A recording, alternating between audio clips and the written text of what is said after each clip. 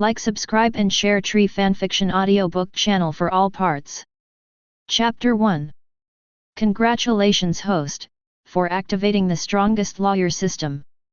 From now on, helping your client win the case is your life's mission. Congratulations to the host, you have received the Novice Gift Package, Super Actor Skills, Full Mastery of the United States Law, and Eloquent Speech. Mang. Strength, Level 1, Ordinary Person. Constitution, Level 1, Ordinary Person. Speed, Level 1, Ordinary Person. Intelligence, Level 1, Excellent. Energy Emission, Level 0, Cannot perform energy attacks. Skills, Super Actor, Master of the Performing Arts World. Complete knowledge of the United States law, you will always remember all the legal documents of the United States and understand them thoroughly. Silver Tongue, you can turn a dead man into a living person, and a living person into a dead man. If it weren't for that system notification, Mang would have almost fallen asleep. Now he is serving as the defense lawyer for the plaintiff in court. Coincidentally, the defendant in this lawsuit is actually the underground emperor of the Marvel world, Wilson Fisk, also known as Uncle Kingpin. Mang spent 3 months collecting evidence to pay the $400,000 lawyer fee. But after going to court, he was surprised to find that the lawsuit was about to be ruled invalid by the court. Kingpin's bald lawyer looked at his watch, then said to Mang in a haughty manner, "Yellow-skinned boy, it's just past 12 o'clock now. Your client, Ms. Cagalai, has exceeded the statute of limitations for her lawsuit against Mr. Wilson. The laws of any country have a statute of limitations, whether it is Daxia in the past or America today. The effective prosecution period in New York is 15 years. In other words, no matter whether Kingpin killed Miss Cagalai's family or not, as long as Cagalai did not file a lawsuit against Kingpin within 15 years after the incident, Kingpin would automatically be deemed innocent by the court." At the beginning, Mang was still happy about Jin Bing's confession of his crimes, but he didn't know that his nonsense was just wasting time for himself. It is now exactly 12 noon, but half an hour ago, the case of Kingpin's murder of Cagalai's parents entered garbage time. Seeing that Kim Byung was about to swagger out of the court for the 3rd time, both the reporters blocking the door and the jurors sitting on the benches expressed extreme disappointment. "Damn it! Daredevil was hit by 4 bullets before he managed to capture this guy. Why do people like this get away with it again and again? Is it great to have enough money to hire a good lawyer?" The judge pounded the table and shouted, "Silence! Now this court officially declares, there is solid evidence that Kingpin murdered Cagalai's parents, but since 15 years have passed since the prosecution, this lawsuit is invalid." Upon hearing the judge's verdict, the girl standing on the plaintiff's side felt disappointed, and the reporters and the jury also showed disappointed expressions. However, at the moment, Mang raised his hand, "I object." Jin Bing's lawyer looked at Mang with disdain and said, "Lawyer Lu, don't you understand the situation? As of 11:30 this afternoon, it has been 15 years since my client, Mr. Wilson, murdered the Cagalai family. The law is tolerant and will not try criminals from 15 years ago. What's more, my client is now a successful philanthropist. Last month, he donated $3 million to refugees in the Mississippi River. If it were the usual Mang, at the moment would have been at its wit's end. But after that crappy system appeared, he was surprised to find that he remembered all the codes of dozens of states in the United States clearly. So he turned to the judge and said, "Mr. Judge, I remember that in July 1994, the federal government promulgated a new charter. The charter stipulates that the trial of a case can be handed over to the local court where the incident occurred even many years after the incident, right?" Jin Bing's lawyer didn't know what Mang was going to do, but he quickly flipped through the New York City criminal law proceedings in his hand and soon found the charter that Mang mentioned. "What on earth are you trying to say? What does this charter have to do with this case?" Mang glanced at Jin Bing's lawyer, then turned to Cagalai and said, "Ms. Cagalai, I remember you grew up in Connecticut, right? The sobbing little girl turned to look at Mang, her beautiful eyes wide open, and she said, "You're right, I lived in Connecticut until I was 17. When the case occurred, was it in Connecticut?" "Yes, my father had just become successful in his career and bought a mansion in Connecticut. That's all." Mang turned to the judge and said with his back straight, "I am now formally making a request to this court to hand over the criminal Wilson to the Connecticut State Police and to have a new trial at the Connecticut Supreme Court next week. This is because the effective prosecution period in Connecticut is 20 years. "What?" Mang's words immediately caused a huge uproar. The jury and reporters were all talking about it, while the judicial personnel in the court opened the Connecticut law and began looking for relevant legal provisions. This is not everyone's fault, after all, America is a country with a very strange legal system. There are dozens of states in the United States, and each state has its own laws. It is impossible for New York's legal staff to remember the laws of other states. Mang looked at the sweaty bald lawyer of Kingpin and said, "Don't turn it over. Look at the book you put at the bottom." Chapter 7, page 19, line 31. Jinping's lawyer simply threw the book on the table and said sternly, "Lawyer Lu, it has been 15 years since the incident. You have no evidence to prove that Miss Kagalai is telling the truth." "I don't have one, but the Connecticut State Police must have files from the night of the crime. In addition, Miss Kagalai's household registration certificate and school enrollment records can all serve as supporting evidence." My client. Jinping's lawyer was getting more and more panicked. In order to delay time, Jinping had just confessed his entire crime in court. If Mang really brought Jinping to Connecticut for trial and successfully opened the trial, then everything would be over. As a top lawyer in New York City, what would be the consequences if he took Jinping's money but didn't do a good job? The bald lawyer tried hard to find evidence to refute Mang, but Jinping pushed him away with a slap and turned to look at Mang. "Sir, do you know who I am?" The judge roared, "Wilson, are you threatening a defense attorney?" Jinping ignored the judge. He looked at Mang coldly and said, "Mr. Mang, do you have any family or friends?" Mang raised his eyebrows and said to Kingpin, "Mr. Wilson, I have a bad temper. You'd better not talk to me like that. Otherwise, you'll be dead, man." "Yellow-skinned boy, I'm afraid you haven't figured out the situation yet." What Mang did next stunned the media and the jury. He just raised his middle finger to Kingpin, then looked at the judge and said, "Mr. Judge, as the plaintiff's defense lawyer, I formally apply to you. I apply to change Kagalai's request from 40 years imprisonment to death penalty by intravenous injection." The term death penalty by injection swept through the entire courtroom like a storm. As we all know, New York abolished the death penalty a long time ago, but that doesn't mean Connecticut has done the same. Amid the noise and discussions of the people, Jinping's face turned pale.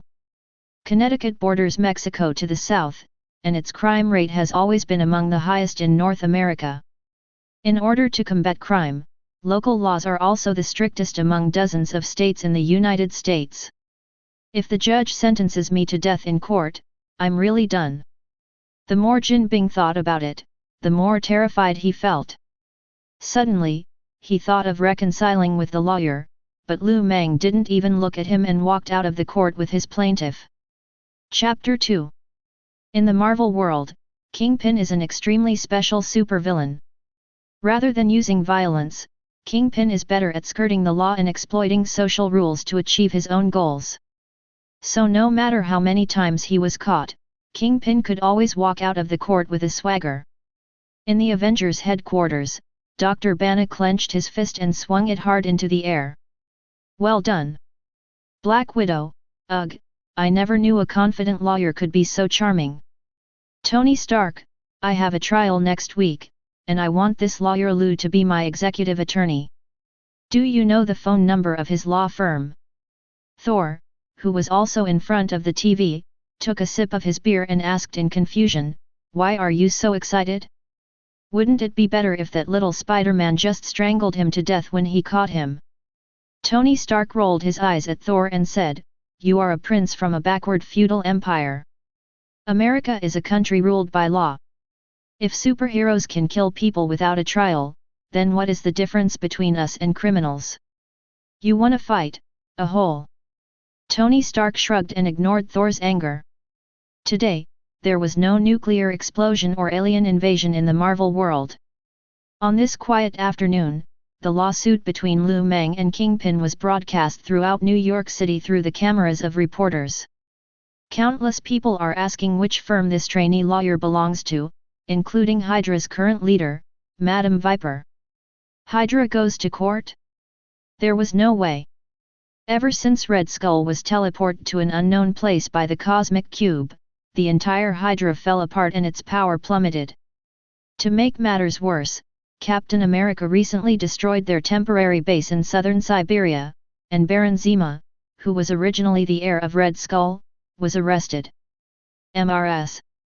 Viper wanted to organize a large force to rescue her nephew, but the problem was that Baron Zemo was imprisoned at S.H.I.E.L.D. headquarters, and the United States guys were setting up machine guns and cannons to lure him into the trap. "Ma'am, are you sure this plan is feasible? We are Hydra." Mrs.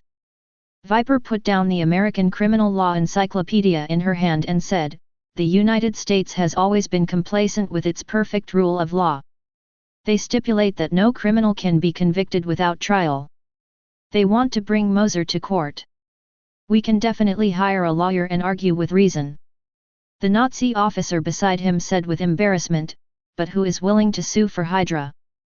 Mrs. Du took a look at Lu Mang on TV, who was trying to avoid the reporters, and then said, "A young lawyer who is extremely eager for fame and fortune. A lawyer who dares to threaten the underground emperor of New York. As far as I know, he's just a trainee lawyer. That's why we have a chance. Prepare some money, and I'll go visit Lawyer Lu in person." After sending Kagalai back to the hotel, Lu Mang returned to his residence in Queens alone. Just after getting off the bus, he received a notification from the system. "Congratulations to the host for completing the first stage of the C-rank mission, making the lawsuit against the client Kagalai officially effective. Rewards: Grandmaster level Xing II Chuan, Superman Serum. Lu Mang. Strength, level 3 medium, 10 to 100 tons. Speed, level 3, can maintain subsonic speed for a very short time. Constitution, level 2, can resist some hot weapons, recovery ability is stronger than ordinary people. Intelligence, level 1, excellent. Ability launch, level 1, no ability attack method. Skills, Silver Tongue, fully versed in the United States law, super actor. Grandmaster level Xing II boxing. The boxing from The Legend of Dragon and Snake, the host has reached the highest realm of breaking through the void and seeing the indestructible gods. Superman Serum strengthening greatly enhances various physical abilities, strengthening perception and reflex nerves. Comprehensive evaluation, level 3, lower. Waves of heat reverberated in his body. Lu Mang clenched his fists and waved them in the air. A sharp roar turned into a wave of air and gradually spread out. "FK, it's Goldfinger as expected, this is too awesome, isn't it?" The highest level of boxing in the novel Dragon Snake is to be able to withstand conventional thermal weapons with your body and blow up a truck with your bare hands. You can be called a human-shaped Tyrannosaurus. In the original work, the protagonist only reached this level at the end, but he gained the same power just by fighting a lawsuit? No, to be precise, Kingpin's lawsuit had just begun. If Kagalai's injustice was redressed, he should be able to get subsequent rewards. In addition, Superman Serum is the food of Captain America and Red Skull, and it can strengthen various physical qualities of human beings. Just when Lu Mang was feeling complacent about the power of the system, the perception ability granted to him by the Superman Serum made him aware of the different auras behind the door. "There was a thief in your law firm?" Just as Lu Mang was feeling dignified, a female voice suddenly came from the door. "Lawyer Lu, Please come in, we have no ill intentions. Lu Mang opened the door cautiously, but what he saw was a scene that looked like hell. He saw more than a dozen bodies lying in his law firm. They were all wearing tight ninja suits and died miserably. It was obvious that they had been tortured severely before they died. A black-haired girl was surrounded by several soldiers, carefully wiping the blood from between her fingernails. Mrs. Viper. Mrs. Viper sat down on the sofa, then lifted up her two long, straight, and toned legs and said in fluent Hyuxia, "He was able to detect our presence outside the door and recognize me at a glance. It seems that Lawyer Lu is not simple." Lu Mang pointed at the corpses on the ground and asked, "What is this?" "My greeting gift. They are here to kill you." Lu Mang nodded, roughly understanding the situation. There is no doubt that these ninjas are from the Shiwakai. During the trial, the Hand and the Society did not dare to attack the plaintiff Kagalai, but that did not mean they did not dare to attack the plaintiff's lawyer. Given the Hand and the Society's style of doing things, it would be a miracle if they would swallow their anger when they did this to the Kingpin in court. However, the top leaders of the Hand would never have thought that the assassins they sent out would run into Hydra in their own office. To be honest, Lu Mang didn't want to deal with Hydra, but since the other party had no ill intentions, there was no need for Lu Mang to speak ill of them. So he broke off a chair and sat down next to the coffee table, saying, "Madam, please explain your purpose." Mrs. Viper snapped her fingers, and a soldier behind her placed a silver box full of sparkling diamonds on the coffee table. "I want you to help me with a lawsuit." The diamonds in the box really blinded Lu Mang. Just as he was trying to resist greed and was about to refuse, the system popped up again, "Trigger a new litigation task, help Mrs. Viper win the lawsuit. The task difficulty is B+. Chapter 3. The price offered by Hydra is really high, but as long as you are in the judicial system, you don't want to have anything to do with these people. After all, these guys are fanatical remnants of World War II.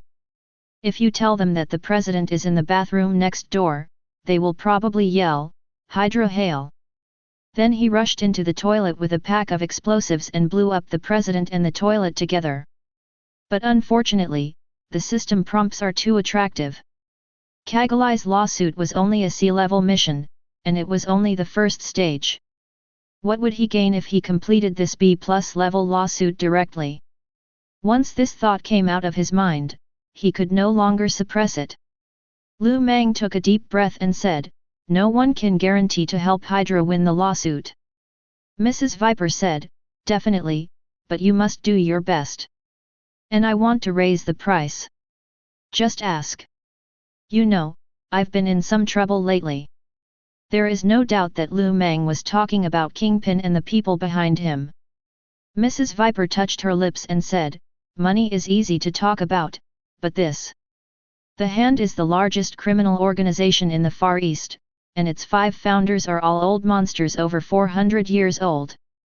It can be said that in terms of high-end combat power, the Hand and the Association can directly blow Hydra out of its wits. If they want to fight the Hand and the Society, Hydra's only option is to mobilize the armies left over from World War II, but even if they succeed, it will cause unimaginable losses." Lu Mang said, "Don't get me wrong, I'm not asking you to fight the Shao'er Society. My request is simple, there is a huge amounts of drug processing factory under Jinbing's office building. I need you to take some photos for me, and preferably some witnesses." "Mrs. Viper, that's not a problem. Any other requests?" Lu Mang looked around and said, "Help me exchange the diamonds for cash and clean up the house. I have no other requests." Mrs. Viper extended her hand to Lu Mang and said, "Happy cooperation." Lu Mang also shook Mrs. Viper's hand and said, "Happy cooperation. Take me to meet my client. America is such a place. Not to mention that Hydra is the descendant of World War II war criminals, even the war criminals themselves who committed heinous crimes in Western Europe cannot be convicted directly without trial and defense.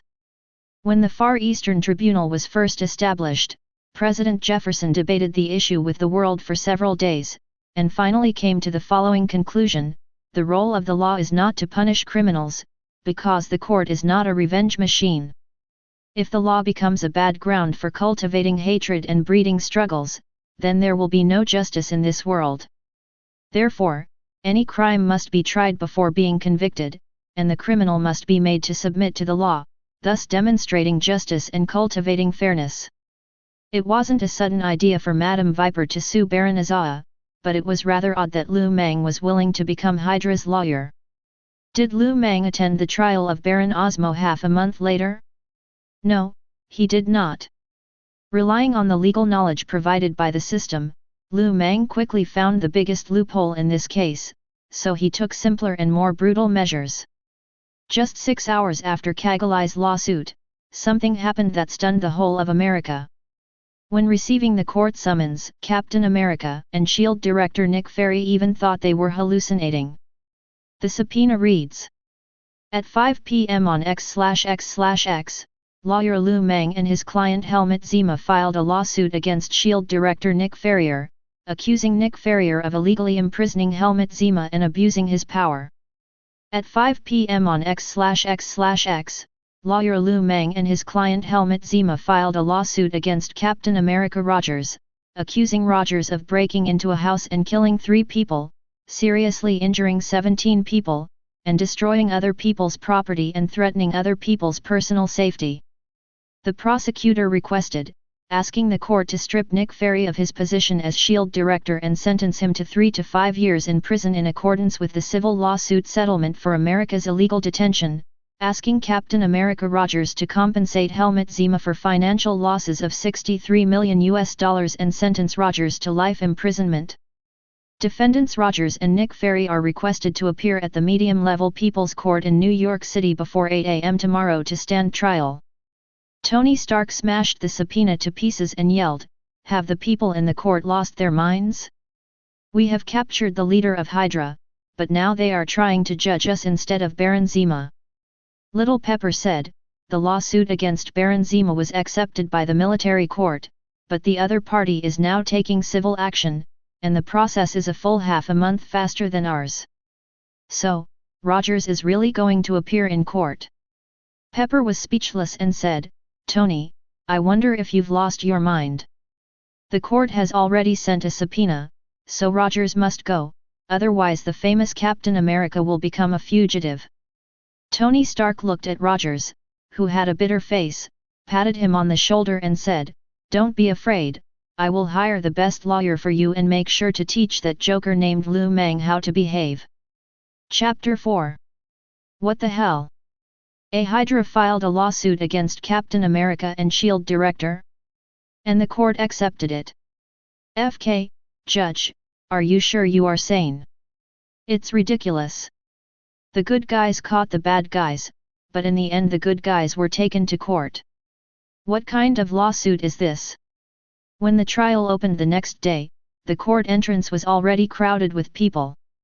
As everyone was arguing, the judge banged the gavel hard and shouted, "Please be quiet. This trial was approved by the Procuratorate.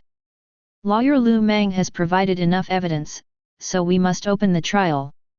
If you have any dissatisfaction, go to the legislature to make trouble, don't come to our judicial system to cause trouble." The complaints from the media and the public became louder, but the judge ignored them and shouted, "I declare the court officially open. Please enter, plaintiff and defendant." Immediately afterwards, Captain America and Nick Fury, accompanied by the Avengers, walked to the dock. Lu Mang looked at Tony Stark's murderous gaze and whispered in Baron Zima's ear, "Remember what I taught you." Baron Azaa nodded. As a Hydra, it was okay for him to kill people and set fires.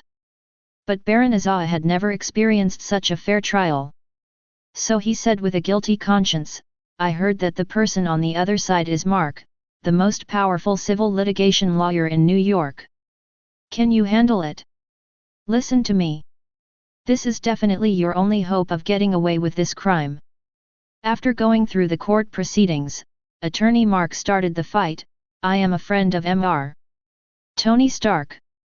Otherwise, I would never have come to this ridiculous trial. I even think that the opening of this lawsuit is a humiliation to the rule of law in America. Attorney Mang, do you know that the person standing next to you is a Hydra? His father, the first Baron Moser, once carried out a brutal massacre in Africa. Mang said, interesting. Lawyer Mark, I remember you were born in Texas, right? The middle-aged white lawyer snorted coldly and said, young intern lawyer, I don't think my birth has anything to do with this lawsuit. Definitely related. Mang paused, then continued, after my investigation, I found that your father was imprisoned for 30 years for theft and murder. According to your logic, my client's father is a criminal, so he is a criminal. Then your father is a criminal, so I can arrest you at will now, right? His father's imprisonment has always been a concern for Attorney Mark. When he heard Mang's words, he immediately shouted, Judge, I object. Attorney Mang's remarks are a personal attack on me. Mang laughed and said, personal attack? I am just sorting out your logic. If this is a personal attack, then isn't your statement just now a personal attack on my client? You. What do you mean? Don't you understand English? The judge banged the gavel and said, the objection is invalid. Please provide evidence, defendant. Lawyer Mark was shaking with anger. But at this point, he also realized that there was no point in continuing to argue about whether the lawsuit was valid. So he took out a document, waved it in front of the lawyers and all the jurors, and said loudly, some time ago, our respected World War II hero Steve Rogers discovered Hydra's secret base in northern Siberia. He cooperated with the Siberian military and fought a bloody battle for 3 days before finally destroying the base and capturing Hydra's new leader, Baron Moser Jr. In this battle, Rogers seized a total of 740 guns and arrested more than 400 soldiers wearing Nazi uniforms. Isn't this enough to prove that Mo is the leader of the illegal armed forces? This document records the guns seized that day, the names of the Nazi soldiers, and the Siberian-friendly soldiers who died in this battle. All of this is enough to be presented in court as notarization. Hearing Karkar's speech, the jury became noisy again. Let's end this ridiculous trial. Let this Nazi officer go to hell. Enough is enough. Why is a Nazi officer suing a superhero in court? Silence, silence. The judge broke the gavel into 2 pieces, and the scene became temporarily quiet. He adjusted his crooked wig, and then panted to Mang, you lawyer, I never want to try a case like this again in my life. Do you have anything to say about Attorney Mark's evidence? Mang looked at Baron Zima, and the look in his eyes was very easy to understand. It's your turn to perform. Baron Osmo took a deep breath and said, Your Honor, I have something to say about this. Speaking. No rounds had been fired from these guns before Rogers stormed into my position, and my words are corroborated by the shell casings left at the scene. What do you want to say? I mean, we didn't shoot anybody. The judge asked, what is your military base used for? Baron Osmo didn't want to tell such a ridiculous joke. He glanced at Mang, who gave him an encouraging look. So he took a deep breath and said, in order to fight against poachers in Siberia, our purpose of being stationed there is to maintain ecological balance and protect polar bears. Phew. The prosecutor at the hearing just took a sip of water and sprayed it all over the table. The audience stared at young Baron Moser in amazement, not knowing what to say. This Hydra, with a large number of armed soldiers lurking in Siberia, said his purpose was to go there to protect polar bears? FK polar bears. Do you take us all for fools? Silence, silence, silence, silence, silence. The judge, who had been shouting for so long that he didn't know how to stop, was almost dead. When the situation calmed down again, Mark said sternly, Lawyer Mang, do you think we are all idiots? Mang finally started to get angry. He straightened his tie and said, the law stipulates that whoever makes the claim must provide evidence. You claim that my client is endangering world peace with troops in northern Siberia, so you have to produce corresponding evidence. Now my client has not fired a single shot in Siberia, but you tell me that he is engaging in terrorist activities? If you are not an idiot, who is the idiot? You. Lu Mang interrupted Mark and continued, Hydra's soldiers are all descendants of the Nazis in World War II, but who says that descendants of war criminals can't do good things? Can't they contribute to the ecological environment? Let me ask everyone here, starting from us, in the thousands of years of human history, whose ancestors didn't have criminals? America and Siberia are both countries where guns are legal. When did people start to be arrested and imprisoned simply for possessing guns? Don't you have guns at home? Suddenly, everyone was dumbfounded. The legal gun ownership system in the United States has a long history. In order to ensure safety, many people have guns in their homes. Lu Mang's argument is not only logical, but also completely legal. Seeing that his speech was effective, Lu Mang said, let's put Director Nick aside for now and seriously evaluate Mr. Rogers' behavior. If one day a Superman like Mr. Rogers rushed into your home, killing 3 people and seriously injuring 17 people, what would you do? Lawyer Mark said in a trembling voice, Captain Rogers is arresting criminals. Arresting criminals? Who is the criminal? Who gave him the right to treat a person as a prisoner? Does he have an arrest warrant? Does he have a police badge? Is he a law enforcement officer? If not, what right does he have to rush into someone's home and kill people? And what right does S.H.I.E.L.D. have to put the person he arrested in its own prison? Suddenly, the scene became quiet. Everyone stared at Lu Mang blankly, not knowing what to do. Now, they finally understand why the court accepted this case, because if nothing unexpected happens, Rogers and Nick Fury may really be put in jail. A superhero does not have the power to enforce the law. In other words, whether it is the Avengers or other vigilantes, their actions are originally crimes. This is Rogers' Achilles heel. Once his opponent finds out about it, it will be very difficult to overturn the situation. Lawyer Mark has been involved in lawsuits for decades, but he has never seen such a stubborn and aggressive defense lawyer. For a moment, he even lost his ability to speak. Seeing that he didn't say anything, Lu Mang continued, Your Honor, can you tell me how the law defines it when a non-law enforcement officer breaks into someone's home and commits murder without any specific permission? The judge said, this is called home invasion murder, just like Kingpin's crime yesterday afternoon. It is one of the most serious crimes. Lu Mang looked at Nick Fury and said, law enforcement officers, putting innocent people in jail, how is this defined in the law? This constitutes serious misconduct in office and the crime of false imprisonment. What are the penalties for these 2 crimes? The judge sighed and said, I formally pronounce the verdict, Captain America Rogers is guilty of intentional homicide and intentional destruction of property. Mr. Rogers is required to compensate Mr.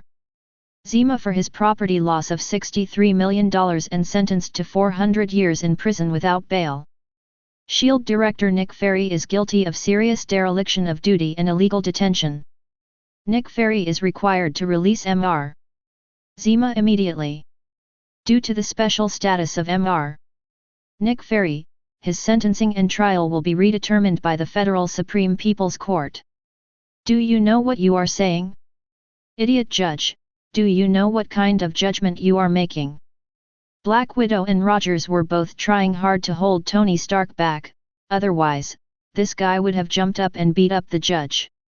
He roared at the top of his lungs, but the judge was even angrier than he was. How come I don't know what I'm doing? I'm punishing a World War II hero who did a good thing. Do I have a choice? Do you know how I feel when I received this lawsuit?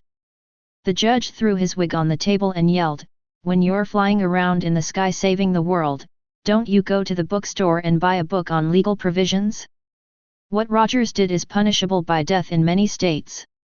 Now that he's violated the law and has been caught, you come and blame me. That's enough, Stark. Rogers. Captain America sighed, then walked down from the dock and let the police put handcuffs on his wrists. Chapter 5. In fact, many times, superheroes are much easier to deal with than supervillains because their bottom line is too high. If Rogers wanted, he could break free of his handcuffs and walk out of the court. But no matter what happened, Rogers would never trample on a legal trial, let alone murder Lu Mang like the Hand and Peace Society did. All in all, through this lawsuit, Lu Mang became completely famous. Before the reporters could block the door, Lu Mang ran away with Baron Zima, so naturally, the judge who walked slowly became Lu Mang's scapegoat. Judge Smith, as the judge of this case, please give your evaluation of attorney Lu Mang. Shouldn't lawyers be able to deliver justice? You just sent a superhero to prison and released a criminal. What do you think about this? This was all expected. Seeing that there was no way out, the upset judge could only let out a long sigh. I would also like to ask you a question. Don't you have any basic sense of the rule of law? What did you say? The judge raised a finger and shouted to all the reporters, after the end of World War II more than 50 years ago, why did war criminals receive fair trials instead of being sent directly to the gallows? Why did they hire professional lawyers for war criminals? Why did those professional lawyers do their best to defend the criminals, even causing many criminals to be released in court? Everyone knows this history, but that doesn't mean everyone understands it. To this day, that trial is praised by the entire legal community, but is incomprehensible to ordinary people. So the reporters could only stare in amazement. The judge said, that trial ended 50 years ago, but no war criminal's trial has been overturned. Why has the number of wrongful convictions in America been far lower than in other countries over the past 300 years? It's because we were the first to provide criminals with the right to defense. The law not only protects victims, but also protects the legitimate interests of criminals. I think it's not important whether Rogers is guilty or not, and it's also not important whether you think he is guilty or not. What's important is that the law believes he is guilty. Because the law is more rational than any of us here. When I graduated from school, my teacher told me that if one day you meet a very difficult lawyer in court who keeps finding fault with you, you must thank him. So today, I am very grateful to lawyer Lu Mang because he made my trial more fair. A reporter asked, you mean, you think lawyer Lu Mang is doing a good thing? The judge said, they are definitely doing good things. They may not be your heroes, but they are heroes to his client. Hero. The judge rolled his eyes at the reporter and said, there is only one kind of lawyer in the world who is considered a good lawyer. Do you know which one it is? The reporters shook their heads in a daze. The judge said in a deep voice, a lawyer who can win a case is a good lawyer. After this trial, Lu Mang became completely famous. Filing a lawsuit on behalf of Hydra and then putting the superhero and S.H.I.E.L.D. director in jail is a horrific method of making things happen at the touch of a button no matter how you look at it. If they can even do something like this, what case can't be overturned? So countless big shots began to inquire about Lu Mang's news, hoping to have him serve as their defense lawyer and legal advisor. And for the Avengers, this really was the worst day ever. At the bar, Tony Stark was holding a bottle of liquor and pouring it into his mouth in big gulps.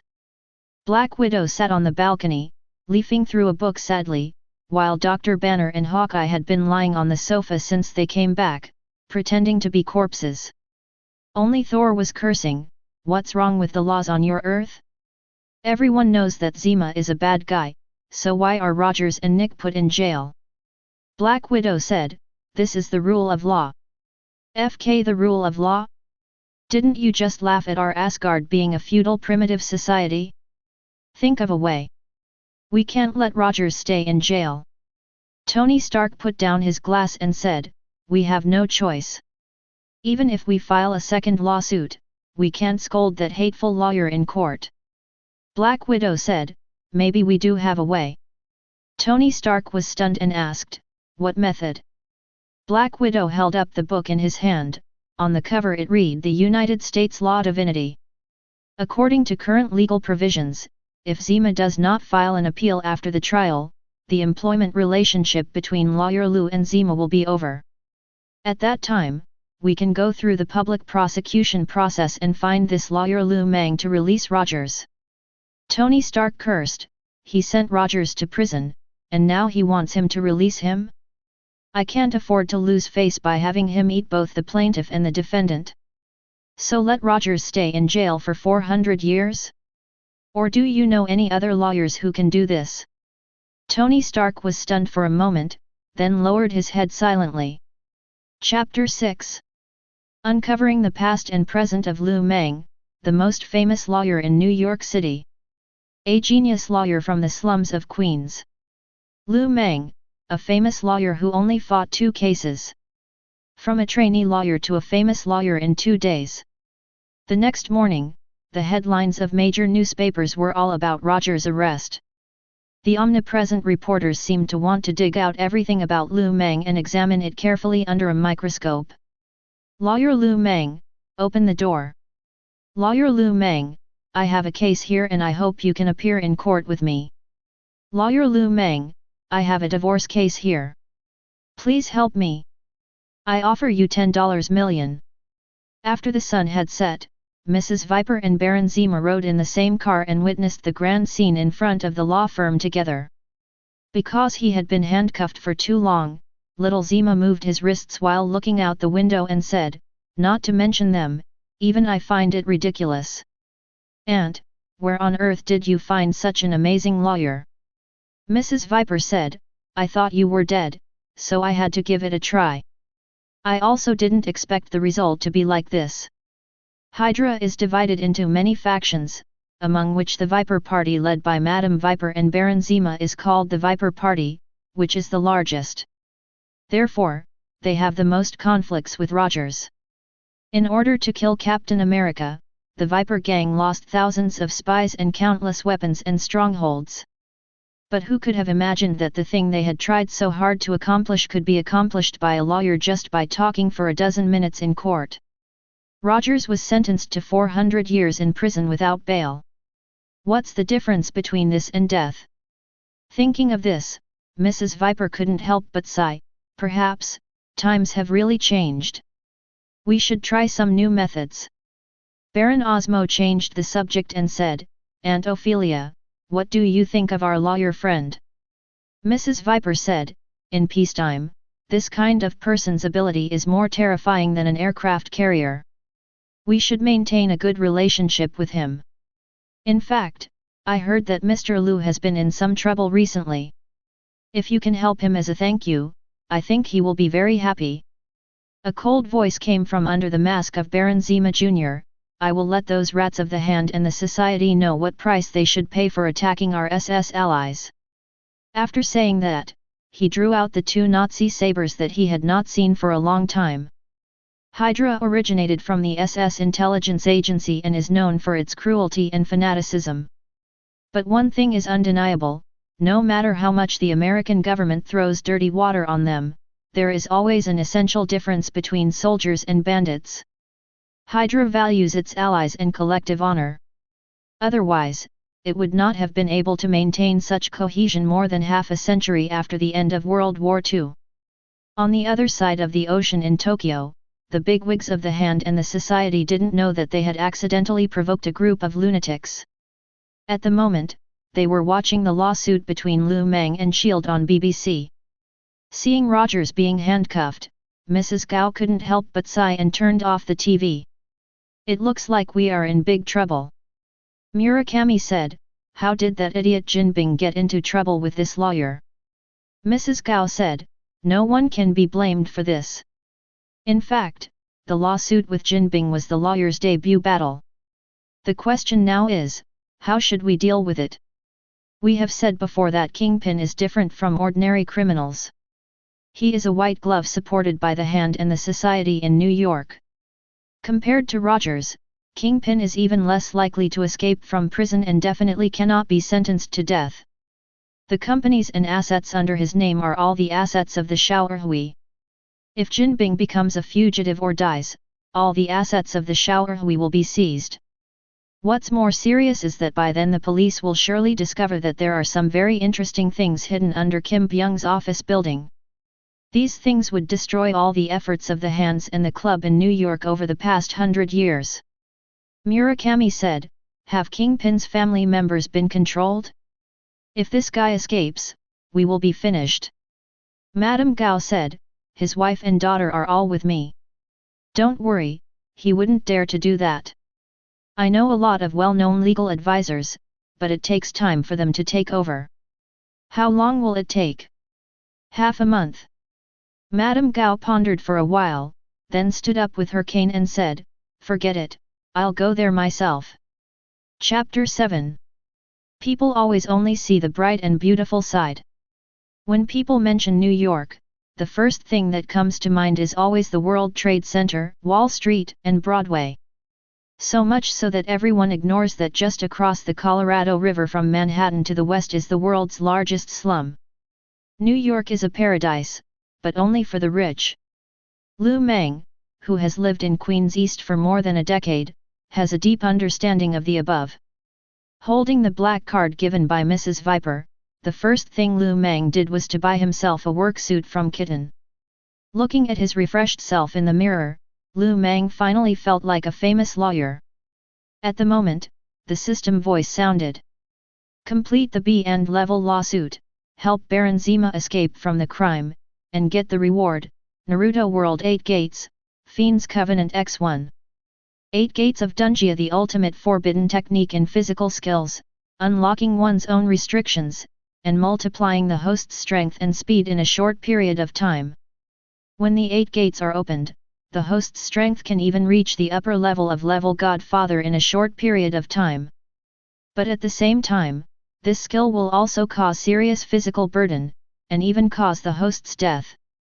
Fiend's Covenant, based on the consent of both parties, someone can trade with you at the cost of his soul. After the trader signs the contract, his soul will belong to you and become your permanent slave forever. FK. After seeing the system's reminder, Lu Mang was immediately surprised. For example, among the various ninjutsu in the Naruto world, Might Guy's 8 Gates ninjutsu can definitely be ranked in the top 3. With all 8 gates opened, Might Guy can even kick the shit out of a boss like Six Paths Madara with one kick. As for the side effects of the 8 gates? Come on, this is the Marvel world. As long as the opportunity is right, you can use Wolverine's healing ability. What's there to worry about? Definitely, in the short term, this skill can still only be used as a desperate measure. What surprised Lu Mang even more was the Fiend's Covenant engraved with strange words. Damn, there is no way anyone can understand this weird thing that looks like Oracle bone script. Imagine if you could take this thing and ask Uncle Thanos to sign it for you, the picture would be so beautiful. At that moment, there was a knock outside the glass window of the suit shop. Lu Mang turned around and saw a 70-year-old woman standing outside, nodding to him politely. Suddenly, Lu Mang's pupils shrank slightly, and then he walked out of the suit shop. Let me introduce myself. My last name is Gao. We are all Hyuxia. You can just call me Mrs. Gao. Lu Mang definitely knew who this woman was. She was Jinbing's boss and one of the 5 fingers of the hand. What do you want to talk to me about? If it's convenient, please get in the car and chat slowly. After that, an extended Lincoln stopped in front of Lu Mang, and 2 followers immediately ran down to open the door for him. Mrs. Gao's style of doing things is generally gentle, but if this woman really wants to kill you, she will have no scruples whether this is the White House or a military court. Considering this, Lu Mang got on the car anyway. After sitting in the spacious luxury car, Mrs. Gao personally made a cup of tea for Lu Mang and placed it on the tea table in front of Lu Mang. If Lu Mang didn't know this woman, just looking at her tea-making manners, he would have really thought she was just an elegant oriental lady. One of the 5 fingers of the hand and society came to me to ask for advice. Mrs. Gao's fingers trembled, and then she covered it up well. Sure enough, first-class lawyers are first-class detectives. In fact, I came here today to make a deal with Mr. Lu Mang. Please show some mercy in court. It is not possible that Kim will be acquitted. I understand, but I hope he at least survives. What good will this do me? Mrs. Gao fell into a long silence. The car was moving slowly on the road, and when it came to an overpass several dozen meters high, looking down from here, everything in the entire city was in sight. Mrs. Gao pointed her finger out of the car window and said, Mr. Lu, is this city beautiful? Or should I ask, do you want to be its owner? Owner? Lu Mang smiled. The Hand and Peace Society was indeed extremely powerful, but even the President of America could not give New York as a gift. Mrs. Gao also understood his thoughts, so she continued, Mr. Lu Mang, the government controls the city during the day, and we control its nights. If you nod, starting tonight, you will be the new master of this city. Lu Mang was shocked, and then he understood what Mrs. Gao meant. Now the lawsuit is extremely unfavorable to Jin Bing. Whether he is sentenced to death or not, he will not be acquitted. You can't have Kingpin running the New York underworld from behind bars, so the Hand will need a new New York City spokesperson. Why? Because you showed enough ability. Are you tempted? It would be a lie to say I'm not tempted. As long as Lu Mang nods here, all the drug lords, gangsters, and smuggling bosses in New York City will become his slaves, and money and women will be at his fingertips. As long as he agrees, starting tomorrow, he will be the new Jin Bing, the new underground emperor. Seeing Lu Mang's expression, Madame Gao raised the cup of tea on the table and said temptingly, all tea leaves are shrubs. Nature has not given them any differences, but humans like to arbitrarily classify them into different grades. The cup in our hand is called Taiping Hukui. 100 grams can be sold for 200,000. Did Taiping Hukui put in any effort to become Taiping Hukui? No, it was born Taiping Hukui. MRS. Gao paused, then looked at Lu Mang with loving eyes and continued, Mr. Lu Mang, I know you were born in the east side of Queens, and I also know what kind of efforts such a child needs to make to be admitted to Columbia University and become a lawyer. In fact, this is what I admire most about you. Think about it, how much work did you have to do in a day in order to enter a prestigious school? How many legal provisions did you have to memorize? If you nod to me today, you will no longer be a $10 per pound inferior tea, but a sought-after Taiping Hukui. Lu Mang took a deep breath before saying, your proposal is very tempting. So what's your choice? Lu Mang said, I choose to refuse. Suddenly, Mrs. Gao's eyes turned cold. Chapter 8. Mrs. Gao screamed, why? Indeed, the future that Mrs. Gao portrayed is quite beautiful. But because of the existence of the system, Lu Mang will never give up his career as a lawyer to become some underground emperor. Definitely, he couldn't possibly tell Mrs. Gao the specific reason. So he said, no reason. As one of the 5 fingers of the Hand and Society, Mrs. Gao said she could not accept it. Mr. Lu Mang, do you know? Even Jin Bing doesn't dare to refuse my request like this. Lu Mang said, killing the plaintiff's defense lawyer at this time will not be good for Jin Bing's lawsuit. I'm sorry Mr. Lu Mang, I can only blame you for being too good. I don't want to go to court with a lawyer who can send Captain America and S.H.I.E.L.D. director to jail. Inside the car, murderous intent gradually emerged. The 2 followers on Mrs. Gao's left and right had already reached into her suit, but Lu Mang was still sipping his tea with a calm mind. He has someone to rely on. As soon as this thought came into Mrs. Gao's mind, a long knife stabbed in from the car door. The friction between metals made a teeth-grinding sound, and after a loud bang, the entire stretched sedan was actually cut in half.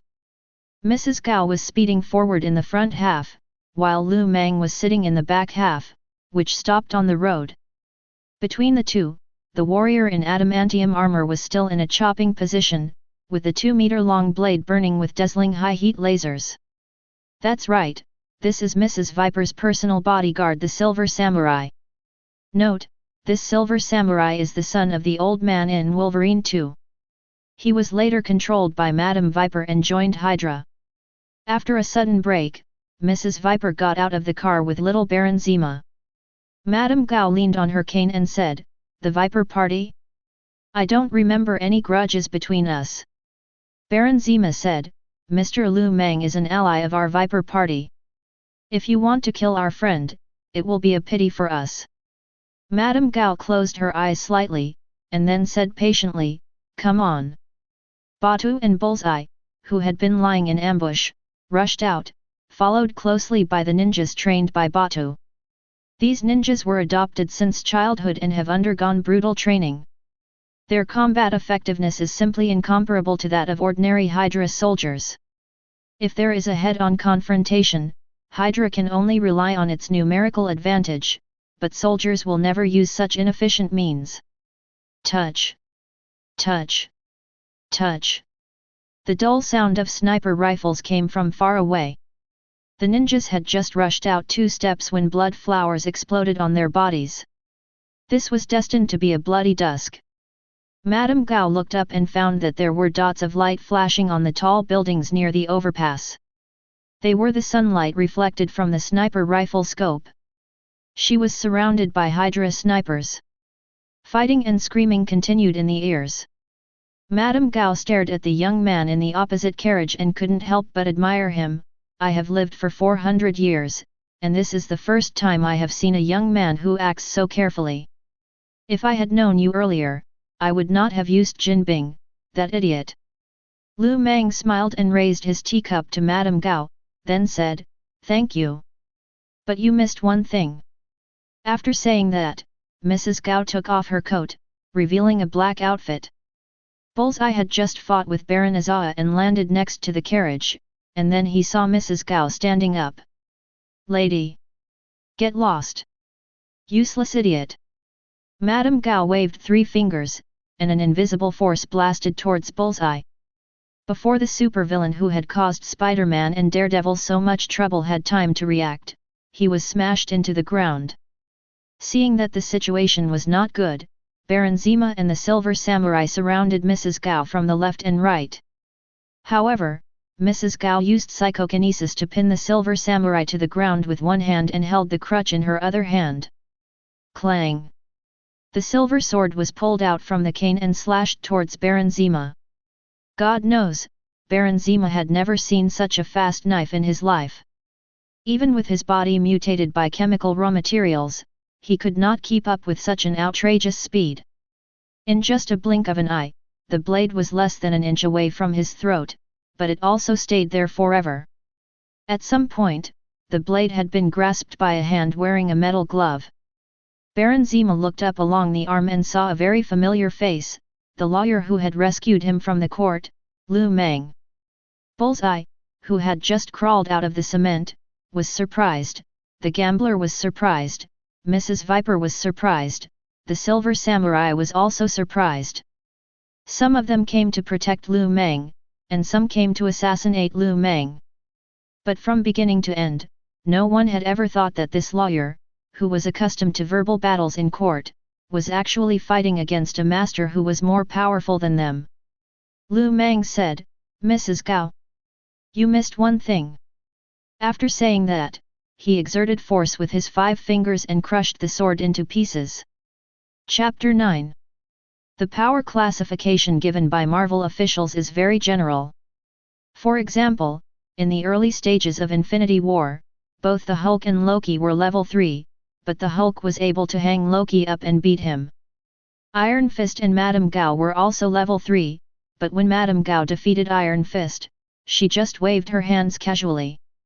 Madame Gao and Sorcerer Supreme Ancient One both come from the Holy Land of Kunlun, but unlike Ancient One who changed his profession to become a magician, Madame Gao is a legitimate disciple of Master Kunlun. Hundreds of years ago, this old woman and 4 other Kunlun traders stole the power of the dragon and were driven out of the Holy Land. If we only look at seniority, she is definitely of the same generation as the Ancient One. The 2 fists collided heavily, and the gusts of air even blew Mrs. Viper's hair straight. When the two separated, Baron Zima said to Mrs. Viper, "Is this really Lawyer Lu Mang? What kind of power is this? Mutant? Inhuman? Or something else?" Mrs. Viper shook her head and said, "I don't know. It seems that our allies are much more powerful and mysterious than what we see." Little Baron Zima felt a chill in his heart. The reason why they recognized Lu Mang's value was because of his amazing defense ability in court.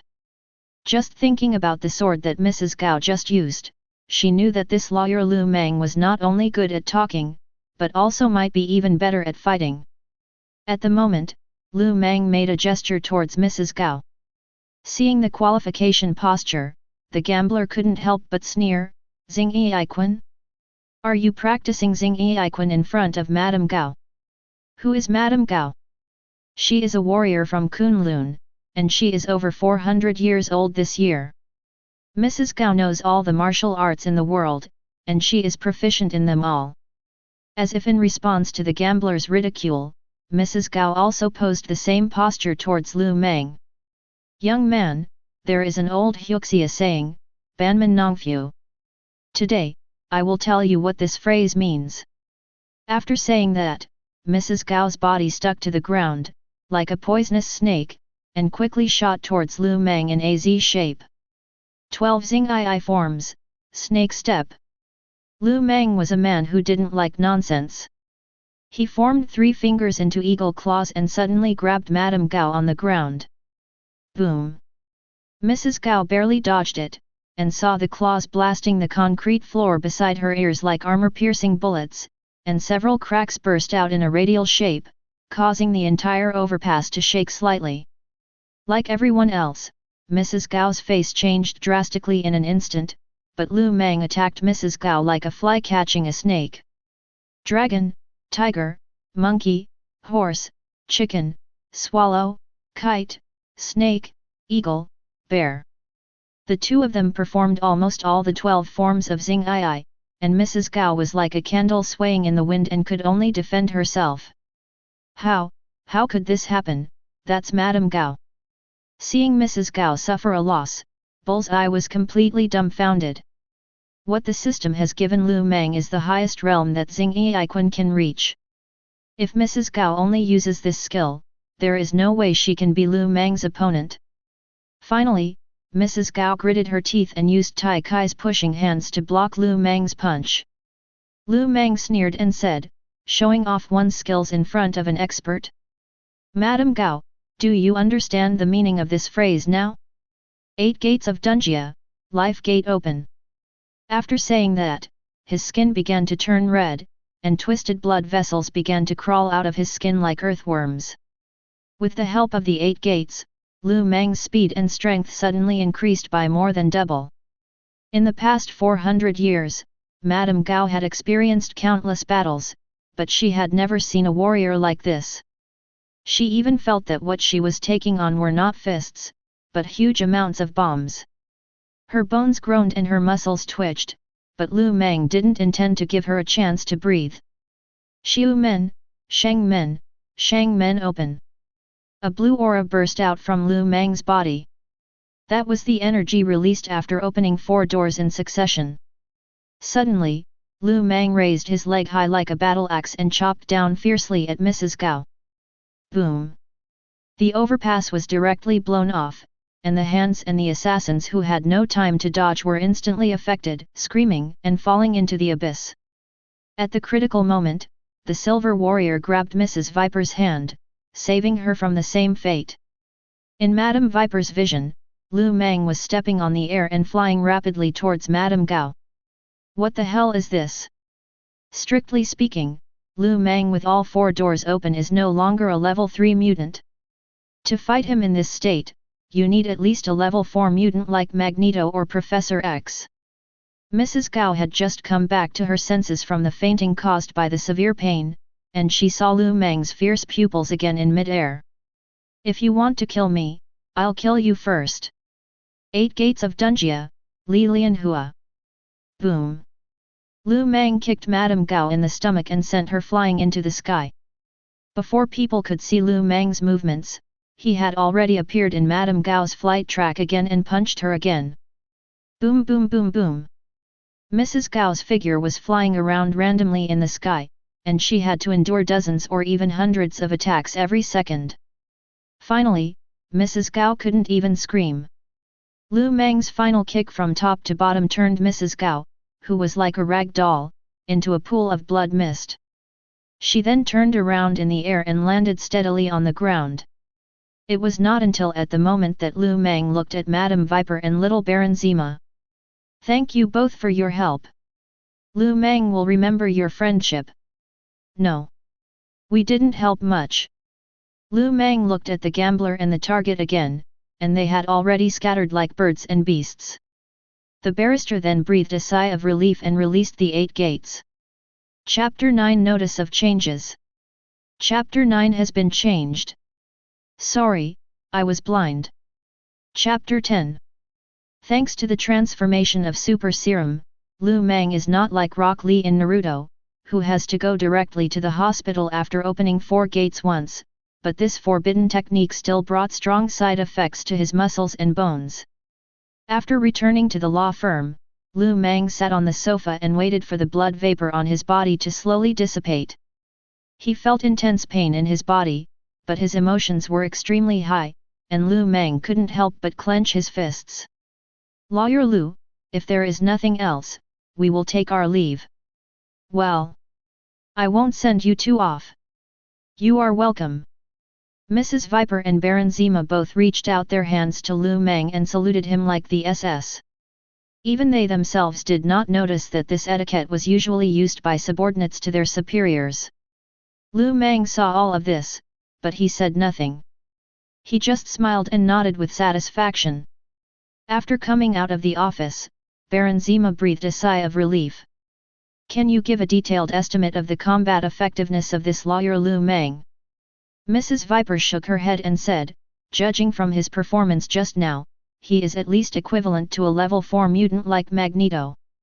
But I feel that he has not yet exerted his full strength. If necessary, he may even be a level sub-godfather." Level sub-godfather. Generally speaking, level sub-godfather can no longer be considered human. The last time a monster of this level appeared on Earth was during the Apocalypse era. In order to revive Apocalypse from the pyramids, almost all the mutants joined the battle and finally killed Apocalypse on the banks of the Nile. If Lu Mang really has that level of ability, that would be ridiculous. A lawyer who cannot be scolded in court and cannot be defeated outside of court does have a feeling of being invulnerable. Definitely, they don't know that the side effects of 8 gates ninjutsu are extremely huge amounts of ability and cannot be used frequently. It seems that we need to re-evaluate the value of Lawyer Lu. Mrs. Viper nodded and said, "Yes." In the next few days, nothing major happened in New York City, but the sudden collapse of an overpass caused great trouble to several construction company bosses. But for Jin Bing in the cell, these peaceful days are the most tormenting for him.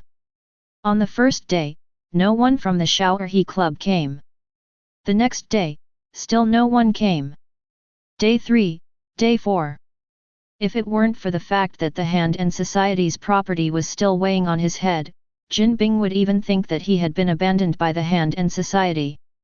Finally, on the day before the trial, Murakami, who was proficient in hand and 5 fingers, took a plane and rushed to the cell where Jin Bing was held.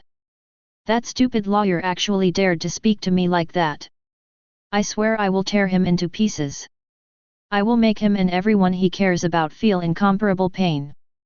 Murakami looked serious and was silent for a long time before he said to Kingpin, "Wilson, I have something to tell you." Jin Bing keenly sensed that something was wrong, so he asked Murakami, "What happened? Why is it Mr. Murakami who came? Where is Madame Gao?" "Mrs. Gao is the person in charge of the New York area.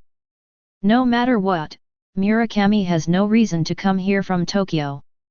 Murakami took a deep breath and said, "Mrs. Gao is dead." "What did you say?" "I said Madame Gao is dead." "How did he die?" "She went to help you cause trouble for that lawyer, and was beaten to death." According to the surviving bullseye and gambler, Lawyer Liu's fighting ability is very strong, and he may even be close to the level sub-godfather. Nonsense. The handcuffed hands slammed against the glass wall, and due to the huge amounts of force, the bulletproof glass was cracked inch by inch. Several prison guards rushed in and pinned Jin Bing to the ground.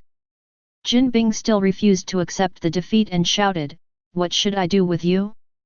I have a wife and children. I can't die here."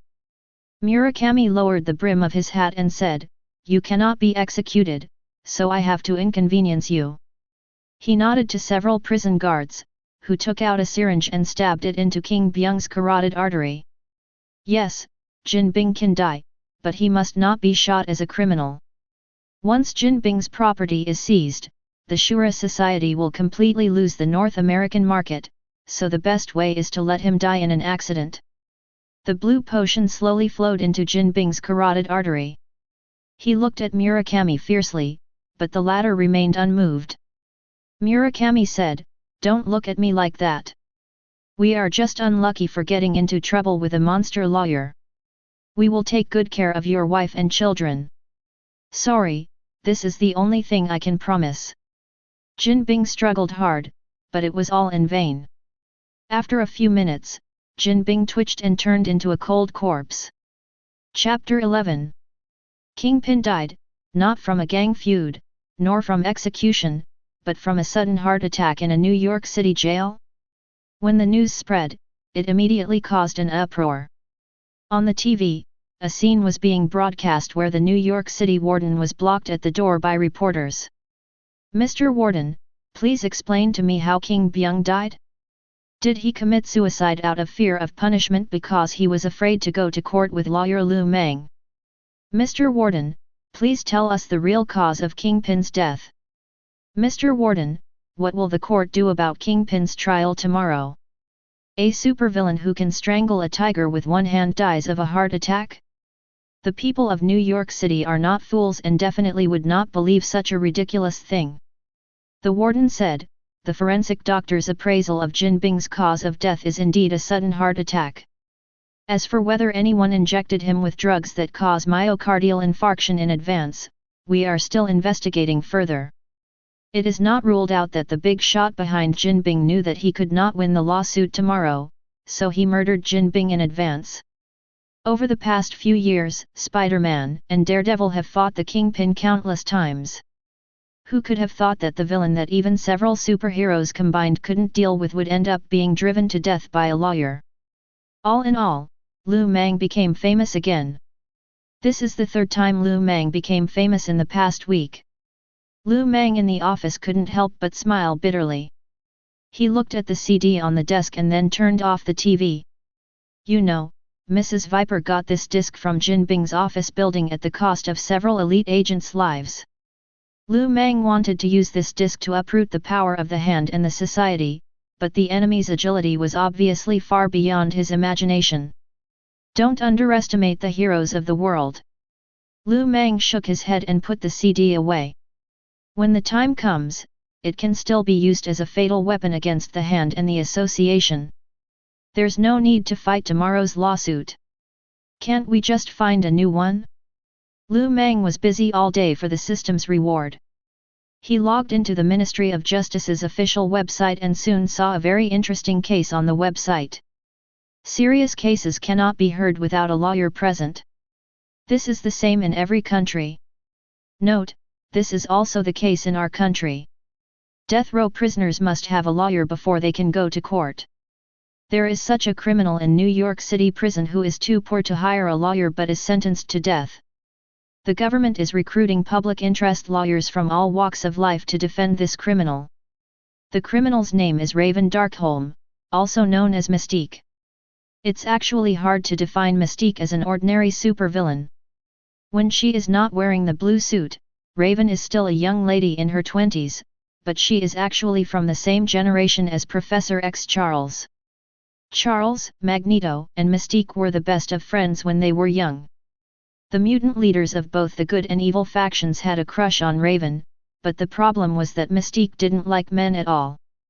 After the government began massacring the mutants, Raven and Charles turned against each other and joined the Mutant Brotherhood. Almost 40 years have passed.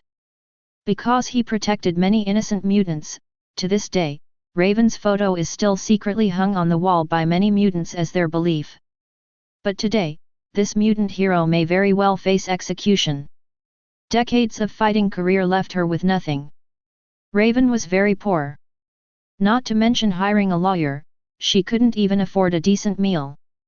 Looking at the solitary lamp in the cell, Raven felt as if a stone was hanging on his heart, sinking down. Just then, the cell was opened. The prison guard said, "Your lawyer wants to see you." "I don't have time for some kid who just graduated from law school." "How many people has Raven killed?" She herself probably doesn't know. Lawyers who are concerned about their reputation and protection are most reluctant to take a case that they are bound to lose. In this case, the court will generally appoint a newly minted lawyer to force a trial. The prison guard said, "No, the person who volunteered to be your public interest lawyer is not some idiot who just walked out of school. In fact, I also think he is crazy. Why would such a famous lawyer take on a case like yours that is bound to lose?" "Oh." Raven raised her head and asked, "How famous is he?" The prison guard shrugged and said, "He put Rogers and the S.H.I.E.L.D. director in jail, and released the Hydra executives. 2 days ago, he forced the Kingpin, the underground emperor of New York City, to death, and the other party didn't even have the courage to sue him in court." Raven became interested and said, "Take me to see it." Under the guidance of the prison guard, Raven soon met this extremely young Hyuxia lawyer in the visiting room. As soon as they met, she said, "I heard that you charge tens of millions of dollars for a case, but I can't afford the lawyer's fees." "I don't care about that. Why help me?" Lu Mang smiled and said, "Who knows, maybe this case is difficult enough." Yes, the difficulty of this case was rated A, the highest ever. Lu Mang almost went crazy when he thought of the reward given by the system. Mystique asked, "How much can you reduce my sentence by?" "Commutation of sentence? Why should I help you to reduce your sentence? So what are you doing here?" Lu Mang raised his eyebrows. "I, Lu Mang's defendant, can only be acquitted, not given a sentence reduction." Chapter 12. It's crazy. New York City has gone crazy again. God knows where this lawyer Lu Mang came from. Since he entered the public eye, he has never had a quiet day. Less than a week later, Lu Mang took on his third bizarre case, which once again caused a sensation in the city. What? Lawyer Lu Mang took Mystique's case. FK, why would I go to court when I'm bound to lose a case when I can't even afford a lawyer for $10 million? Is he crazy? Does lawyer Lu Mang like difficult cases? While the people of New York City were talking about it, a new lawyer who had just obtained his law license was jumping up and down with excitement. Yes, this person is Tony Stark. Tony Stark is indeed a well-deserved genius. In just 2 nights, he successfully transformed from a mechanical engineer to a nuclear physicist. For Iron Man, getting a bar license is a matter of minutes. Don't get me wrong, Tony Stark didn't study law to target Lu Mang, he just wanted to use this method to release a superhero who was about to spend the rest of his life in prison. But the case that Lu Mang took on was so mysterious that Tony Stark couldn't help but want to rub Lu Mang's edge in his professional field. There's nothing you can do about it, this guy just has this kind of unruly character. It's not that he couldn't afford it, but he couldn't put down his face and asked Lu Mang to appear in court for Rogers. He believed that if Lu Mang could do it, he could do it too. Give that plaintiff's lawyer some money and tell him to get out. I want to take over Mystique's case. Chili, who was still cooking, said, "Are you crazy?" Tony Stark said, "I'm not crazy, I will teach that stupid lawyer a lesson this time." Iron Man vs Lu Mang, and it happened in court, how eye-catching is this? 2 days later, when the court was in session, reporters had to use a human ladder to force their cameras into the court door. "This is ABC, this is ABC. The lawsuit we are about to witness is unprecedented. Our superhero Tony Stark actually obtained a lawyer's license within 2 days and officially challenged the recently popular lawyer Mang. This is HBO TV. We can see that the trial of Mystique is about to begin. Can our Iron Man defeat the new professional lawyer in New York City? Ugh. Superheroes have learned how to sue. It seems that the judge in the Rogers case was right. These superheroes have finally learned to respect the law. Does anyone doubt Tony Stark's ability to defend himself? No, not at all, because a long time ago, Tony Stark personally fought a lawsuit for himself that shocked the whole country. At that time, he did not have a lawyer's license, but he was able to embarrass the Minister of Defense and the Minister of State Affairs in court for forcing him to hand over the steel battlesuit. Now that this guy has finished reading dozens of thick law books at home, his defense ability is definitely incomparable. Tony Stark, who entered first, gave Mang the middle finger and said, "Ahole, you're done." In fact, it is no wonder that Tony Stark is so confident, because this is an extremely easy lawsuit to win. Mystique is the leader of the mutant resistance. She has personally participated in many battles over the past 40 years and has killed many people, including the military and agents. Video footage, physical evidence, and certifications. With the power of the Stark Group, these things can basically be obtained in large quantities. But Mang looked at him with contempt and said nothing. This attitude almost made Tony Stark explode on the spot. The black judge said, "I now declare that the public trial of Mystique has officially begun.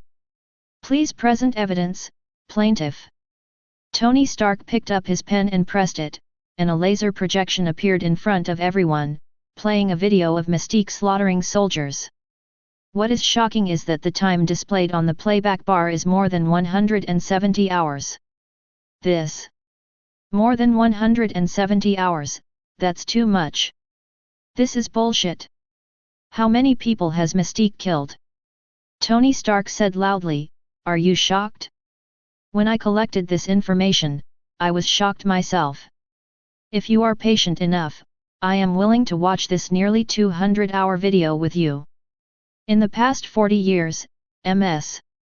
Raven has killed more than 700 soldiers and more than 40 SHIELD agents, including 2 level 6 agents. In addition, she has committed theft and burglary many times. I have another video here, which was collected from various places. It shows the victims and their families' accusations against Mystique. Please forgive them for not being able to appear in court. There are too many of them. If I bring them here, I'm afraid the courtroom won't be able to accommodate them. Everyone knows how powerful Tony Stark is, but everyone still couldn't help but gasp when they saw that Tony Stark collected the authentication and physical evidence so thoroughly in just 1 hour. With so much evidence, I believe any judge would know how to make the verdict. The black judge said to Mang, defendant's lawyer, "Do you want to question the authenticity of these evidences?" "No, I don't question it."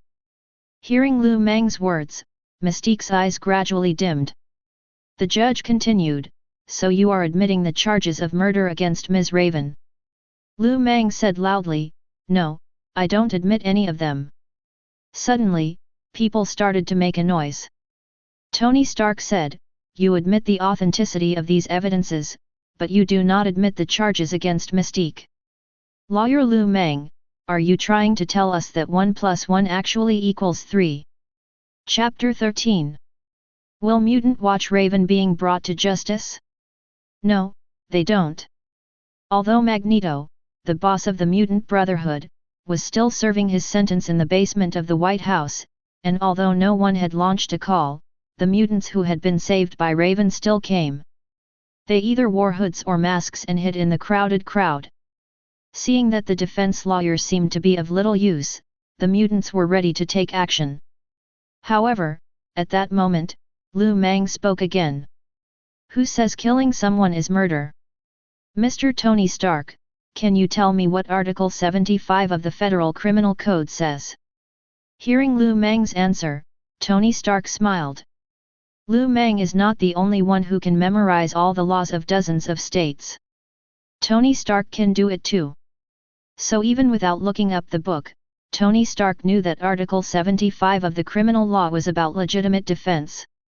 So Tony asked Stark, "Are you going to argue that the more than 700 people killed by Ms. Raven were all self-defense?" Lu Mang said to Mystique, "Before these people rushed into your house with guns, had you ever killed anyone?" Raven said, "No, but..." "No buts." Lu Mang asked again, "Before the army and agents came to arrest you, had you ever committed theft or robbery?" Raven said, "No, I didn't." Lu Mang turned around again and faced all the audience and reporters and said, "I stood here 3 days ago to defend my client, Mr. Zima. Today, I will ask the same question again. When a group of criminals rushed into your home with weapons, you stood up to resist. Is it murder?" Tony Stark said, "They are military personnel, and they have an arrest warrant issued by the former president himself." Arrest warrant? What a joke! We all remember that dozens of mutants were killed in the roundup. I ask you, what kind of arrest warrant gives the military the right to kill citizens at will? And what kind of president can send the army to break into innocent people's homes at will? The scene gradually quieted down. There was nothing that could be done. The issue Lu Mang mentioned was too heavy. In the Marvel Universe, the massacre of mutants is still deeply engraved in people's memory today. It was not until Professor X and Magneto teamed up to defeat Apocalypse on the banks of the Nile and saved the world that the mutants were gradually accepted by the world. President Lango himself was also killed in the massive mutant riot. The Black Judge said, "Lawyer Lu, please be careful about your words and actions. Although we all know today that President Rango did something wrong, he is already dead, and no president needs to be held accountable for his political views." Lu Mang nodded and said to the judge, "Then Mr. Judge, let me ask you 2 questions. Does it hurt when you are pricked by a needle?" "I will definitely feel pain." "Do you feel tired after running 3 kilometers?" "I will definitely be tired." No one present understood what Lu Mang wanted to say.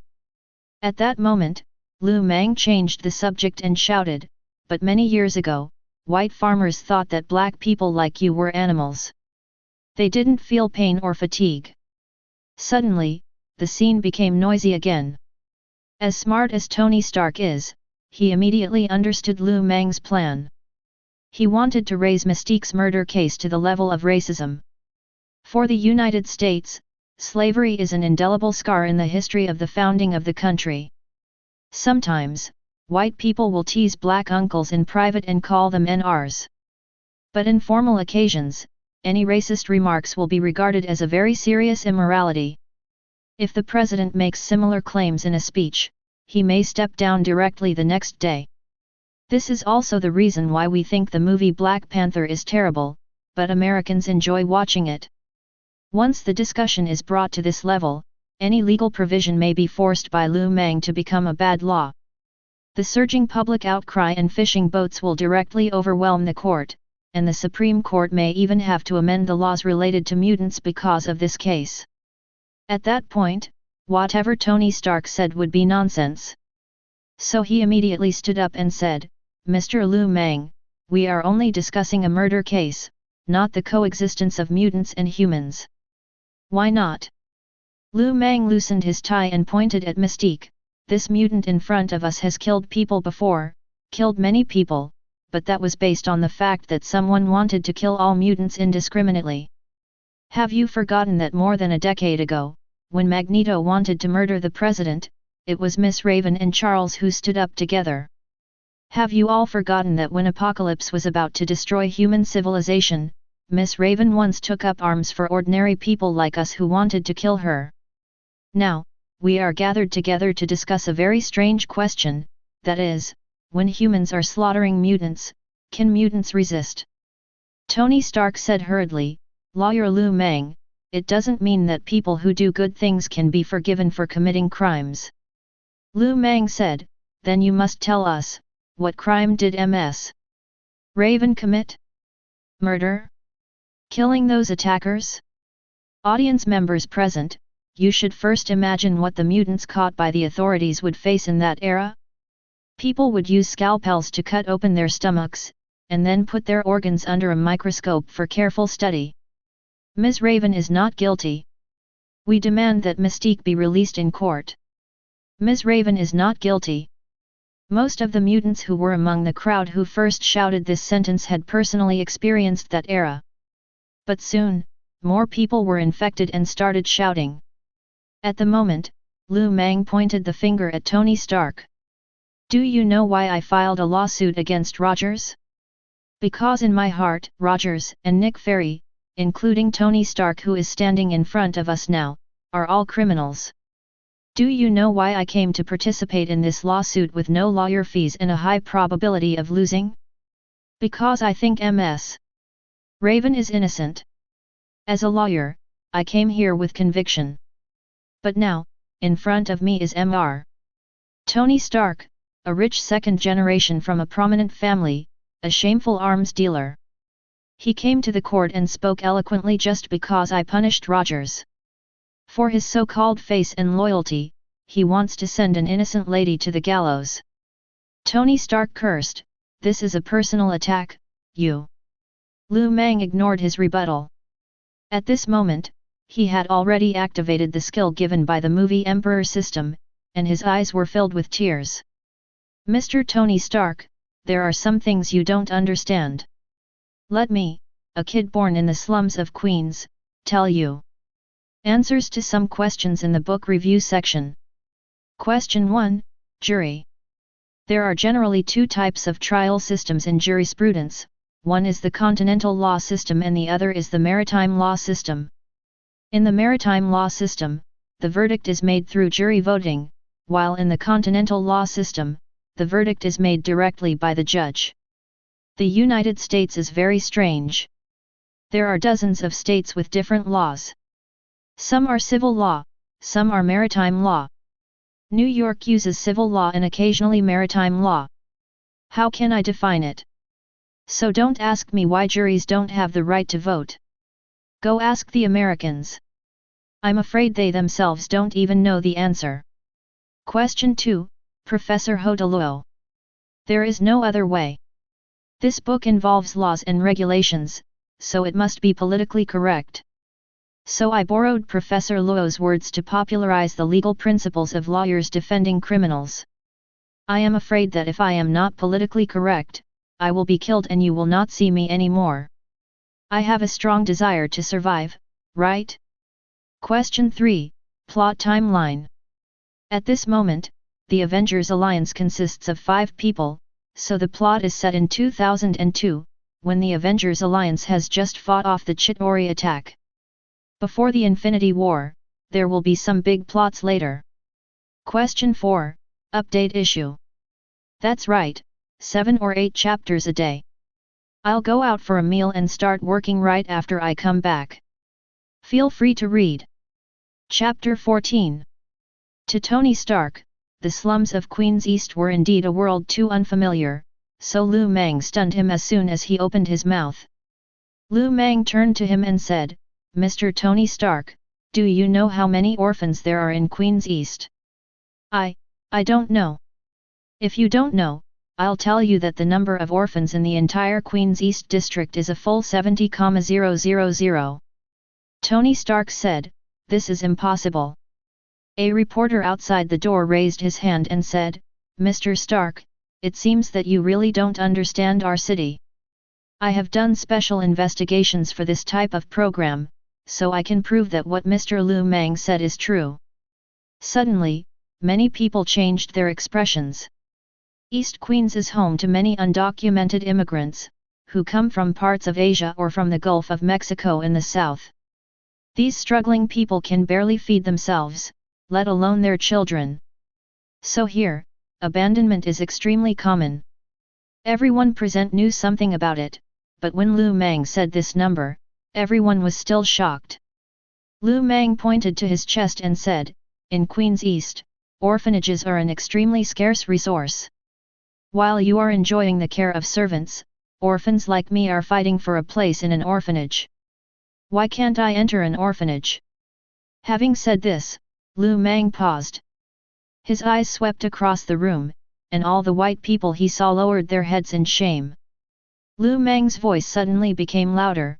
Yes, I can't enter the orphanage because I am a yellow person. They will give priority to adopting the offspring of white people, so I am destined to freeze in the winter snow, so I am destined to steal things from restaurants and supermarkets. Because if I don't do this, I can't survive. Mr.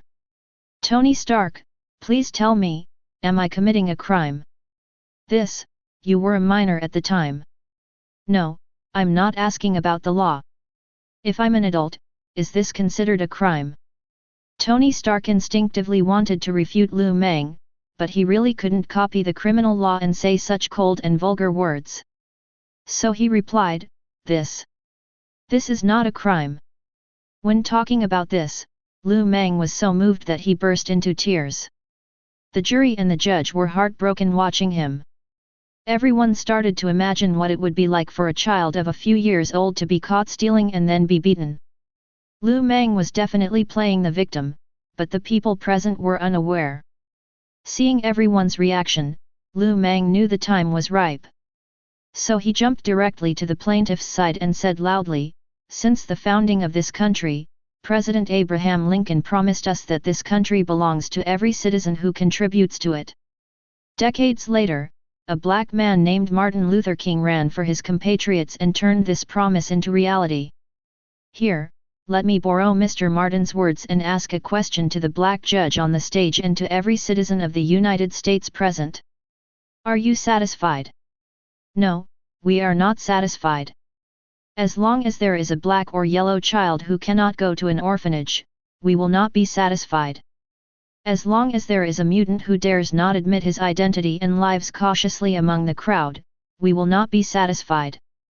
As long as there is one more person like Ms. Raven being persecuted because of evil laws, we will never be satisfied. At the moment, a man in a cloak walked out of the crowd and threw the gun hidden in his raincoat to the ground. When the reporters saw the submachine gun, they were stunned.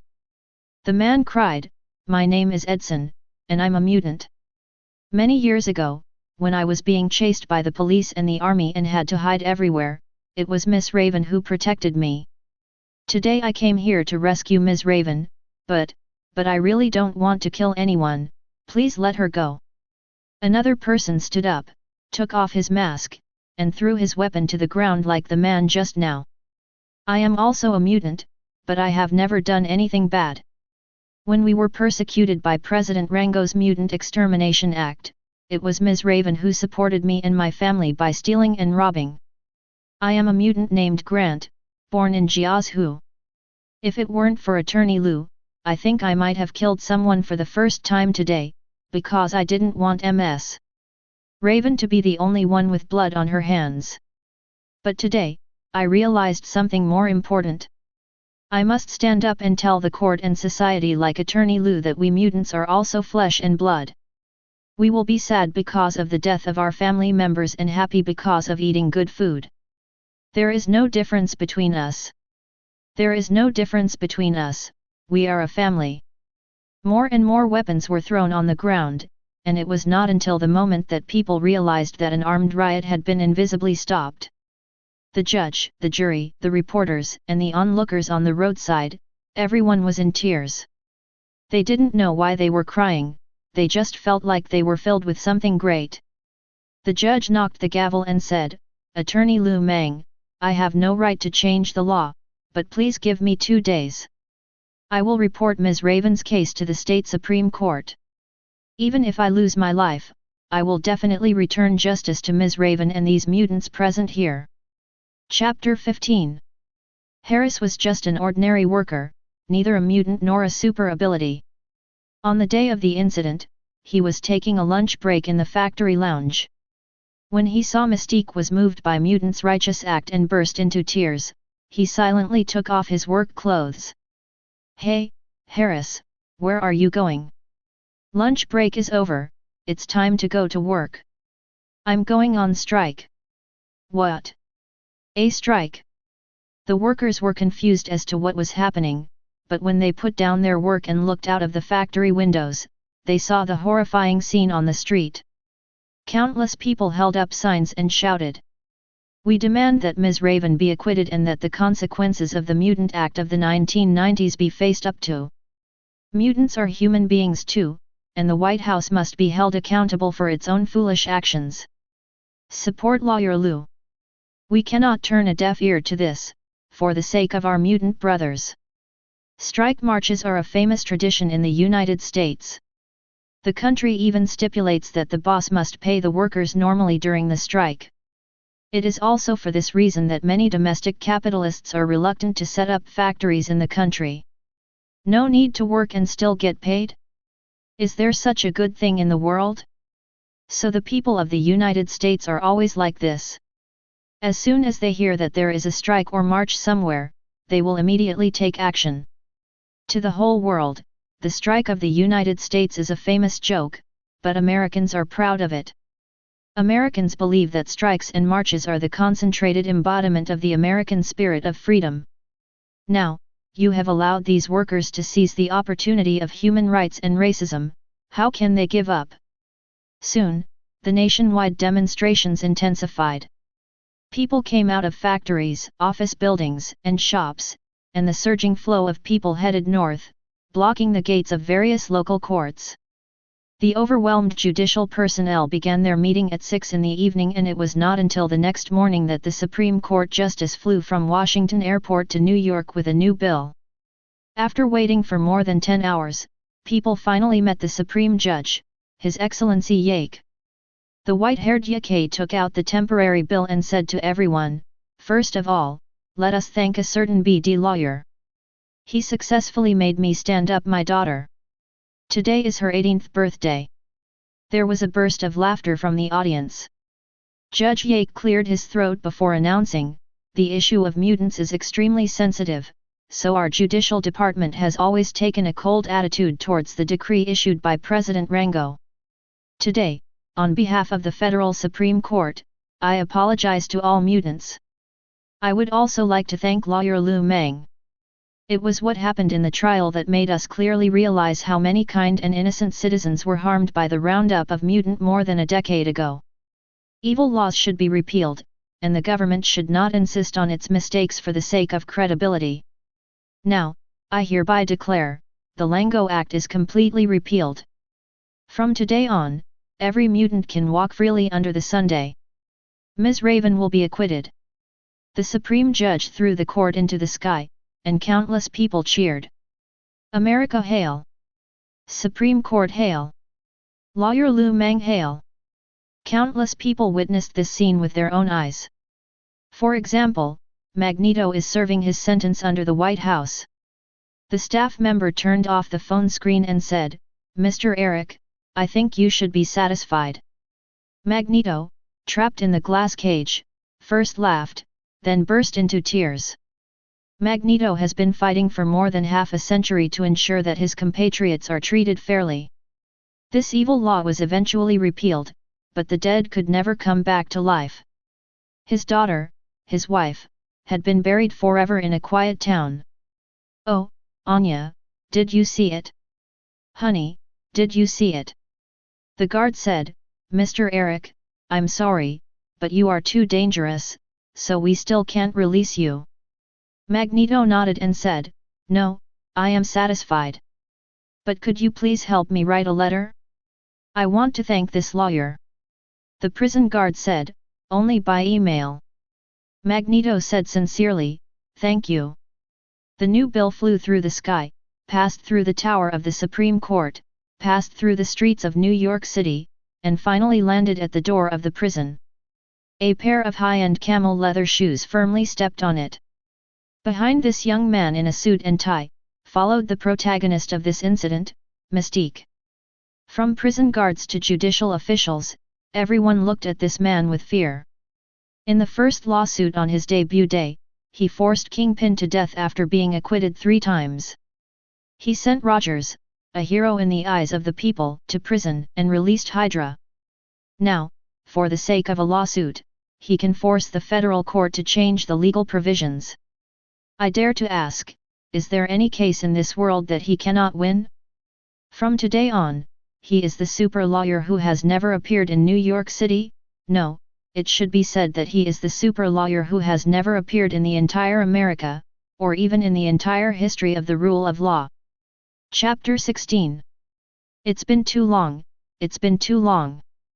Half a century passed quickly, and when her wanted poster no longer appeared in the streets, for the first time, Mystique took off her blue scales and appeared here in her true form. She opened the door and saw the person she had been thinking about day and night in the deserted ward. Time has dyed her brilliant golden hair into pure silver. Although her face is full of wrinkles, the tenderness between her brows is still the same as in her dreams. Raven sat down in front of the bed and took her hand, and the sleeping old woman slowly opened her eyes. Ugh, Raven! You must have seen this coming, didn't you? Yes, I have seen it, and I know you will come back to me. At this point in the story, Mystique was already in tears. Not everyone is as immortal as Mystique, the woman who has been waiting for her here for 40 years. Charles is old, Eric is old, so it is natural that she should also reach the end of her life. Ugh, time is passing by so quickly, please go slower. Because tonight, I have so much to say to her. The Lady of Destiny reached out her hand and wiped the tears from her face. At the moment, an unknown folk song floated in the night wind. No more cryin' for you, no, we've made a beat offstrom. We can't cry because we have brought this upon ourselves. Leave a light and form and I'll find me way back home. Please light a lamp for me, so that I can illuminate the way home. The soldier who fought alone finally returned home, with tears in her eyes but a smile on her face. They were still like those years ago, like two children, talking to each other in the courtyard left by Charles's grandfather. The ballad goes on, I'll leave a light on for you, in the dark of the nights. I will light a lamp for you in the darkest night. When you pulses racing and thworld won't make you right. You were influenced too early, so you are destined to be ostracized. No matter how much hardship you endure, no matter how many difficulties you encounter. Mystique knew that he lived for at the moment. When he saw her smile again, Mystique's soul seemed to have experienced his entire life in an instant. After an unknown amount of time, the old woman finally let go of Mystique's hand and said to her, go to where you should go. Mystique shook her head, no, I'm not going anywhere. I'm right here. Raven, my life has ended, but yours continues. Did you see anything else? The ability of the Destiny Girl is to foresee the future, but this time, she smiled and shook her head. I haven't used my ability for decades, and I won't use it in the future. But even if I don't use my ability, I will know, just like I know you will come back here. Go and live a new life. After that, the electrocardiogram on the instrument turned into a smooth straight line. Mystique gently put her hand into the quilt and walked out of the ward. At the door, Mang had been waiting for a long time. Are you satisfied? Yes, I have no regrets anymore. What's your next plan? Mystique thought about it, then shook her head and said, I don't know, maybe find a place and prepare to retire. So do you need a job? Work. Mang shrugged and said, I'm in need of an assistant. If you come, I'm willing to pay you $20,000 a month. A mature law firm needs accountants, tax auditors, and a large number of secretarial assistants. Unfortunately, Mang is still alone. In fact, this is also the main purpose of his filing this lawsuit. Is there a better spy than Mystique? With this guy joining, Mang no longer needs to go to Hydra to collect evidence in the future. As expected, Mystique didn't even think twice before smiling and saying, Boss, you have the final say on all the terms. Mang snapped his fingers and said, let's go. Where are you going? Get ready to move. Mystique calmed down a bit and followed Mang's steps. Only that folk song was still echoing in the hospital corridor, for a long time, for a long time. Chapter 17. A lot of big things have happened in New York City in the past 2 days. For example, the mutant movement is still going on, and Mystique was acquitted, but the most talked about thing has nothing to do with Mang. That is Iron Man, the boss of Stark Group, was beaten into the hospital by mutant protectionist marchers when he went out. Black Widow was furious because of Tony Stark's behavior, but Mang didn't pay attention to it. At the moment, he was busy moving. The lawsuit against Mrs. Viper made Mang earn tens of millions of dollars in one go. With this money, he directly bought the top floor of a building in Manhattan as the new address of his law firm. Congratulations to the host for completing the A-level commission. Rewards: Mastery of all Earth languages, Mastery of all Earth laws, and top-level armament hacky.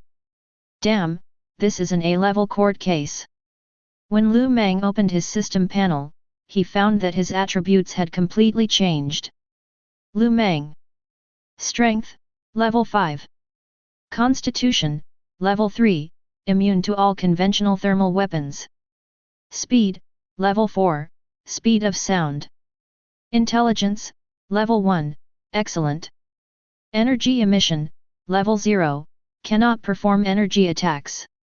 Skills: Super Actor, Master of Earth Law, speaks eloquently, Master of Earth Languages. Armament hacky increases physical fitness and strength for a short period of time, and allows one's attacks to cause massive damage. Comprehensive Evaluation, Level 4, Upper. In the Marvel world, Level 3 and Level 4 are two completely different concepts. The most typical representatives of this class are Level 4 mutants like Professor X and Magneto. Going up further, there are the legendary Omega Level or Level Godfather. Definitely, Omega Level and Level Godfather are not the same. The former generally refers to the mutant energy level, while the latter refers to the actual combat power. You can understand that Level Godfathers are all Omega Level, but Omega Level is not necessarily Level Godfather. This is because some mutants have extremely high energy levels, but their abilities are not suitable for combat. After receiving the system reward, Mang took another look at Mystique, who was sunbathing on the balcony, and couldn't help but ask, "I just don't understand. You are obviously very beautiful, why do you have to show yourself in this alien-like appearance?" Mystique smiled and replied, "Don't you think I look more special and cool like this?" Mang shrugged his shoulders and did not comment. He could only sigh that he could not understand the American way of thinking. At that moment, the property management company downstairs called and said that several people wanted to see him at the gate of the building. They claimed to be the Sinister Six and were here to sue Mang. Mystique walked in from the balcony and said, "This is a famous group of punks in New York City." Mang shrugged and said into the phone, "Let them in." The Sinister Six are the enemies of Spider-Man and the Fantastic Four. In terms of strength, they are definitely the best in New York City. The amazing thing is that half of the members of this organization are scientists with extremely high IQs, but they are in a very miserable situation. How miserable is it? It is so miserable that he was arrested and imprisoned for stealing a loaf of bread. It is simply a modern version of Les Miserables. Soon, Mang met 5 timid men in his new office. They were, Vulture with a big backpack, Mysterio with his head covered in a goldfish bowl, Sandman in a cheap shirt, Electro, and Kraven the Hunter. Looking at the outfits of these people, Mang couldn't help but cover his forehead and said, "Please go and find out how much the legal fees for my lawsuit have been raised." "Are you sure you can afford it?" Vulture said with difficulty, "Lawyer Lou, I watched the video of you defending Mutant, and I know you are a good lawyer. FK all those good lawyers, get out of here." For Mang, keeping Mystique has many profound meanings. He can thus gain a helper who is good at espionage and infiltration, and more importantly, he can also gain the friendship from the Mutant Brotherhood. In the disbanded Mutant Brotherhood, there are still a large number of powerful super-ability people who may serve as future allies or thugs. But this incident seemed to have given these unfortunate people some illusion. Did they think they were the kind of idealists who didn't want to get paid for the lawsuit? Did they work for nothing? Sandman gritted his teeth and said, "Lawyer Lou, How much do you want? As long as you can get our boss out, I will find a way to pay you.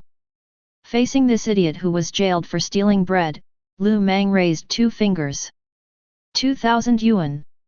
Hearing this number, the 5 supervillains looked embarrassed. Lu Mang looked at the 5 villains with pity, tears were about to flow down his face. What he actually said was 20 million yuan. Mystique sighed and said, "Boss, it seems like these 5 idiots have never succeeded in robbing a bank in their lives, so please don't make it difficult for them." Lu Mang shook his head, then took out a contract and said, "Forget it, work for relief. I'll make Dr. Octopus for you, and you can work to pay off your debts." Vulture asked, "How much do we make per month?" $3,000, 2,000 of which will be used to pay off debts, and after you get covered, there will be $1,000 left for living expenses. Then how many years of work do we have to do to pay off the debt? Lu Mang said, "It will take almost 200 years for the 5 of us. Think about it carefully, do you want to sign or not?" Chapter 18. The Sinister Six are truly the 6 wonders of the Marvel Universe. In terms of strength, this group is not far behind the original Avengers, even if they are not as good as them. But God knows who they offended, and they have been suffering from poverty all their lives. Here, I would like to introduce to you the specific members of the Sinister Six.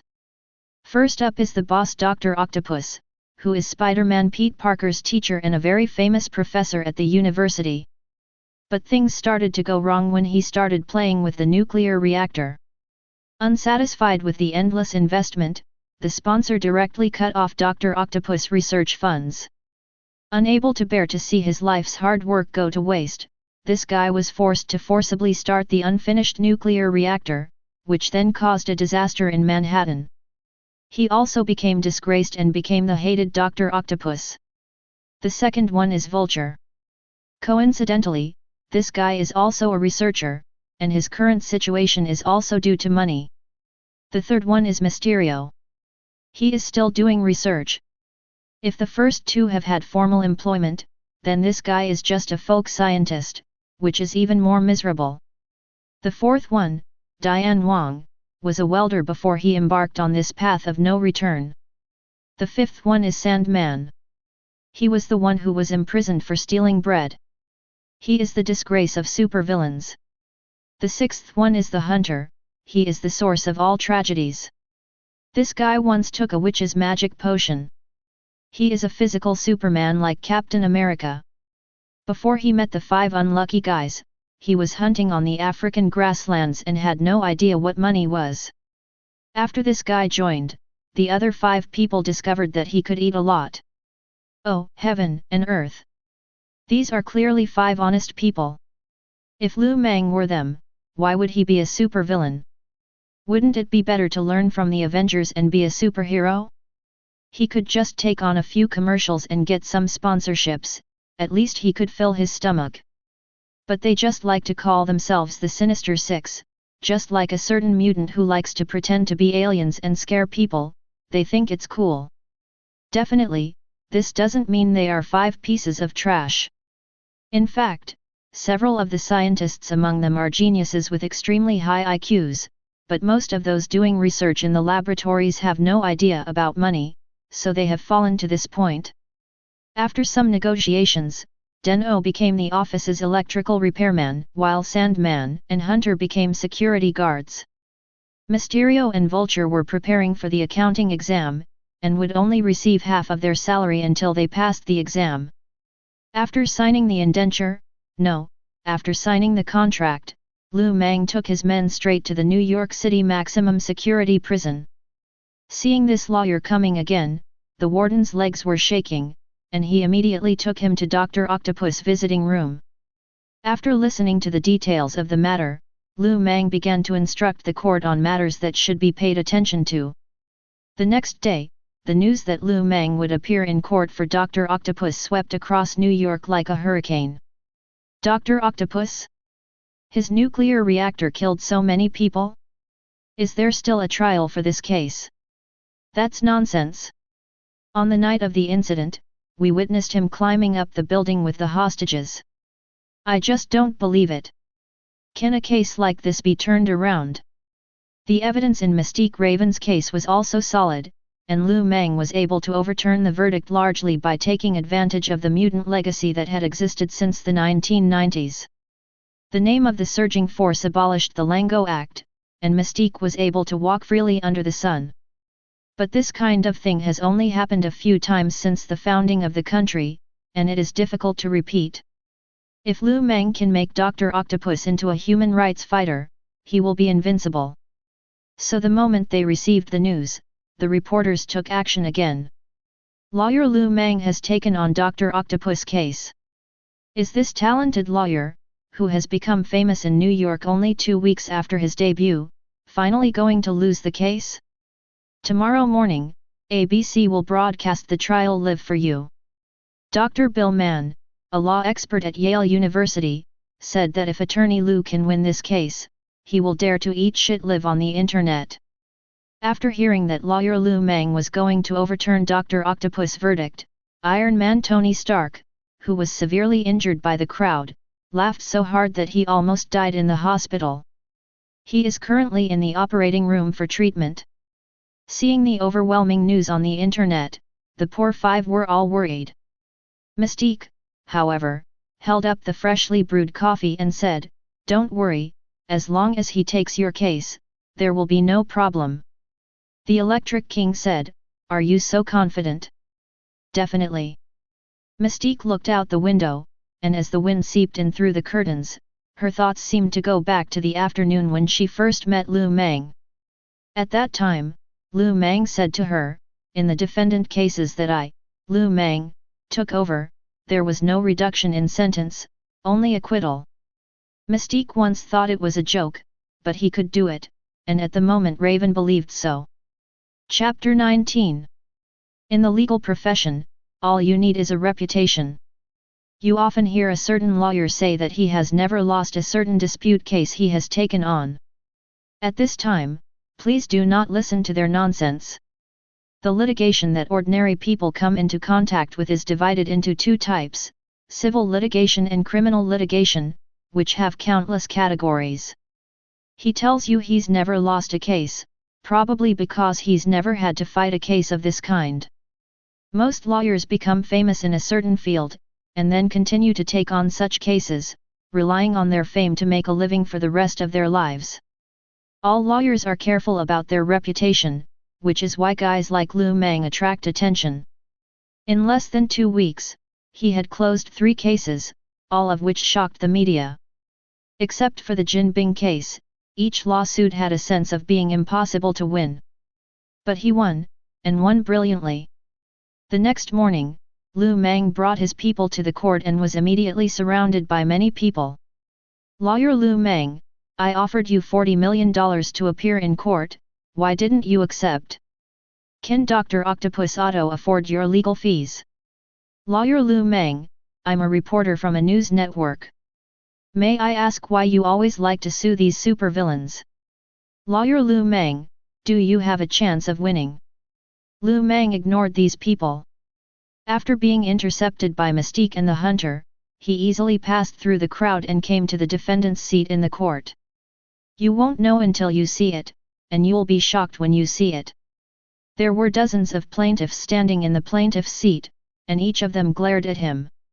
The judge said, "Attorney Mang, before the trial begins, please allow me to remind you that the explosion caused by Dr. Octopus in New York and the deliberate murder he committed were witnessed by tens of millions of New York City residents. Do you really want to defend such a criminal?" Mang definitely. The judge knocked on the table and said, "I now declare that the Dr. Octopus Manhattan bombing case is officially open. Please allow the plaintiff's lawyer to speak." Standing in the plaintiff's seat was a very young lawyer, who looked to be about 24 or 25, named Sandro. Today will be a very important day for Sandro. If he can defeat this recently popular and talented lawyer in this trial, he will become famous.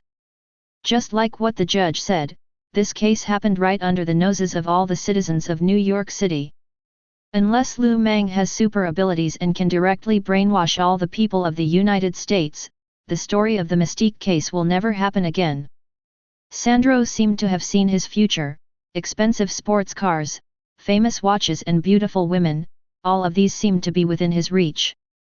He opened a thick notebook. In order to avoid any mistakes, he had made what he thought were the most complete preparations. I have nothing to prove. Every citizen of New York City is a witness to the case of Dr. Octopus Otto.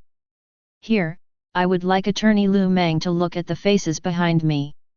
They come from different families and different classes. Today, they came to this place for the same purpose. They are all victims of this case.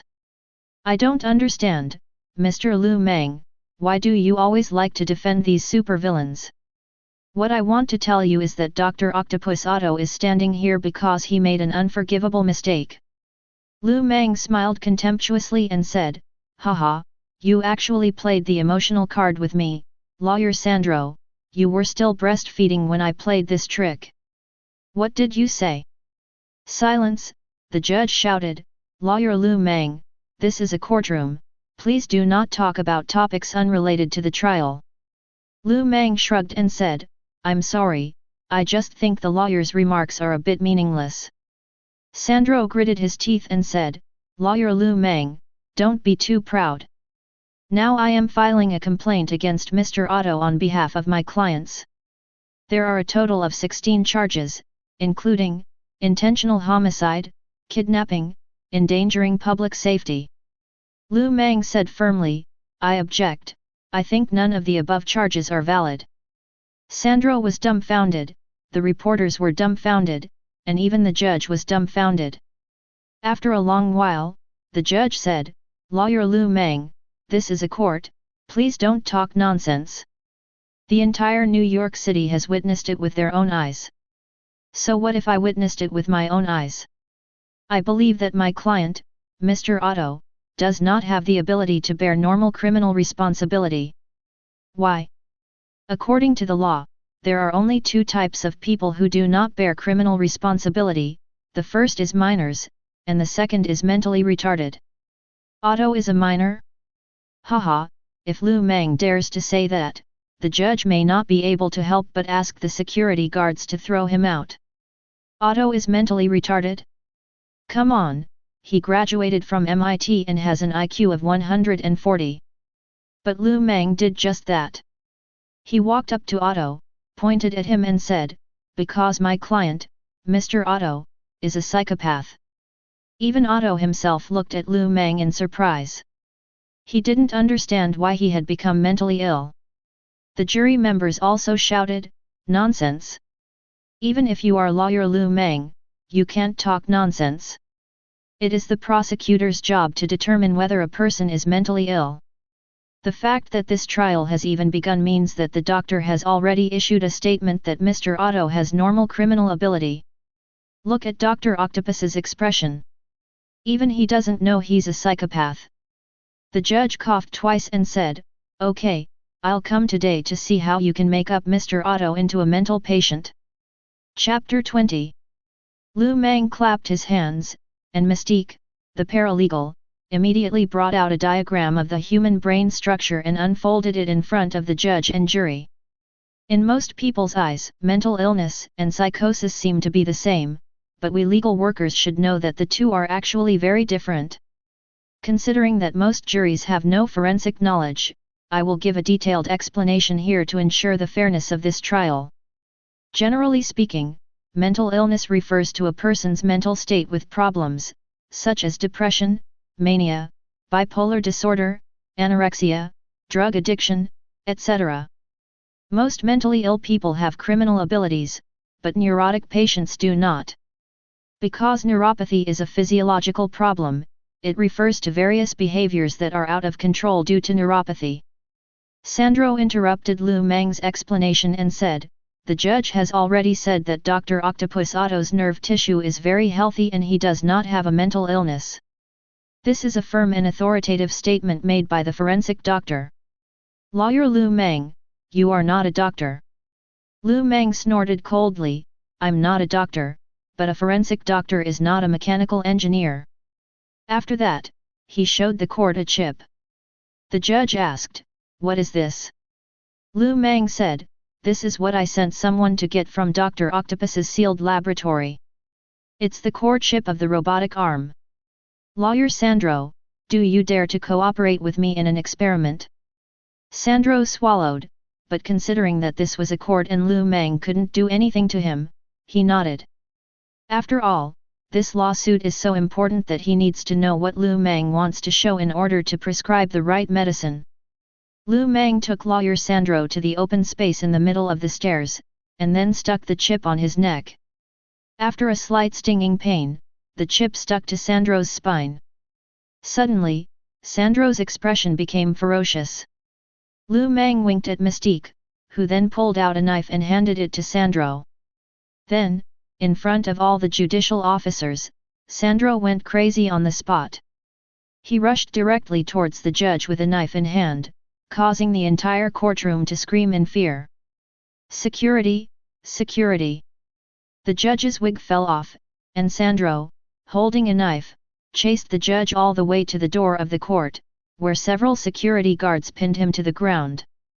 The hunter Craven pulled the chip out of Sandro's spine, and the latter immediately returned to normal. Even he himself didn't understand what happened to him just now. After a long time, the court gradually restored order. The judge put on his wig again and said, What did you just do to Mr. Sandro?" Mang said, "I said that this chip is the control chip on the mechanical tentacle, which means that on the night of the incident, Dr. Octopus was in the same crazy state as Mr. Sandro. I want to ask, since Mr. Sandro can't control his own behavior, why should we ask my client to control himself? The law is based on analogy. If Mr. Otto cannot control his own behavior, how can he be responsible for his own behavior? Anyone who has read the original novel knows that the reason why Dr. Octopus became Dr. Octopus was because of the chip in his spine. Because it was not made completely, the chip directly made Dr. Octopus crazy. Sandro broke free from the security guard's hands, angrily returned to his plaintiff's department, and said, "Judge, I object. This chip was created by Mr. Otto himself. As a scientist, he should be responsible for the dangerous experiments he brought about. Doesn't he know the consequences of implanting this chip?" Mang said to Otto, "Do you know?" Otto was no fool, and he immediately shook his head and said, "I don't know, it was an experimental accident. Because I needed the octopus arm to operate the nuclear reaction for me at that time." Mang asked again, "What is your purpose in developing a nuclear reactor?" "For an endless supply of clean energy."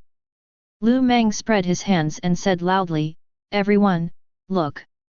A scientist wanted to bring inexhaustible clean energy to mankind, but his brain was stimulated by the electric current pulse of the core, causing him to fall into temporary madness. What does this belong to?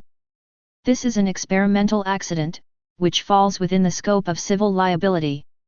But now, we have used criminal law for this lawsuit. If you really want to send my client to jail, then shouldn't Mr. Nobel, who invented dynamite, be sent to jail? His experiments once blew up 3 rooms, and there were countless instances of assistants being injured. He himself was even crippled by the explosion. If you really want to send my client to prison, then shouldn't Tesla, the father of alternating current, be imprisoned? He caused so many experimental accidents. There is also Edward, the father of vaccines, and even Einstein and Edison.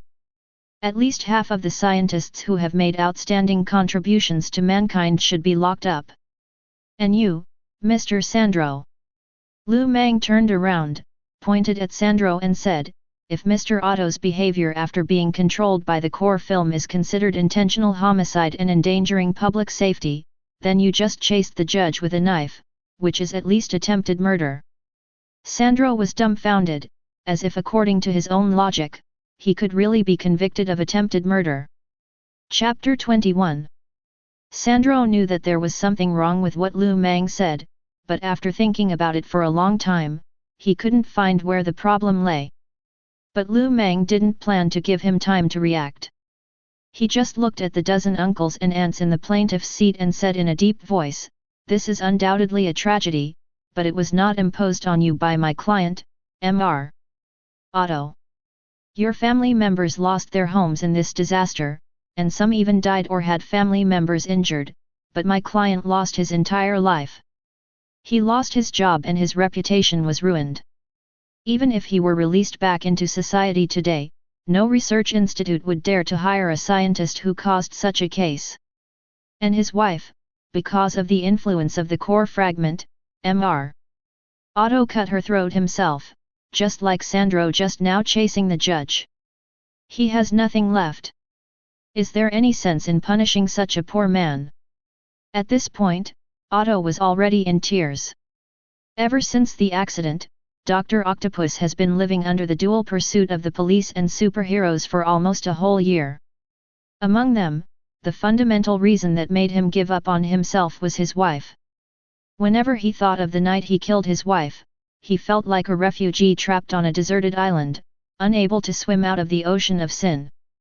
With everyone witnessing, Otto grabbed Lu Mang's pen in the dock, then stabbed it into his spine, peeling a core out of his cervical vertebrae.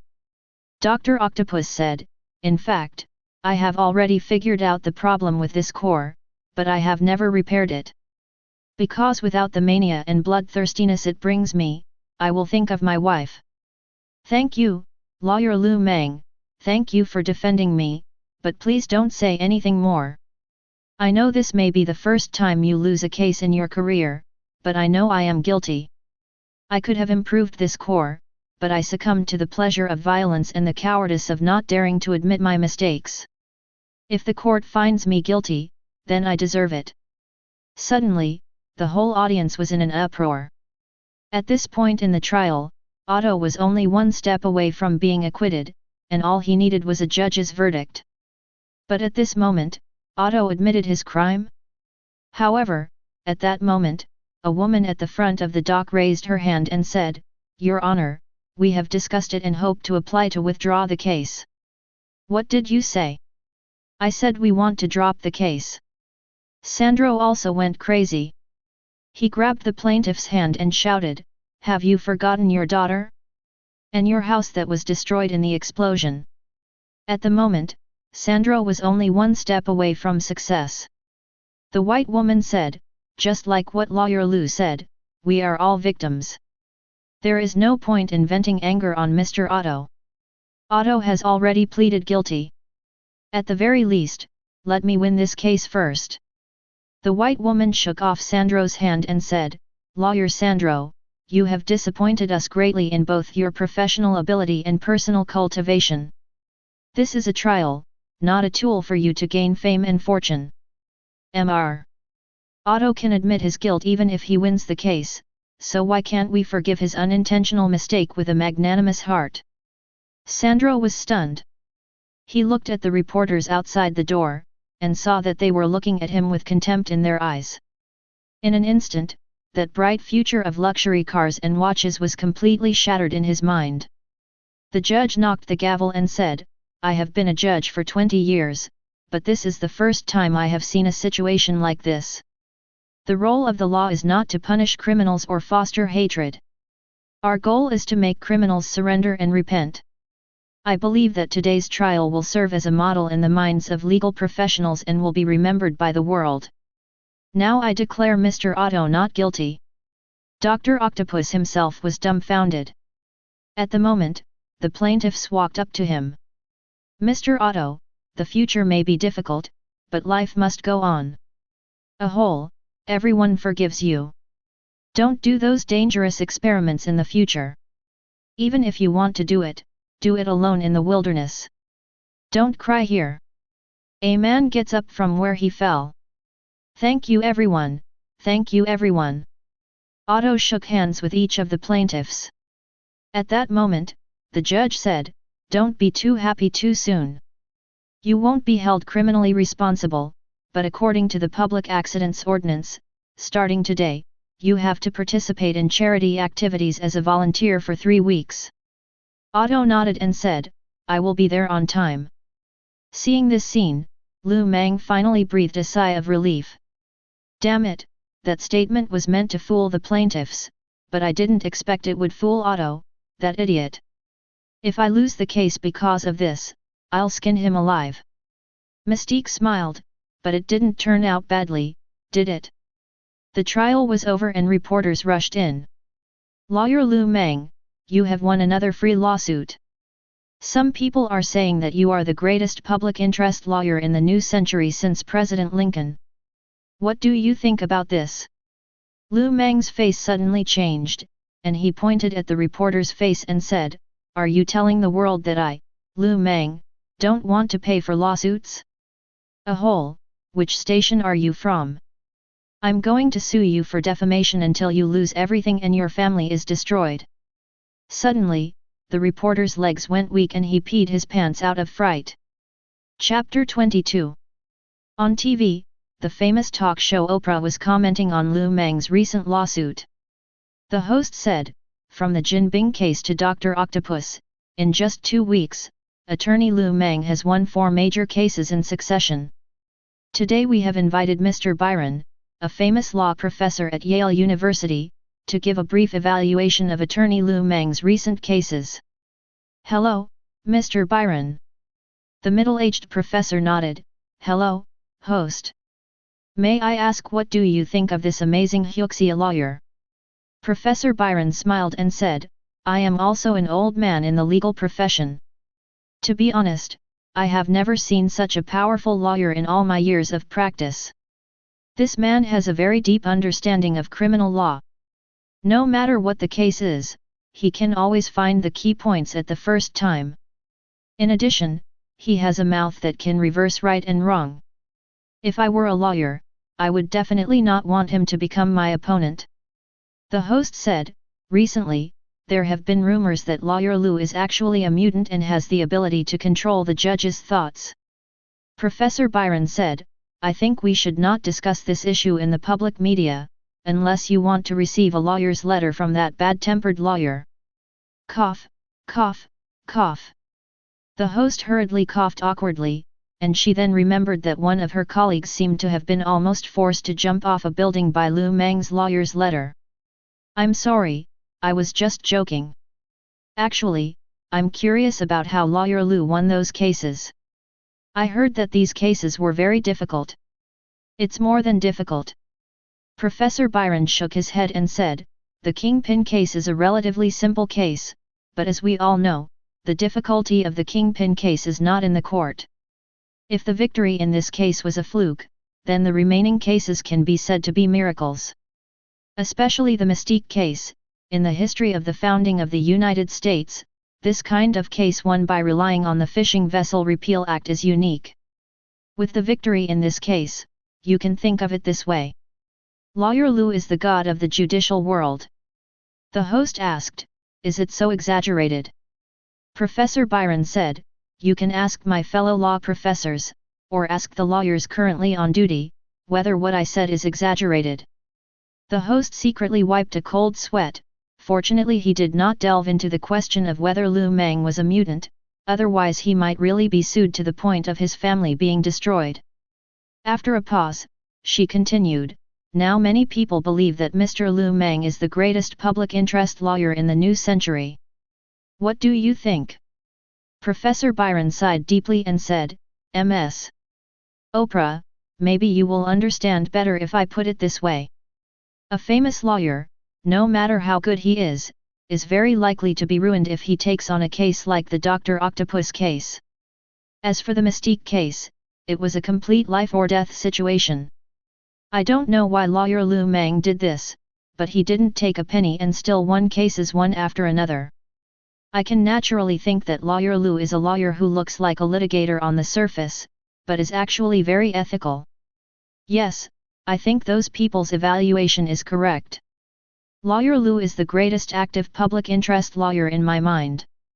Although he has lived 2 lives, Mang grew up in the slums of New York City after all, so he does not understand what it means to be the most outstanding public interest lawyer in the new century. Even in the eyes of most people, if the word public welfare is placed in front of a profession, people will think that it is a free volunteer and a money-losing job.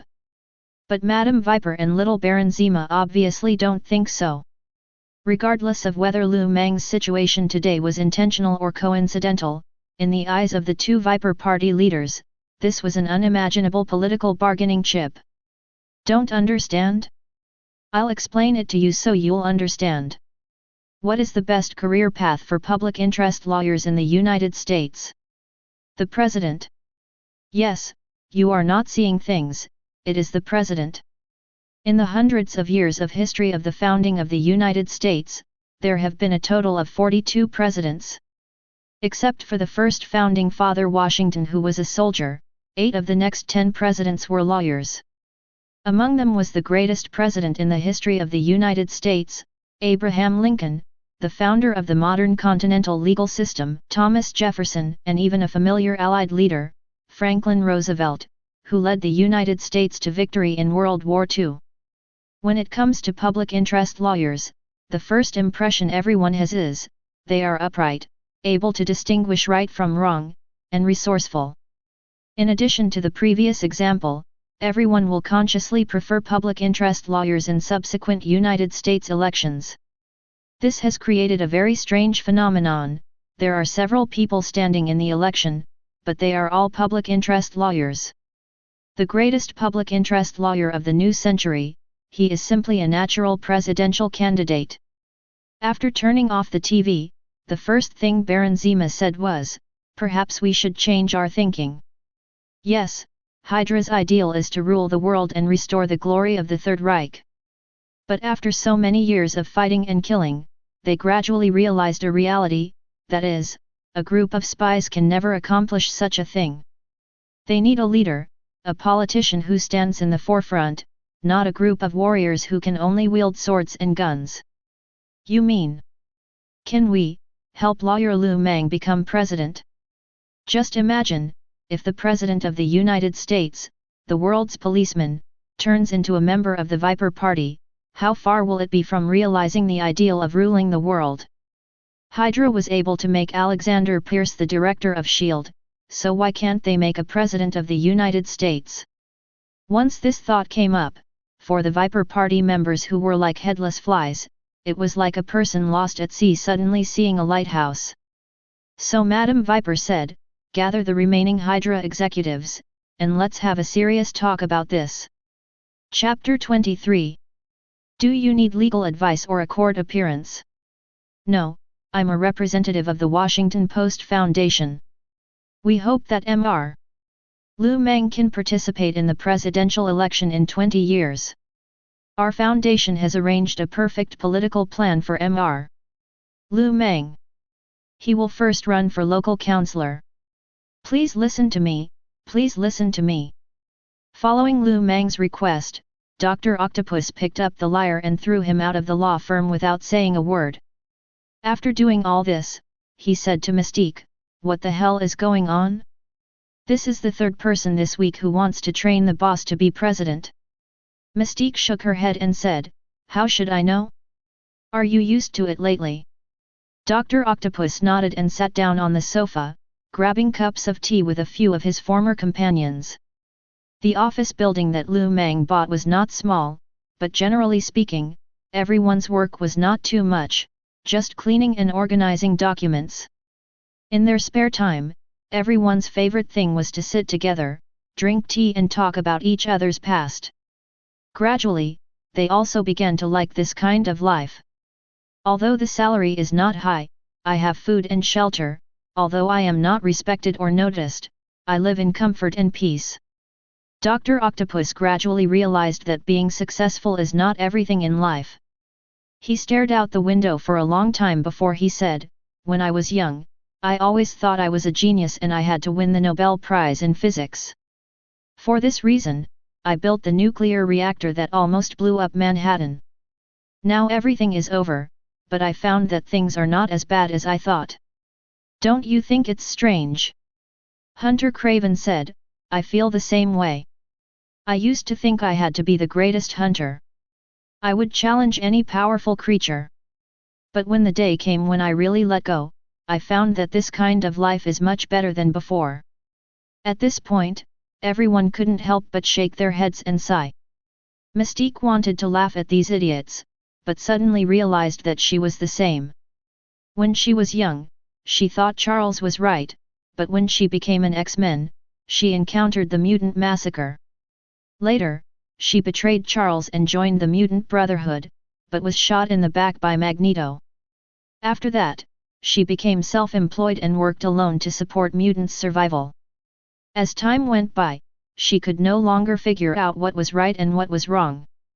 When she asked this question to Lu Mang replied, "People don't live for some great ideals, nor do they live for anything other than living. To live and to live well is more important than anything else." Having weathered the harshest snowstorms, and experienced both praise and scorn, Mystique today understands the weight of this sentence better than anyone else. Everyone present had special powers, so they always thought highly of themselves. But when everything was over, everyone suddenly realized that they were just ordinary people. Although it has not been long, we have unknowingly regarded this law firm as our home and are ready to put down roots here. Dr. Octopus looked at the sunset outside the window and said thoughtfully, "It was the boss who took us in when we were desperate, so I want to do something to help the boss. I heard that the boss has an enemy called the Hand and Society. How about we do another one?" The 7 people present were all world-famous gangsters, and their eyes sparkled when they talked about this kind of thing. But Mystique's words were like a bucket of cold water, pouring down on the men. "The headquarters of the Shower-He Society is in Japan. You don't have enough money to even buy a plane ticket. How are you going to defeat them?" When it comes to money, the poor 6 once again turn into bitter faces. Dr. Octopus shook his head and said, "Forget it. I'm going to go take a shower and go to bed." After that, everyone stood up and prepared to disperse. However, just as Dr. Octopus walked to the door of his bedroom, he saw a woman in tights climbing in from the window. Seeing the sanitation worker glaring at her, the woman cursed and stabbed Dr. Octopus in the throat with blade. Chapter 24. Haikong is the nickname for the chief killer of the Shower-He Society. Every generation of Haikong is born in a cruel way like fighting Gu. They both mastered the martial arts from Kunlun and superb assassination skills. In terms of strength, Erica was far less powerful than Madame Gao, but in terms of assassination, no one could match Erica. When Mrs. Gao's body parts were recovered by her men, the remaining hands and the 5 fingers of Hui were extremely angry. After several discussions, they decided to buy a lottery ticket and let Black Sky Erica try. The fact that Mrs. Gao was a dead man would not be easily told to the people below, so Erica was very confused as to why the top management was so cautious about the assassination of a lawyer. When she sneaked into the law firm, she immediately discovered that the information given to her by the top management was wrong and there was not only one person in Lu Mang's law firm. The shining blade cut through the darkness, and just as Erica's blade was about to touch Dr. Octopus' throat, a dark shadow stood between her and Dr. Octopus. "Erica, you can't kill people like this anymore. Get out of my way." After that, the two of them started fighting with each other. The man who came was Daredevil, one of the Hand's mortal enemies. He also had another identity, which was Erica's boyfriend. Erica was very annoyed. Every time she was on a mission, her boyfriend with a strong sense of justice would come out and cause trouble for her. But soon, she didn't have to worry about it anymore, because a huge amount of mechanical arms came out from behind Daredevil, pierced Daredevil's stomach, and tore him in half. "Miss, can you tell me, are you here to cause trouble for our boss?" Following the bright red blood, Erica saw a figure with 4 steel arms on his back. His lenses reflected the lights in the corridor, and he looked like a demon from hell. "No. Matt. You killed him, you killed him." Dr. Octopus added, "I am not interested in your couple's quarrel. Let me ask you one last time, are you here to cause trouble for my boss?" Among superheroes, Daredevil is the worst, at best just the limit of an ordinary person. Facing a villain of Dr. Octopus's level, he would basically be killed instantly, not to mention a sneak attack from behind. Daredevil actually knew Dr. Octopus, but he was blind. Even if he saw his face, he didn't know that the person standing behind him was actually a supervillain from New York City. Erica didn't have time to ask Dr. Octopus why he was here. She suddenly wanted to jump out of the window to escape, but two mechanical arms tore open the ceiling and blocked the window tightly with reinforced concrete. In desperation, Erica activated her hypnotic ability. Taking advantage of the moment when Dr. Octopus was stunned, she rushed towards the hall like a cheetah. In the middle of the corridor, there was a maintenance worker, repairing the circuit. Erica didn't even think twice before stabbing Den-O. This was a completely subconscious reaction, but blade slashed at Den-O's back but couldn't penetrate. Among the evil six, Electro is basically the most powerful one. In an instant, the terrifying high-voltage electricity made Erica foam at the mouth.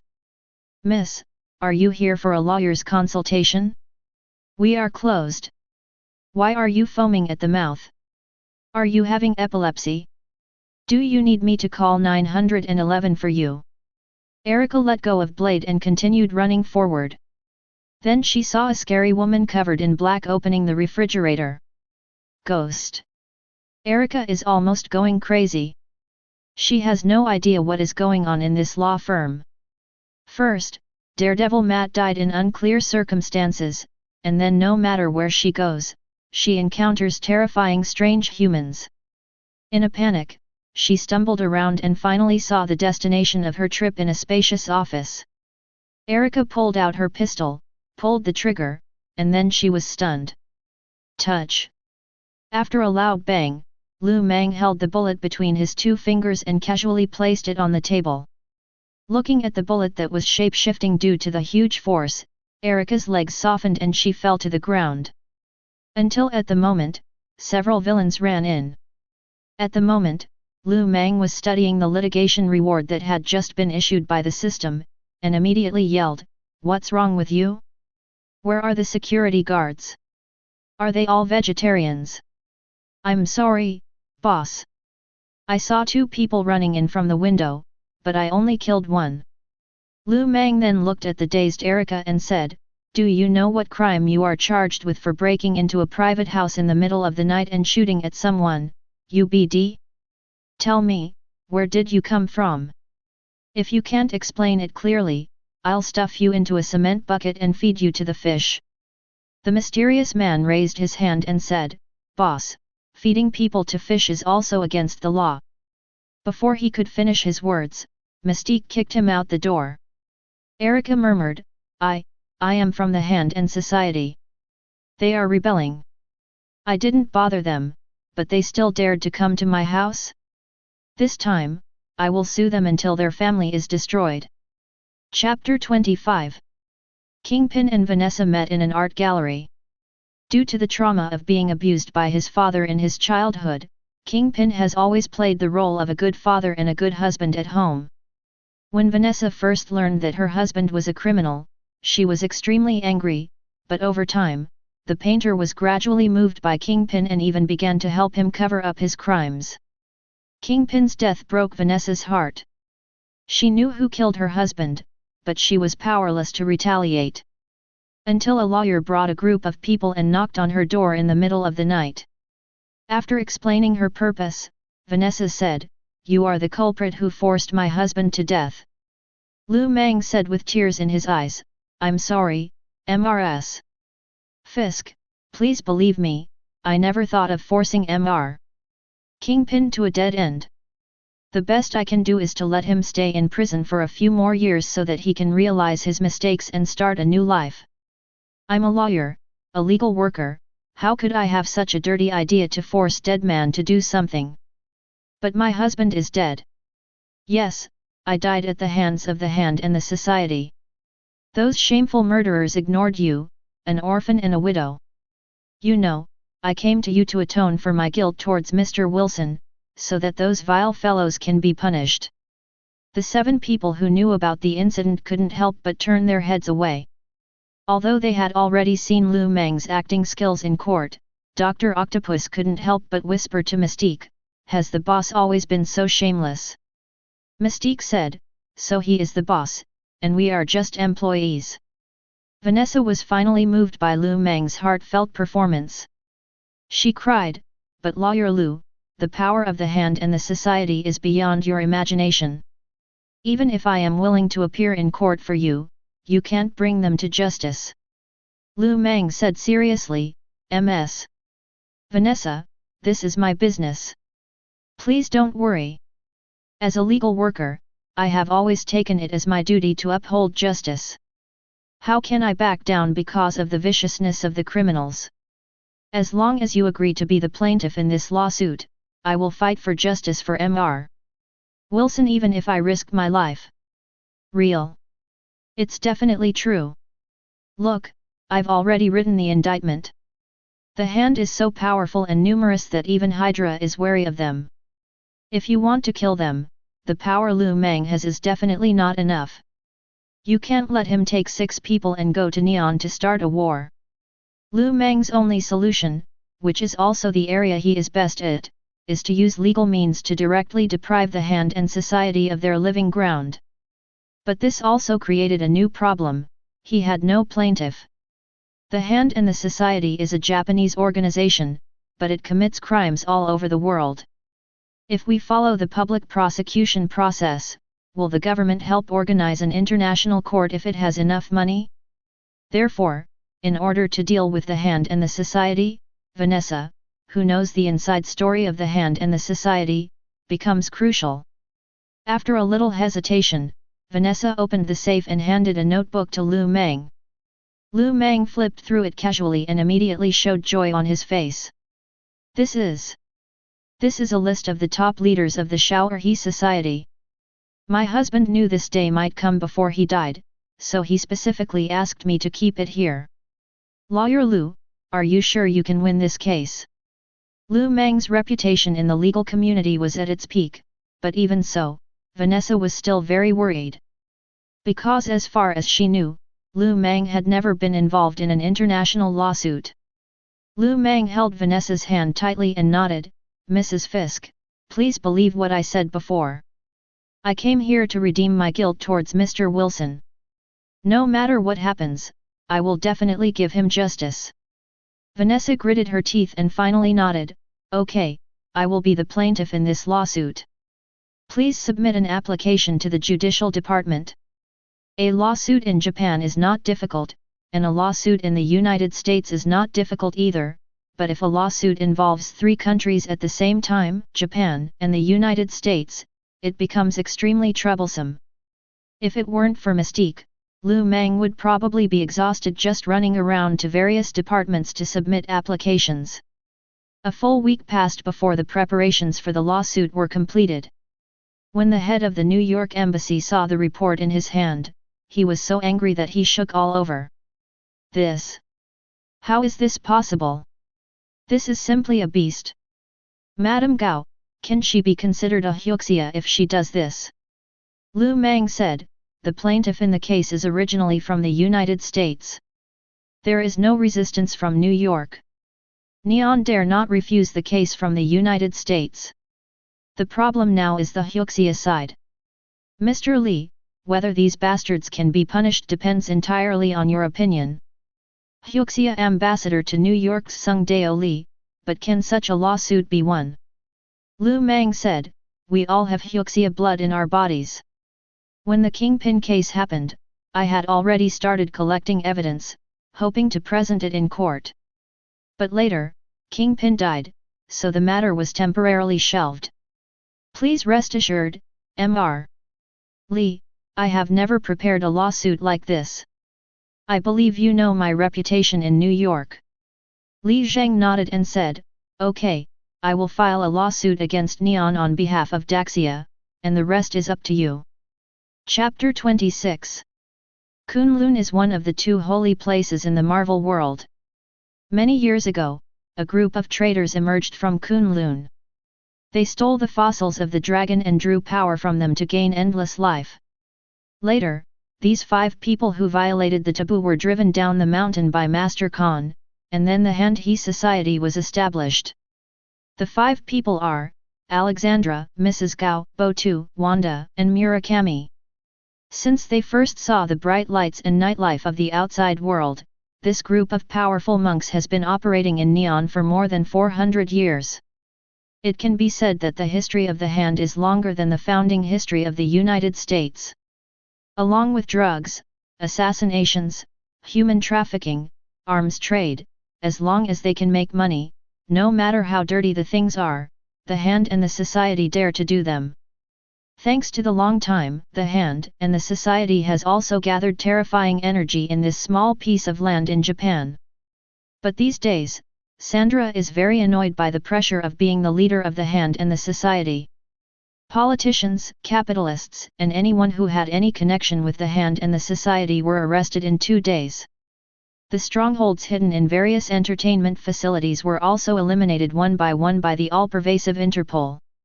Pressure. If Sandra still doesn't understand that she is being targeted, then she has lived in vain for the past 400 years. At the port, Sandra just quietly gazed at the calm sea. At the moment, a woman in a yellow cloak appeared in front of her. Alexandra said with her hands behind her back, "What does the Sorcerer Supreme of Makataj want from me? I came to say goodbye to my former classmates." "You mean to say that you are going to die?" Ancient One looked at her compassionately and said, "No, you are going to die, or I should follow Kunlun's custom and call you senior sister for the last time." Alexandra was silent for a moment, then burst into laughter. "That insignificant lawyer, will he bring me down completely? This is what I saw through the eye of Agamotto." Boom! Alexandra stomped her foot hard on the ground, and terrifying power exploded in all directions and 3 rings centered on her feet. By the time the wave reached the feet of the Ancient One, the latter had already smiled slightly and disappeared in a halo of light. The empty harbor fell silent again. Botu appeared behind Alexandra and said, "Although this charlatan always speaks only half of his words, she has indeed had better luck than us after leaving Kunlun." Alexandra took a deep breath and said, "We need a lawyer who is better than that BD. You want to take this lawsuit?" Alexandra said, "What else? Watch him destroy all our efforts for 400 years? Yu Fu from the Mitsui Group, the senator we just supported, is now in prison. If we can't think of other ways, we will become the same as when we just came out of Kunlun. Who of you is willing to continue to be a beggar?" Murakami behind her said, "In Neon, I know such a person. This is an unprecedented lawsuit, and the people involved include 2 Japanese senators, the head of the Mitsui Group, and countless other big shots. The most bizarre thing is that the accused mastermind was an English woman named Alexandra who no one had ever heard of. When all the police in Japan were chasing this English immigrant, she actually walked into the police station by herself, accompanied by the most famous lawyer in Japanese history, Ichiro Nagashima. Mang is very famous, but only in the New York circle. Compared with Ichiro Nagashima, his status in the world is still many levels lower. This year, Ichiro Nagashima is already 70 years old. He became famous in the Far East Tribunal after World War II. Because he helped 4 Class A war criminals to acquit at one go, Ichiro Nagashima's reputation immediately became known throughout Japan. After watching the video of Mang's trial, Ichiro Nagashima turned off the TV and let out a long sigh. Murakami said, "Nagashima-kun, how is it?" The old man shook his head and said, "I thought he was just an unknown little lawyer." "Amazing. Really amazing. You mean you're not sure?" "But the leader has already gone to the police station." Nagashima Ichiro said, "No, I am very confident." "Ah." Seeing Murakami's puzzled expression, Nagashima Ichiro said, "If this lawsuit was fought in the United States, even if you find 10 of me, I may not be able to defeat Lawyer Lu. But don't forget, this is Japan. The laws of Japan are different from those of the United States. I don't believe that there is a lawyer in the world who can study the laws of both the United States and Japan to the point of being familiar with them. This is easy to understand. Lu Mang is like a professional boxer who is invincible, while Ichiro Nagashima is a top professional wrestler. Ichiro Nagashima admitted that Lu Mang was very powerful, but if this professional boxer was put on a wrestling ring and fought according to the rules of free wrestling, Lu Mang would definitely be beaten to death by himself. Murakami was overjoyed when he heard what Ichiro Nagashima said. "Don't forget my reward." "Definitely, Mr. Nagashima, we are ready." Chapter 27. Lawyer Lu Mang has become famous abroad. FK. I wanted Lawyer Lu Mang to appear in court for me, but I couldn't find anyone from his law firm. It turns out he ran away to Japan. Why would he go to Neon to sue? In New York, there is a group of journalists who are loyal fans of Lu Mang. In order to record this unprecedented lawsuit and to seize the ratings brought by Lu Mang, a group of reporters traveled across the ocean to Neon and broadcast the trial live to the world. In fact, no one understood what was going on in this trial until the judge officially explained the origin of the trial to everyone. The Neon judge wiped his sweat and said, "In more than a week, the police have arrested more than 300 prisoners. Among them are politicians, businessmen, owners of entertainment facilities, and unknown citizens. I think everyone is curious why these people who seem to have nothing to do with each other are involved in the same lawsuit, and why the Neon police cooperate with the international arrests. Yes, this has always been what everyone is most concerned about. No matter how you look at it, this lawsuit is a bit too weird. The jury includes not only Japanese people, but also officials from the United States and the ambassador who came all the way from Daxia.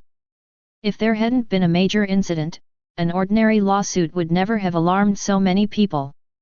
The judge nodded to Lu Mang, who stood up and walked to the plaintiff's lawyer's seat.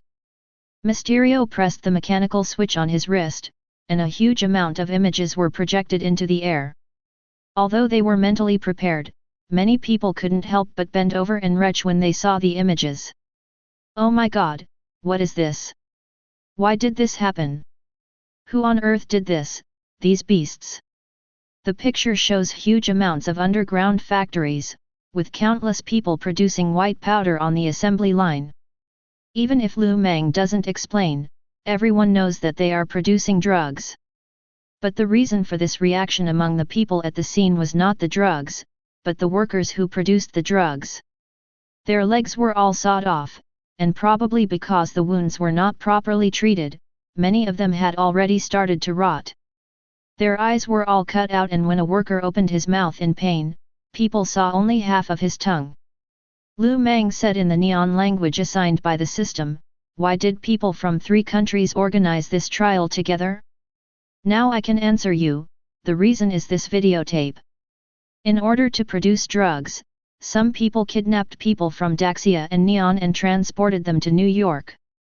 In order to prevent these kidnapped people from escaping, they would be blinded, their legs sawed off, their eardrums pierced, and then they would be forced to work in the drug factory until they died. What's even more tragic is that once all these people are dead, their bodies will be burned. Then the next year, the criminals will provide new victims. Today, on behalf of my plaintiff, I formally file a complaint against the following person, Gao Ling, the chairman of Huaxia Ocean Trading Company, known as Madame Gao in the New York underground world. She was the one who trafficked people from Fujian, Huaxia to Neon. Definitely, due to some special reasons, I'm afraid she won't be able to appear in this trial. The second person is Mitsui Yufa from the Neon Mitsui Group. It was his cargo ship that provided transportation assistance to these human traffickers. The third one is the current senator, Mr. Ipi Genji. Every time Lu Mang read a name, there was a commotion in the courtroom. No one could imagine that these big shots, who were usually well dressed, actually made their fortunes through this.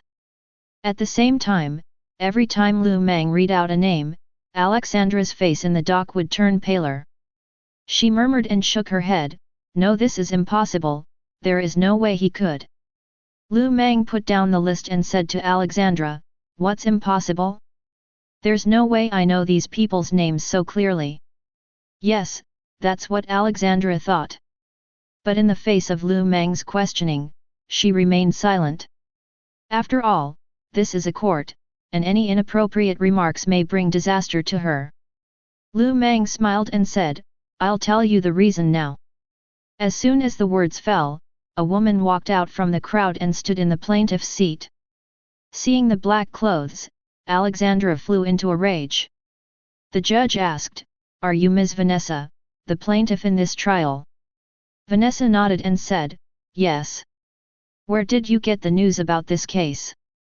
Vanessa said, "My husband Wilson Fisk and I were once part of them." Suddenly, the situation got out of control again. Chapter 28. Who is Wilson Fisk? The Japanese present may not know him, but that doesn't mean Americans don't know him either. Outside the court, reporters were going crazy over this explosive news. This is HBO News Radio. Can you believe this? The Kingpin that Spider-Man has been chasing for 4 years is actually the white glove of a certain overseas organization in New York. That Kingpin, the Kingpin who has been in charge of the underground world of New York City for nearly a decade, is actually a puppet supported by others. The real mastermind behind the scenes is the defendant in this lawsuit. This news comes from Kingpin's wife, Ms. Vanessa, and is very credible. This may be a transnational human trafficking case that has been going on for many years. In the court, the trial continues. Presiding over a trial with such wide-ranging implications, the judge faces huge amounts of pressure. If he is not careful, he may be dismissed for an unfair trial. Therefore, the Japanese judge must make the matter clearest. Ms. Vanessa, do you know what you mean by saying this? It means I could be convicted of this. Then why do you still want to stand up and initiate this trial? Vanessa glanced at Lu Mang, who nodded slightly. Then, Vanessa followed the words Lu Mang taught her, "Because my husband Wilson Fisk wanted to expose their crimes, and was murdered in prison by them." "Who killed your husband?" Vanessa turned around and pointed her finger at the English woman in the dock and said, "It's her, Alexandra. She is the leader of these people and the mastermind behind everything." "Who is this middle-aged white man?" This question arises in everyone's mind. Being able to manipulate members of Congress and the person in charge of the Mitsui Group must be an extraordinary big shot, but apart from knowing that this woman is an immigrant from England to Japan, no one knows anything about her. At the moment, Kazuo Nagashima walked down from the dock with a cane. After the plaintiff presented the evidence, it was naturally the defendant's lawyer's job. He came to Vanessa and said, "Ms. Vanessa, let me repeat your claim. Are you saying that my client, Ms. Alexandra, is the leader of a transnational criminal group?" "Yes." "Then I would like to invite everyone to watch a video about Ms. Alexandra's life." Kazuo Nagashima didn't have the advanced virtual imaging technology like Iron Man and Mysterio, so his 2 assistants brought a huge amounts of projection screen into the courtroom. Soon, a dilapidated apartment building appeared on the screen. Changdao Yufa said, "This is the residence of my client." "Excuse me, does this look like the place where someone who controls a big financial group or a politician lives?" Vanessa said, "What makes you say it's Alexandra's residence?"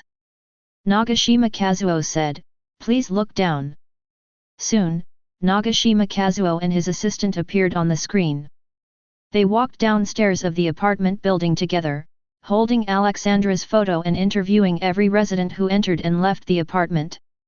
"Madam, may I ask if Ms. Alexandra lives here?" "Yes, she has lived here for almost 30 years. We are old neighbors." "Well, we are legal personnel and we want to know about Ms. Alexandra's living conditions. Everything you say will be used as evidence in court, so I hope you don't lie." "Why lie about this? I'm too lazy to tell you. If you don't believe me, you can ask other residents." The woman left, and soon, Nagashima Kazuo arrested the second resident. "Excuse me, does Ms. Alexandra live here? I heard that she has been here for almost 30 years. "Yes." "What happened? We want to know what kind of person she is on a daily basis." This lady from England is a very kind person. You know, people who live in places like this are relatively poor, but Mrs. Alexandra often helps people in need. The more she looked down, the paler Vanessa's face became. She said angrily, "This is impossible." Nagashima Kazuo shouted angrily, "Ms. Vanessa, are you saying that all these residents are lying? Remember, this is a court, your words have legal effect." Seeing that she was hesitant to speak, Nagashima Kazuo immediately took over the conversation and said to the people present, "Let me sort out a very simple logic for you. Why do you think my client runs a transnational criminal organization? Is it because she is a pervert? A psychopath? Has a morbid hobby? Obviously not. Because if what lawyer Lu Mang claims is true, even if she is mentally ill, those politicians and businessmen cannot all be mentally ill. So we can draw a conclusion that Ms. Alexandra runs a criminal organization for money and status. I think no one will refute this, right?" Everyone present couldn't help but nod slightly. Nagashima Kazuo continued, "Then the question is, how many 30 years does a person have in his life? What kind of perseverance can allow Ms. Alexandra to live in such a cheap, run-down apartment for such a long time? Making money is for consumption, and power is for satisfying the desire for control, but as you can see, my client has been a very down-and-out person for the past 30 years. Dear Ms. Vanessa, I am very sorry for your husband's death, but if you insist on pinning the blame on my innocent client for the drug factory run by Mr. Jinbing, then you will be greatly disappointed. I have reason to believe that this lawsuit is just a farce you created to whitewash your husband." Suddenly, the whole audience was in an uproar again. Vanessa's face turned red with anger, and at the moment, Lu Mang put his hand on her shoulder. "Stop talking and let me do it." Lu Mang's voice is not loud, but it is filled with a reassuring power. Vanessa nodded slightly, and Lu Mang walked towards Nagashima Kazuo, ready to start the first round of defense speech. Chapter 29. How many 30 years does a person have? If you make money but don't enjoy it, and hold power but don't exercise it, then what is the point? I have to say that Kazuo Nagashima's remarks were very beneficial. Just when everyone was discussing the issue, Lu Mang stood up. "Your Honor, I object to Mr. Nagashima's testimony. I believe it is without merit." The judge said, "Why is there no basis?" "I think Mr. Nagashima's statement is very logical." Lu Mang said, "We cannot speculate on criminals according to normal people's thinking. If you think that what Attorney Nagashima said is correct, then I would like to ask, do you remember the Aiko case that happened in Saitama Prefecture in 1993? Suddenly, Nagashima Kazuo's face changed. Lu Mang continued, "Let me briefly retell you all. Zequina Aiko is a middle-aged woman in her 40s who has been engaged in the business of buying and selling young girls for a long time. Judging from the bodies found afterwards, at least 20 high school girls under the age of 15 were sold by her to entertainment venues that run illegal businesses to satisfy the perverted hobbies of some people. But after the police arrested Sawakawa Aiko, everyone was surprised to find that Sawakawa Aiko's family was penniless, but there was 730 million yen in the bank account. Why? Because Sawakawa Aiko grew up in an officer's family. Her father died in World War II, and she and her mother had a miserable life since she was a child. So, she has a paranoid hobby for money. A similar case happened in Nagaya in 1986. A local councillor embezzled public funds many times, but when he was arrested, it was discovered that he had not spent a penny. There was also the Okada case in Osaka, the Mizuki case in Ai Prefecture.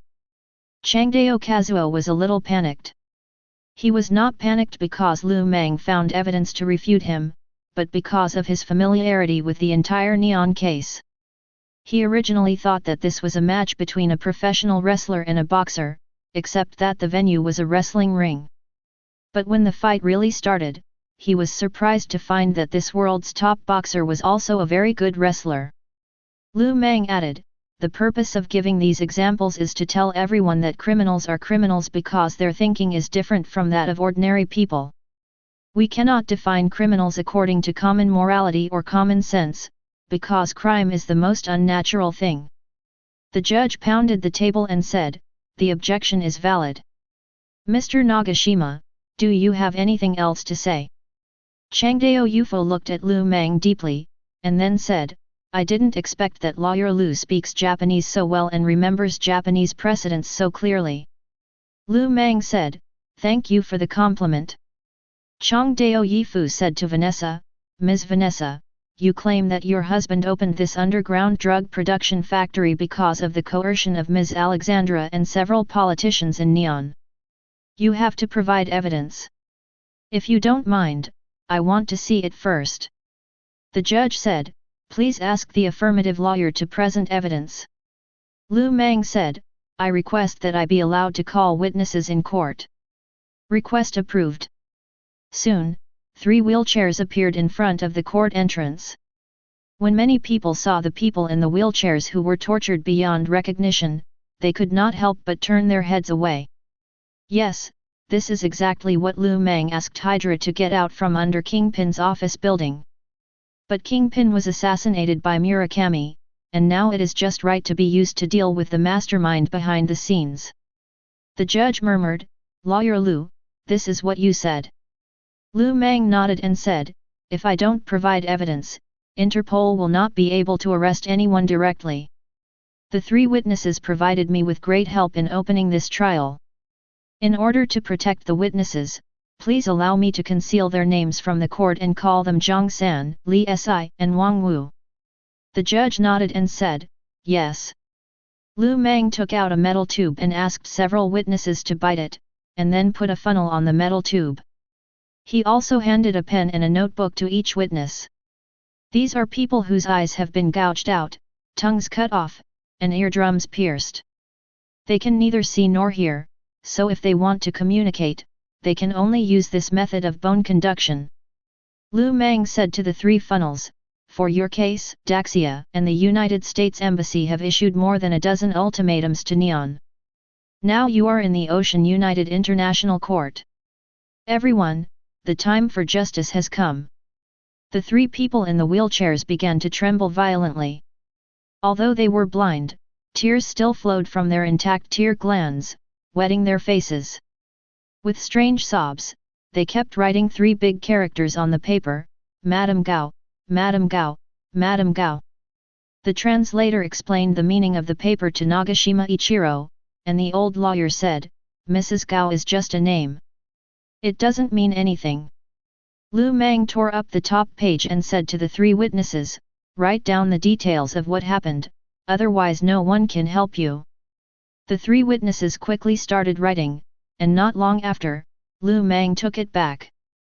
"Please point the courtroom camera at the paper in my hand so that I can tell if I am translating nonsense." The first one is from Zhang San. It reads, "I was born in Fujian. One day, the Huaxia Ocean Trading Company came to recruit workers and told us to go to New York to make a lot of money. Because I believed the company's propaganda, I went out to sea on the ship Polly and passed through Neon. At first, the company wanted us to receive training in Neon, but later we found out that they were producing a white powder. Many people realized it was drugs and wanted to return home, but these people put drugs in our food. When we woke up, we found ourselves lying on the operating table. In order to save money, they didn't even give us anesthesia and made me look like this. Many people died in agony, so they just poured gasoline on them and burned them with fire. This time, someone really vomited on the spot, but Lu Mang had already started reading the second person's testimony. The first part is almost the same. I will read the different part to you. I know that I was sold out by Mrs. Gao, the boss of the Ocean Trading Company. I can't believe that she would treat her fellow countrymen like this, even though we are all Huxia. After that, I was loaded onto a big ship. I don't know where I was taken to, but before the operation, I heard a name. Those black-hearted doctors called her Lady Alexandra. I learned some English in the coastal areas, so I know that this is the name of an English woman. Lu Mang put down the paper in his hand and said, the rest are descriptions of their painful experiences, so I won't read them. What I want to tell you is that there are several keywords in the testimonies of the 3 witnesses. The first one is the Polly. I checked the ship registration list of Japan and found that this ship is really owned by the Mitsui Group. And according to the earliest witness, this is the 3rd time this year that the Mitsui Group has transported these trafficked people. According to the evidence collected by the police, after each human trafficking, the head of the Mitsui Group, Mitsui Yufu, would have an extra sum of money in his account, $50 million each time. Suddenly, the whole audience was in an uproar, but Lu Mang suddenly interrupted everyone's astonishment and said loudly, and the source of this money is Ms. Alexandra, who is sitting in the dock now. In addition to Mitsui Yufu, she would transfer money to other people every time, and now all these people are sitting in the dock. Chapter 30. Logically speaking, this kind of transfer would never pass through Alexandra's account, but the problem is that the white glove funder of Shaohui died recently. Such large-scale transactions could not be delegated to subordinates. Before finding a new spokesperson, Alexandra had to handle it herself. Alexandra thought she was careful enough, but she didn't expect Lu Mang to catch her in such a short time. The Mitsui Group was involved in the human trafficking. According to the certified confession, the mastermind was an English woman named Alexandra. Now, Lu Mang has produced evidence to prove that Alexandra had more than one large economic transaction with the Mitsui Group. At this point, Alexandra's suspicions seemed to have been cleared. But as the most experienced lawyer in Neon, Ichiro Nagashima had already prepared for the worst. According to the prepared statement, he said to Alexandra, Ms. Alexandra, where did you get so much money? And why did you transfer money to these politicians and businessmen? I have not transferred any money to these people. Then why does lawyer Lu Mang have your transaction details? I lost my ID card. The whole audience was in an uproar again. Nonsense. At this point, are you still trying to make excuses? You are a devil in human skin. Send her to hell. Silence. The judge shouted, stopping the noisy crowd, the court must rely on evidence. Even if it is a coincidence, we cannot just make a verdict if it is possible. Lawyer Lu, if you cannot provide further evidence, I can only declare a temporary adjournment. The conversation between Ichiro Nagashima and Alexandra was tantamount to cheating, but in court, when the testimony is extremely unfavorable to oneself, cheating is the best way. I can't clear myself of suspicion, but you can't prove that I'm guilty either. So let's just wait and see. This is also the reason why many lawsuits take several years to complete. However, Lu Mang was not ready to let his enemy go. The mysterious man whispered something in Lu Mang's ear, and the latter looked at the judge and said, Your Honor, now, please allow me to present the most crucial physical evidence to the court. Do you have any other physical evidence? Definitely. After that, the mysterious man pressed the second button on his wrist. Instantly, a round of electromagnetic storm broke out in a ring, and the reporters suddenly found that their cameras and mobile phones were all out of power. Lu Mang said, Please don't panic, this is an EMP, it can temporarily block electronic signals. A reporter said, Broadcasting the trial is a freedom of the press, you can't do this. Lu Mang said, I have no intention of depriving you of your right to report, but I am afraid that someone will take this opportunity to leak the news. Now, I would like to invite you to watch a special effects movie. Special effects movie. Lu Mang signaled to the mysterious man, who activated the device again and projected a large laser screen into the air. In the picture, a woman who looks exactly like Alexandra is walking into an entertainment venue accompanied by 4 men in suits and shouting. Everyone present understood what this was, but the people from the Shaohui society all looked terribly disappointed. The judge asked, Is this a video? Lu Mang said, No, this is a live broadcast. But Lady Alexandra is sitting here. As you all should know, Mystique Raven is my secretary, so this Ms. Alexandra is Miss Raven in disguise. Mystique has been wandering in this world for more than half a century for the mutant resistance movement. She can be said to be the most famous mutant in the world. Immediately, the judge understood. This place is. Lu Mang said, Shaohui, which is the headquarters of these defendants, please let us witness what is going to happen next. The members of the court took out their phones one after another, wanting to inform their colleagues that Alexandra was a fake. However, with the signal blocked by the mysterious man, their phones could not get through. So, everyone had the opportunity to see an Alexandra who was completely different from the one in the dock. As he walked in through the gate, people kept bowing to him along the way. Among them were politicians and businessmen involved in the case that the police had failed to catch, all of whom were big shots with a good reputation in Japan. It has been a very eventful time for the Hand and Peace Society recently. First, King Byung was forced to death, then Madame Gao died in battle, and now that BD Lawyer has come knocking on their doorstep. As the only person left in the hands and the headquarters, Bo Tu was worried about the progress of the lawsuit. If they lost the case, even if their leaders could escape, the business they had run for 400 years would be completely ruined. However, the lawsuit was only halfway broadcast, and the TV became a mess. Damn it! The gambler took off his clothes cursing and took a good bath with the help of two women. However, only 20 minutes later, news came from outside that Alexandra had returned. The gambler, who was half satisfied, didn't care about anything else. He immediately put on his clothes and rushed out. You're back so soon. There is insufficient evidence, the judge has adjourned the court, but our situation is still very dangerous. Thank God.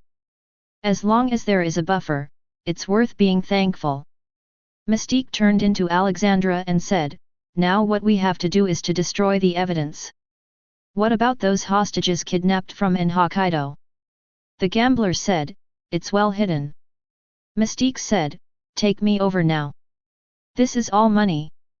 It must all be shipped to New York before tonight. If they stay here for one day, they might be caught by the lawyer named Lu Mang. The Bo Tu nodded and said, follow me. In front of all the spectators, Mystique was taken to a dark basement. This place was full of Asians who had their legs chopped off and their eyes blinded, just like the three witnesses just now. Chapter 31. In the Marvel Universe, there are countless people who can imitate other people's appearances, such as Mysterio standing next to Lu Mang. But compared to Mystique, neither is on the same level in terms of the degree of imitation or experience. Mystique's transformation not only copies the opponent's appearance, but also fingerprints, irises, and voice. After seeing Raven use his fingerprint to open the combination lock of the hostage, the Batu no longer had any doubts about Mystique's identity. They loaded the hostage into the car, drove out of the entertainment facility, and headed for the port on the Seto Inland Sea. Seeing this scene, the judge immediately roared, "Notify the police and rush to the port immediately." Ichiro Nagashima tried to argue, "Your Honor, this may just be an actor hired by lawyer Lu Mang." The judge said, "Whether it is an actor or not, we will know as soon as the police arrive at the scene." This. Nagashima Ichiro was at a loss for words. If the crime happened in public, then no matter what he said, it would be useless. Once the police arrested the people on the boat, everything would be over. As the old lawyer was stammering, a hand grabbed his throat. With a snap, the 70-year-old Nagashima Ichiro died. The police immediately drew their guns and pointed them at Alexandra, who stood up and said, "Neman's most famous lawyer is only this good. Lawyer Lu, you win again. I must admit that before I met you, I never knew a lawyer could be so powerful. Put your hands up. How dare you, a demon in human skin, commit murder in court? Ms. Alexandra, please surrender." Alexandra didn't say anything, she just threw it casually, and Ichiro Nagashima's body turned into a cannonball, smashing several police officers into a pile of rotten meat on the spot. The police immediately pulled the trigger, and at the moment, Murakami pulled out the katana in his hand. After a dazzling flash of knife light, countless bullets were chopped away and the air suddenly became quiet. No one expected that these seemingly ordinary people actually had fighting power that was no less than that of superheroes. Everyone took a step back, except Lu Mang. Does this even make sense? The Hand and the Society are over. Alexandra said, the Hand and the Society is over, but I am not. The thing that we, the Hand and the Society, have the most is time. When the Hand and the Society is over, I will use another 400 years to create a second Hand and the Society. But you, Mr. Lu Mang, risked your life to bring us down. Is it worth it? Rising your life. There was a loud roar in the air, and Wanda, a black man who was also one of the 5 fingers of the Hand, appeared in front of Lu Mang and kicked him in the head. A magical thing happened. Suo Wanda's leg seemed to kick a ball of air and passed through Lu Mang's body. This is impossible. Suo Wanda touched Lu Mang's body with her hand, but found that the person in front of her was not a real person at all, but a phantom. Half an hour ago, Lu Mang had taken the witness's testimony with his hands, so at least at that time he should have been a real person.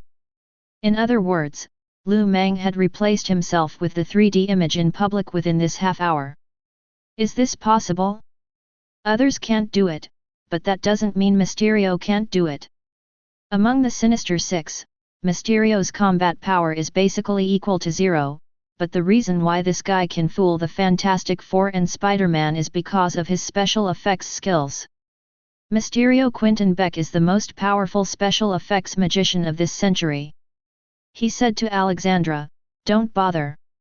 The boss and I left 20 minutes ago." Lu Mang left. Where did he go?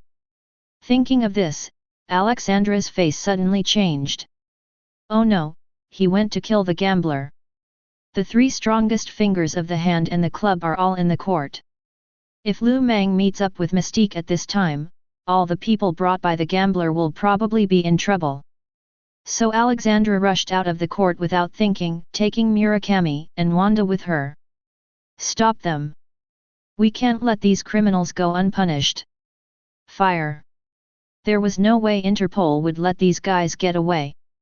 They picked up their weapons and chased after them.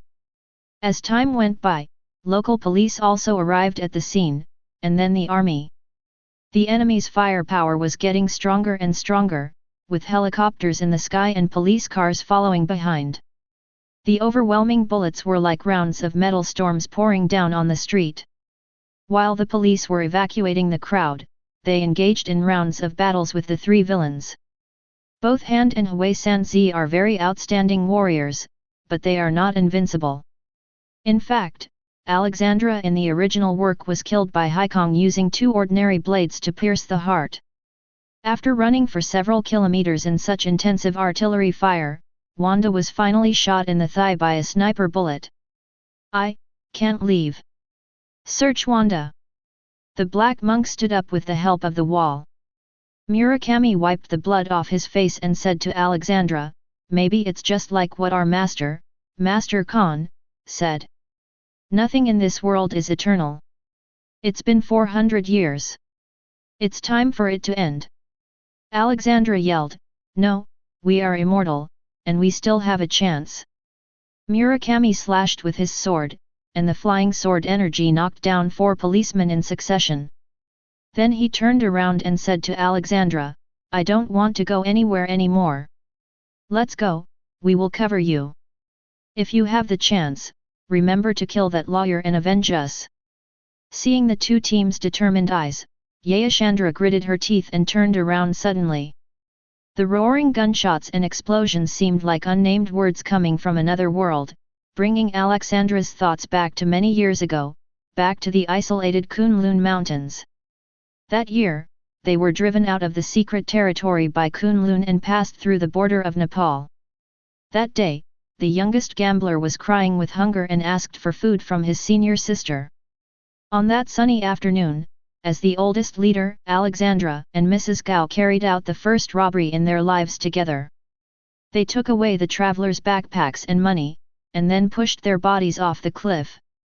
Then they became criminals, and 400 years later, she built the world's largest criminal empire in Neon. The bullet penetrated her shoulder and the explosion scorched her skin. At that moment, he remembered the words of Master Kunlun Khan, "Child, there is nothing immortal in this world, let alone immortal people. You must learn to forgive others with kindness, so that you can understand how to reconcile with yourself." "No. I don't want to be a beggar anymore. Go to hell with my kindness, go to hell with myself. Everything I have today was earned by myself. I will kill anyone who dares to stop me." Boom! Alexandra tore an armored vehicle apart with her bare hands, and after rushing out of the raging fire, she finally saw the endless sea. There, it was full of corpses of the Hand and the Society ninjas. Batu's throat was pierced by Dr. Octopus's mechanical hand, Bullseye was nailed to the embankment by Hunter Craven's spear, and Nobu, the strongest ninja of the Hand and the Society, had been roasted into a charcoal by Den-O.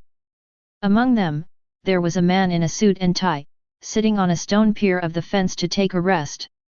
He held the cigarette close to the light Mystique handed him, took a deep breath, and then said, "Ms. Alexandra, you seem a little slow."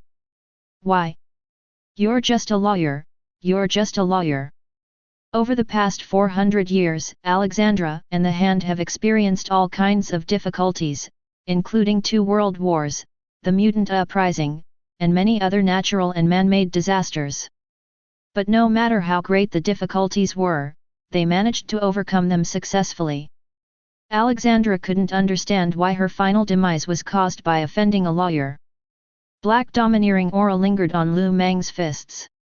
He stood up and said, "Your Excellency is a great hero after all. Don't make it so ugly. Even if you die, try to die with some dignity." Alexandra roared and rushed towards Lu Mang. Chapter 32. The dull sound echoed throughout the port. Not to mention Alexandra, even Lu Mang's men were frightened by this heavy blow. The madly running white woman was like she had hit a locomotive. She flew backwards and knocked down 2 warehouses in succession before she gradually stopped. Looking at the smoke that covered the sky, Den-O couldn't help but ask Mystique, who arrived first, "Is the boss so scary?"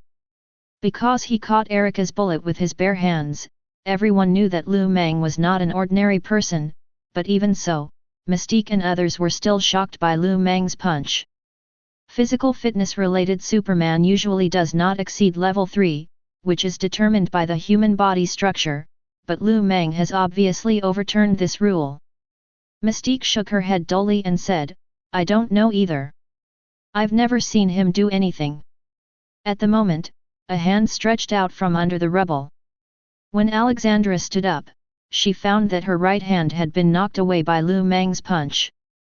Because of the rapid secretion of adrenaline, she could not feel any pain. As a first-class martial artist, Alexandra knew that her body was close to its limit. She spat out a mouthful of blood and said, "We have practiced hard for 400 years and have never reached such a state. How did you do it? Go ask the King of Hell." After saying that, Lu Mang shot at the seriously injured Alexandra like a cannonball. At the moment, Alexandra was only 200 meters away from the blue sea. As long as she jumped into the boundless Wang Yang, there would still be a chance. But for some reason, Alexandra did not have the slightest desire to escape. In a trance, she remembered Murakami's words again, "It's been 400 years. I don't want to go anywhere anymore." Finally, Alexandra gave up resistance. At the moment when the peacekeeping troops rushed over, everyone happened to see Lu Mang's punch from top to bottom. The domineering fist was like a black missile, smashing into Alexandra's body.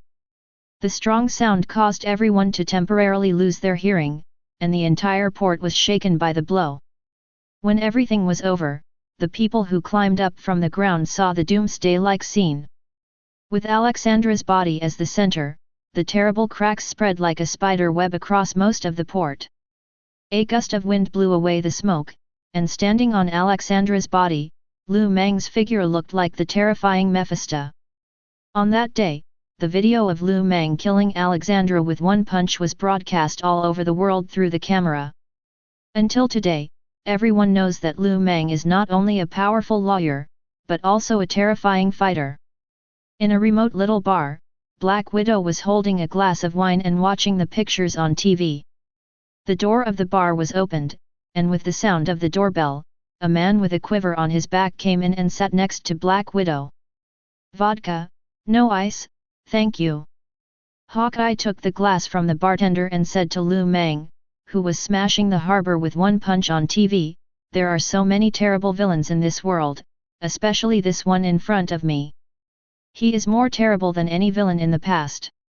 He knows how to use fishing reels, how to control people's hearts, and even the law can be used as a weapon for him to kill people justifiably." Black Widow sighed and said, "Are there any plans to release the captain?" Hawkeye shook his head and said, "You know Roger's character. Unless he appeals and is acquitted, there is no way he can get over it on his own." Black Widow stared at the TV for a long time, then asked, "Can Hulk throw a punch like this?" Hawkeye shook his head and said, "I don't know. Frankly speaking, even if Hulk can do it, I don't think he is Lu Mang's opponent. After all, Hulk has no rationality when he enters the combat state." Black Widow rubbed his brows in annoyance. Ever since this strange lawyer appeared out of nowhere, it seemed that everything became strange in an instant. Just when the two were extremely worried about the matter of Lu Mang and Rogers, Hawkeye's cell phone rang. After a few simple words, Hawkeye's expression suddenly changed. "What happened?" "Tony Stark, that idiot, the artificial intelligence he and Dr. Banner created went out of control. It was Ultron, it destroyed Stark's laboratory and is now missing." "What did you say?" Black Widow looked at Lu Mang on the TV again and said, "We are in big trouble. We must find that artificial intelligence before Ultron causes great damage. Otherwise, when Hydra hires this BD lawyer to appear in court again, we will be finished." Chapter 33. Most people had never heard of the Hand, but in the underground world of New York, the Hand's demise caused an earthquake of unprecedented magnitude. After the original overlord lost power, a new king took the throne. Because of the gangs fighting for territory, gunshots and sirens could be heard on the streets of Queens for a week. But no matter who comes to power, one thing cannot be changed. Whether it was the Mexican gang, the Big Circle gang or the Siberian gang, everyone restrained their men and asked them not to cause trouble around a certain office building. Rumor has it that there is a very scary law firm there. I have to say that international lawsuits are really tiring. After returning home, Lu Mang closed the door for a whole week and refused to accept any cases. At the beginning of the new week, the TV finally showed the scene of the remnants of the Hand and Society being escorted to the execution ground and executed on the spot. Lu Mang also received the task reward for this lawsuit. Congratulations to the host for completing the A-level litigation mission. You will be rewarded with one of 3 choices. 1 Otherworld recruitment order. 2 1 level 4 mutant ability. 3 a natural fruit in the world of One Piece. The difficulty of this lawsuit is the highest ever, and it must be said that the system's rewards are also amazing. After thinking about it, Lu Mang still chose the natural devil fruit. The Otherworld recruitment order should be a consumable item like the previous Fiend's Covenant, but the Fiend's Covenant itself has not been used yet, so let's put the Otherworld recruitment order aside for now. The ability of the 4th level mutant is certainly valuable, but on the whole, Lu Mang still thinks that the natural fruit is more reliable. After all, what he lacks now is not combat power, but the ability to save his life. With a natural fruit that can resist all armed attacks, everyone will definitely be happy. I choose the 3rd option. Congratulations to the host for obtaining the Thunder Fruit. As soon as Lu Mang thought about it, his right hand turned into illusory lightning, and then condensed into a normal human hand. Lu Mang. Strength, level 5. Constitution, Level 3, immune to all conventional thermal weapons. Speed, Level 6, lightning speed. Intelligence, Level 1, excellent. Energy emission, Level 6, capable of performing large-scale lightning attacks. Skills, Super Actor, proficient in all Earth laws, eloquent, proficient in all Earth languages, top-level armament domineering, Grandmaster level Xing Iquan, and Thunder Fruit. Overall evaluation, level Sub-Godfather. Sub-Father, step down. Seeing the system's rating, Mang couldn't help but clench his fist and wave it heavily. At the moment, Mystique's voice came from outside, "Boss, Otto and the others have done it. I'll be right there." After saying that, Mang took out a piece of silver from his drawer and walked out of the office. This fragment is the reward for Otto's last lawsuit, the Fire Source Fragment. The spark source from the shape-shifting King Kong world can transform any machine into a shape-shifting King Kong. The system told Mang that he could use this spark source to create a subordinate who is completely loyal to him. After obtaining it, Mang never used it because he could not find a suitable machine for the conversion. Sports car? Too low. Airplane? It doesn't seem that impressive, and it's hard to get. Aircraft carrier? I'm just dreaming. Originally Mang thought that this thing might be shelved for a long time, but who could have imagined that at the base of the Shower-He Society, Ryoto and others discovered an extraordinary good thing, vibranium. The Sinister Six are not good at making money, but when it comes to mechanical engineering, many of them are super geniuses in this field, not to mention that Vulture was originally engaged in military weapons research before he went into business. With the joint efforts of 3 evil scientists, a weird flying machine was created. This thing looks a bit like Green Goblin's flight skateboard, but it is much larger, 4 meters long. There is no gap on the streamlined silver shell, just like the futuristic technology in Star Wars. Seeing Mang coming, Vulture immediately presented his treasure and said with a strange laugh, "Boss, let me introduce you to my new son, the brilliant fighter. I bet that even Stark Company can't produce such an excellent combat weapon. Its shell is made entirely of vibranium, equipped with 12 electromagnetic cannons, 30 floating cannons, and the main gun is a solar energy strategic weapon designed by Otto. In addition, Mysterio also installed his optical technology on it. It can achieve true complete invisibility, or create large-scale illusions. As the saying goes, 3 cobblers are better than 1 zhuge-liang. Tony Stark is indeed the second best scientist in the Marvel world after Reed, but Otto and others are no exception. With everyone working together sincerely, what they create is naturally extraordinary. It can be seen from the expressions of the 3 poor guys that this is definitely a masterpiece that will be remembered for the rest of their lives. Otto continued, "But boss, why did you instruct us not to build a power system for him? If you need, I can also install my super nuclear reactor for him." "Shut up. Your nuclear reactor almost blew up Manhattan. If you do that again, I'll throw you into the sea to feed the fish." Mang cursed and took out the fire source fragment. After touching the vibranium shell of the brilliant fighter, the fragment turned into a blue ball of light and sank into it. Suddenly, the thing came to life. As Mystique and the others watched in amazement, the machine's shell split and reassembled, quickly transforming into a 3-meter-tall vibranium giant. "Master, Decepticon Brilliant is at your service at any time." Chapter 34. Brilliant. Strength, Level 6. Speed, 5 levels. Constitution, Level 6, near immortal. Intelligence, Level 5, calculation and thinking speed far exceeds previous generation supercomputers. Energy emission, Level 2. Equipped weapons, floater cannon, solar beam cannon, floater cannon. Overall evaluation, Level Sub-Godfather. The wisdom of 3 evil scientists, 2 tons of vibranium, and the fire source fragments provided by the system. These 3 combined together gave birth to a level Sub-Godfather Geiki life. With the addition of this thing, Mang has finally established himself in the Marvel world. 2 sub-fathers, 6 level 3s, looking at the entire Marvel, there are really not many forces that can rival this law firm. If necessary, Mang can even capture the Avengers' lair tomorrow. Mang also discovered something very interesting, that is, since Quicken was born into this world, he and Diane Wong have had a particularly good relationship. In addition to being able to give machines intelligence, the Allspark is also an energy core that can provide unlimited energy, so Electric King likes to plug a wire into Brilliant's body to charge himself.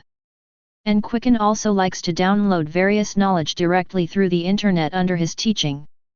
In Invisible, the two have become good friends. The days passed silently. After the new week began, Mang took on 2 more business cases, but because the difficulty was too low, he did not receive any system rewards. The only thing worth being happy about was that these 2 cases brought Mang more than $50 million in income. So Mang gritted his teeth and simply bought a single-family house in the suburbs of Manhattan and moved his whole family there. The villa has front and back gardens of more than 300 square meters and a private outdoor swimming pool. In Manhattan, where every inch of land is valuable, this is definitely a luxury home that most people cannot afford. Mystique and the Poor Six had never seen such a scene before, and they were all very happy. Especially the Poor Six, they moved their customary afternoon tea to the back garden, spent more than half a month's savings, bought some decent clothes, and drank tea pretending to be British gentlemen. Mang was too lazy to complain about this. The boss is really good at making money. Our lives are getting better and better. Yet, when the government was hunting down mutants, I couldn't even get enough to eat. I never thought that I would end up like this when I'm older. For lunch, we had tuna belly. I heard that it was jewel meat. I've only seen it on TV before. I will definitely rely on my boss for the rest of my life. Just as a few people were sighing, a scream was heard from the swimming pool. It turned out that the Electric King, who was charged all over, went into the water and almost electrocuted the Hunter Craven in the swimming pool. Mystique glanced in their direction and added, "Actually, 2 of my friends just got out of prison and are looking for jobs. I wonder if their boss will take in other mutants." He was actually thrown into jail, so there is no doubt that he is a member of the Mutant Brotherhood. When Mang in the room heard this, he immediately stuck his head out and asked, "What, do you have other mutant friends looking for jobs?" "Yes." "Are they in New York?" "If so, have them come in for an interview this afternoon." Mystique was overjoyed and said, "Thank you, boss." So, that afternoon, Mang met 2 mutants who had just been released from prison in his office. They were Soundwave Girl and Toad, who, like Mystique, were Magneto's men in the past. The main ability of the Soundwave Girl is the roar of a lion, which can shake people apart with one roar. When necessary, she can also release ultrasonic and infrasound waves to interfere with radar and sonar. Toad's main ability is jumping. With one jump, he can fly to a building more than 10 stories high. At the same time, his tongue can pierce the enemy like a bullet and secrete toxins. Seeing this exquisitely decorated office building, Toad and Soundwave Girl both felt a little guilty. When they were with Magneto, they lived in the basement and ate compressed biscuits. Where had they seen such a scene? "Lawyer Mang, thank you for everything you have done for Mutant, but how are we treated?" After getting a general understanding of the two's situation, Mang said, "Same as Raven, $20,000 a month, including food and lodging. But the premise is that you have to do whatever I tell you to do, understand?" Originally it was difficult for people who had been in prison to find a job, not to mention that Mang offered an extremely high salary. The 2 agreed to Mang's request without thinking twice. The Soundwave Girl was still a little nervous and said, "I don't have any professional certificates. Are there any other requirements for the job?" Mang winked at Otto, who then stood up and said to the 2 of them in a very conscientious manner, "At our Mang law firm, the salary is high and the work is easy. We provide food and accommodation, and the food is good, but there are 3 things you must pay attention to. First, everything the boss says is right. Second, you must do whatever the boss tells you to do. And third, the boss is the coolest and most stylish. The wealthy Mang snapped his fingers and said, "Well said, salary increase by 100. Thank you, boss." Dr. Octopus was overjoyed and nodded and bowed repeatedly. This way, he only needed 199 years to redeem himself and get the same salary as Raven. At the moment, Raven walked into the office. "Boss, it's Hydra, they're here again." "What's the matter?" "They asked you to help them with a lawsuit, another lawsuit against the Avengers." Chapter 35. Hydra is undoubtedly Mang's biggest client. These guys are rich and generous, and the difficulty of the lawsuits they offer is high, which can brush the system rewards. Therefore, Mang is very happy to meet these bastards. This time, not only the Viper Party members came, but also the boss of the Hydra Revival Party, Baron Strucker. Behind Baron Strucker stood the tall and strong Crossbones. To be honest, Strucker thought that finding someone to sue was complete nonsense. But what he couldn't refute was that Mrs. Viper and Baron Zemo really used this method to send Captain America to prison. Otherwise, even if he was out of his mind, he would not have gone to a law firm for legal consultation. It is so magical that Hydra won the victory by litigation. After a long time, Mang came to the reception room from the office and said to the Hydra members, "Sorry, I have an interview and it took me some time." Mrs. Viper said, "We are all old acquaintances. I believe in lawyer Liu's ability, so it doesn't matter even if we have to wait longer." Mang said, "Well, what's the matter this time?" Mrs. Viper winked at Straker, and Crossbones took out a box and placed it in front of Mang. Just like before, it was full of diamonds, but the box was much bigger. At the moment, Mang was no longer the poor boy who couldn't walk when he saw the silver. He took the teacup from Mystique and said, "You don't have to impress me in this way. Just tell me the amount." $200 million. Upon hearing this amount, Mystique and the others were overjoyed. Over time, everyone has developed a sense of belonging to this place, and seeing Mang making money, everyone is definitely happy. But the problem is that Mang frowned because of this. "For so much money, what kind of lawsuit do you want me to file?" Strucker put a photo in front of Mang. The image on it was a scepter, which was Loki's cane.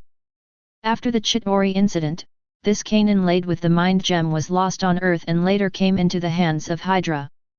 Hydra wanted to use it to develop weapons, but unfortunately, it was taken away by the Avengers not long after. Mrs. Viper said, "This thing was taken from Zemo by the Avengers when they attacked him. I hope you can get it back." Mang closed his eyes and thought. At that moment, Crossbones, who had a hot temper, grabbed his collar and lifted him up. "What are you thinking, you BD lawyer? Isn't it your honor to serve us Hydra? Don't be surprised, this is actually the normal way of doing things for Hydra." In Crossbones' opinion, they could just hire a lawyer to file a lawsuit and directly arrest his family and friends to threaten them. There is no need to spend so much money. Now, they paid so much money, and this lawyer still wanted to consider it. How could Crossbones accept this? Before Stark could stop him, Mang said, "Don't kill him. Hydra is our client. Let's avoid damaging the relationship." Before Crossbones could react, a huge arm made of vibranium pressed down on his shoulder and crushed it. Crossbones screamed in agony, and before he knew what was happening, he was lifted up by Quicken. Several Hydra soldiers immediately put their hands on their guns, but Strucker yelled, "Stop!" Just kidding, Crossbones didn't know the situation, but that didn't mean that Stark, as a senior executive, didn't know either. This monster in front of him, who could blow up half of the port with one punch, was about to piss off Mang, and no one present would be able to return alive. Mang straightened his suit, sat down on the sofa, and said to Stark, this is my territory, you have to follow my rules. Mr. Stark, your men seem a little ignorant. Accompanied by Electro and Kraven, Radiant carried Crossbones and walked into the small room next door. After a while, Crossbones' screams and the sound of heavy blows were heard from inside. The Hydra members at the scene were all terrified, they didn't understand what was going on with this law firm. They were Hydra. Now someone was torturing their SS colleagues in front of them, but as high-ranking officials of Hydra, Madame Viper and Baron Strucker dared not even breathe. This is really abnormal. Stark wiped the sweat from his forehead and said, Lawyer Liu, it was my subordinate who shouldn't have been disrespectful to you. I apologize to you on his behalf.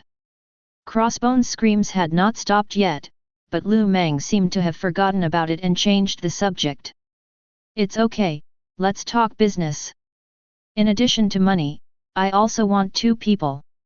People? Yes, I remember you have 2 mutants. One is codenamed Quicksilver, and the other is Scarlet Witch. They are Magneto's orphans. My subordinate Mystique is their aunt. I am her boss, and I definitely cannot let her juniors suffer outside. Baron Mo said, yes, these 2 mutants are in my hands. Lawyer Liu means that as long as I hand over these 2 people to you, you will help us take back the Mind Gem, right? For Hydra, Scarlet Witch and Quicksilver are both good combat forces, but they cannot be compared with the value of an infinite gems. For Lu Mang, the Mind Gem used to develop artificial intelligence is meaningless to him, after all, he already has brilliant. It turned out that they both got what they needed. Lu Mang immediately nodded and said, okay. It's a pleasure to work with you. Chapter 36. 2 Hydra soldiers carried Crossbones, who was beaten beyond recognition, out of the law firm. Only then did Mrs. Viper breathe a sigh of relief. Crossbones, you should be thankful you're still alive. Strack said, I know this lawyer is very strong, but why? Isn't it said that he is the greatest public interest lawyer? Public interest lawyers are all idealists and good people. This is the public's perception of this group. Baron Mo sneered, public interest lawyer? I really admire the fabricated ability of these media. The guy in it is the same as us, or even worse than us. Otherwise, how could that group of villains feel at ease to regard him as the boss? Uncle Stark, do you know the previous lawsuit between the Shower-He Society and Lawyer Liu? In fact, this is also the reason why Strack respects Lu Mang. The power of the hand is so great that even a single faction of Hydra might not be able to take it down. But Lu Mang did it, and did it beautifully. I definitely knew about the lawsuit, and that's why I thought he was a good person. Madame Viper took over the conversation and said, those who punish bad guys are not necessarily good people. Lu Mang went to the Hand and Society because the Hand and Society sent a killer to him. A killer? This? Yes, if you dare to use force on him, he will cross the Pacific Ocean to destroy your family. This is the lawyer's style of doing things. So we should be careful when dealing with him in the future. He is vindictive and vicious. Ever since Lu Mang killed Madame Gao, the Viper gang has had this perception of Lu Mang. Strack glanced at the bloody and unconscious Crossbones, then shook his head and said, have times changed? When did New York lawyers become so scary? After that, he got into the car with the other 2 Hydra leaders. 2 days later, a major event shocked the world. Ultron, the artificial intelligence developed by Tony Stark, went out of control and launched the entire Sokavia Republic into the sky, attempting to use Sokavia as a meteorite to destroy the entire Earth. With the concerted efforts of the Avengers and S.H.I.E.L.D., Ultron was eventually destroyed, but the accident caused the deaths of tens of thousands of people. As the instigator of all this, Tony Stark is in a state of panic every day. But he still doesn't give up and still hopes to use the vibranium body and mind gem left by Ultron to develop a perfect artificial intelligence. At the moment, the thing Black Widow was most worried about happened. A subpoena from the court made every Avenger's heart rise to their throat, because the lawyer's letter attached to the envelope clearly stated a name they did not want to see at all, Mang. Damn it, damn it. I knew it, Tony Stark, you idiot, you've ruined us all. At Avengers headquarters, Tony Stark slammed the tools in his hand on the workbench and was silent for quite a long time. When Black Widow calmed down, he turned around and asked, "He wants to send us to jail?" Banner shrugged and said, "No, that's worse. He wants you to return the infinite gems to Hydra." "What did you say?" "He wants you to return the infinite gems to Hydra." Tony Stark revealed, "Tell him to get lost, I'd rather go to jail and say I lost it." Black Widow said, "You should tell this to the judge. What will happen if the infinite gems are returned to Hydra? It's easy to imagine that these guys will use them to develop weapons of mass destruction. If Hydra succeeds, there will be huge chaos." Dr. Bana said, "From Congress to S.H.I.E.L.D. to the public, no one wants to see this happen. Is that lawyer Lou out of his mind? Why would he file a lawsuit like this?" Black Widow said, "The problem is, we thought the same thing during the Rogers case, and there was no chance of winning the Mystique case. But he won, and Tony Stark was beaten into the hospital by the people of Rage because of this. Ugh. That's enough, Natasha Romanoff. If you dare to say anything about this again, I'll wring your throat." For Tony Stark, who loves his reputation, this incident is the greatest shame in his life. If possible, he even wants to invent a global brainwashing device to make everyone forget about this incident. Black Widow pointed at Iron Man and said, "Okay, I won't talk nonsense. There is still a week before the trial. Tony Stark, no matter what method you use, you must not lose this case. If the infinite gems are really taken back by Hydra through legal means, I will throw you off your building directly." Tony Stark covered his head in pain. Chapter 37. Return the infinite gems to Hydra? After knowing the contents of Mang's lawyer's letter, it wasn't just the reporters who went crazy this time.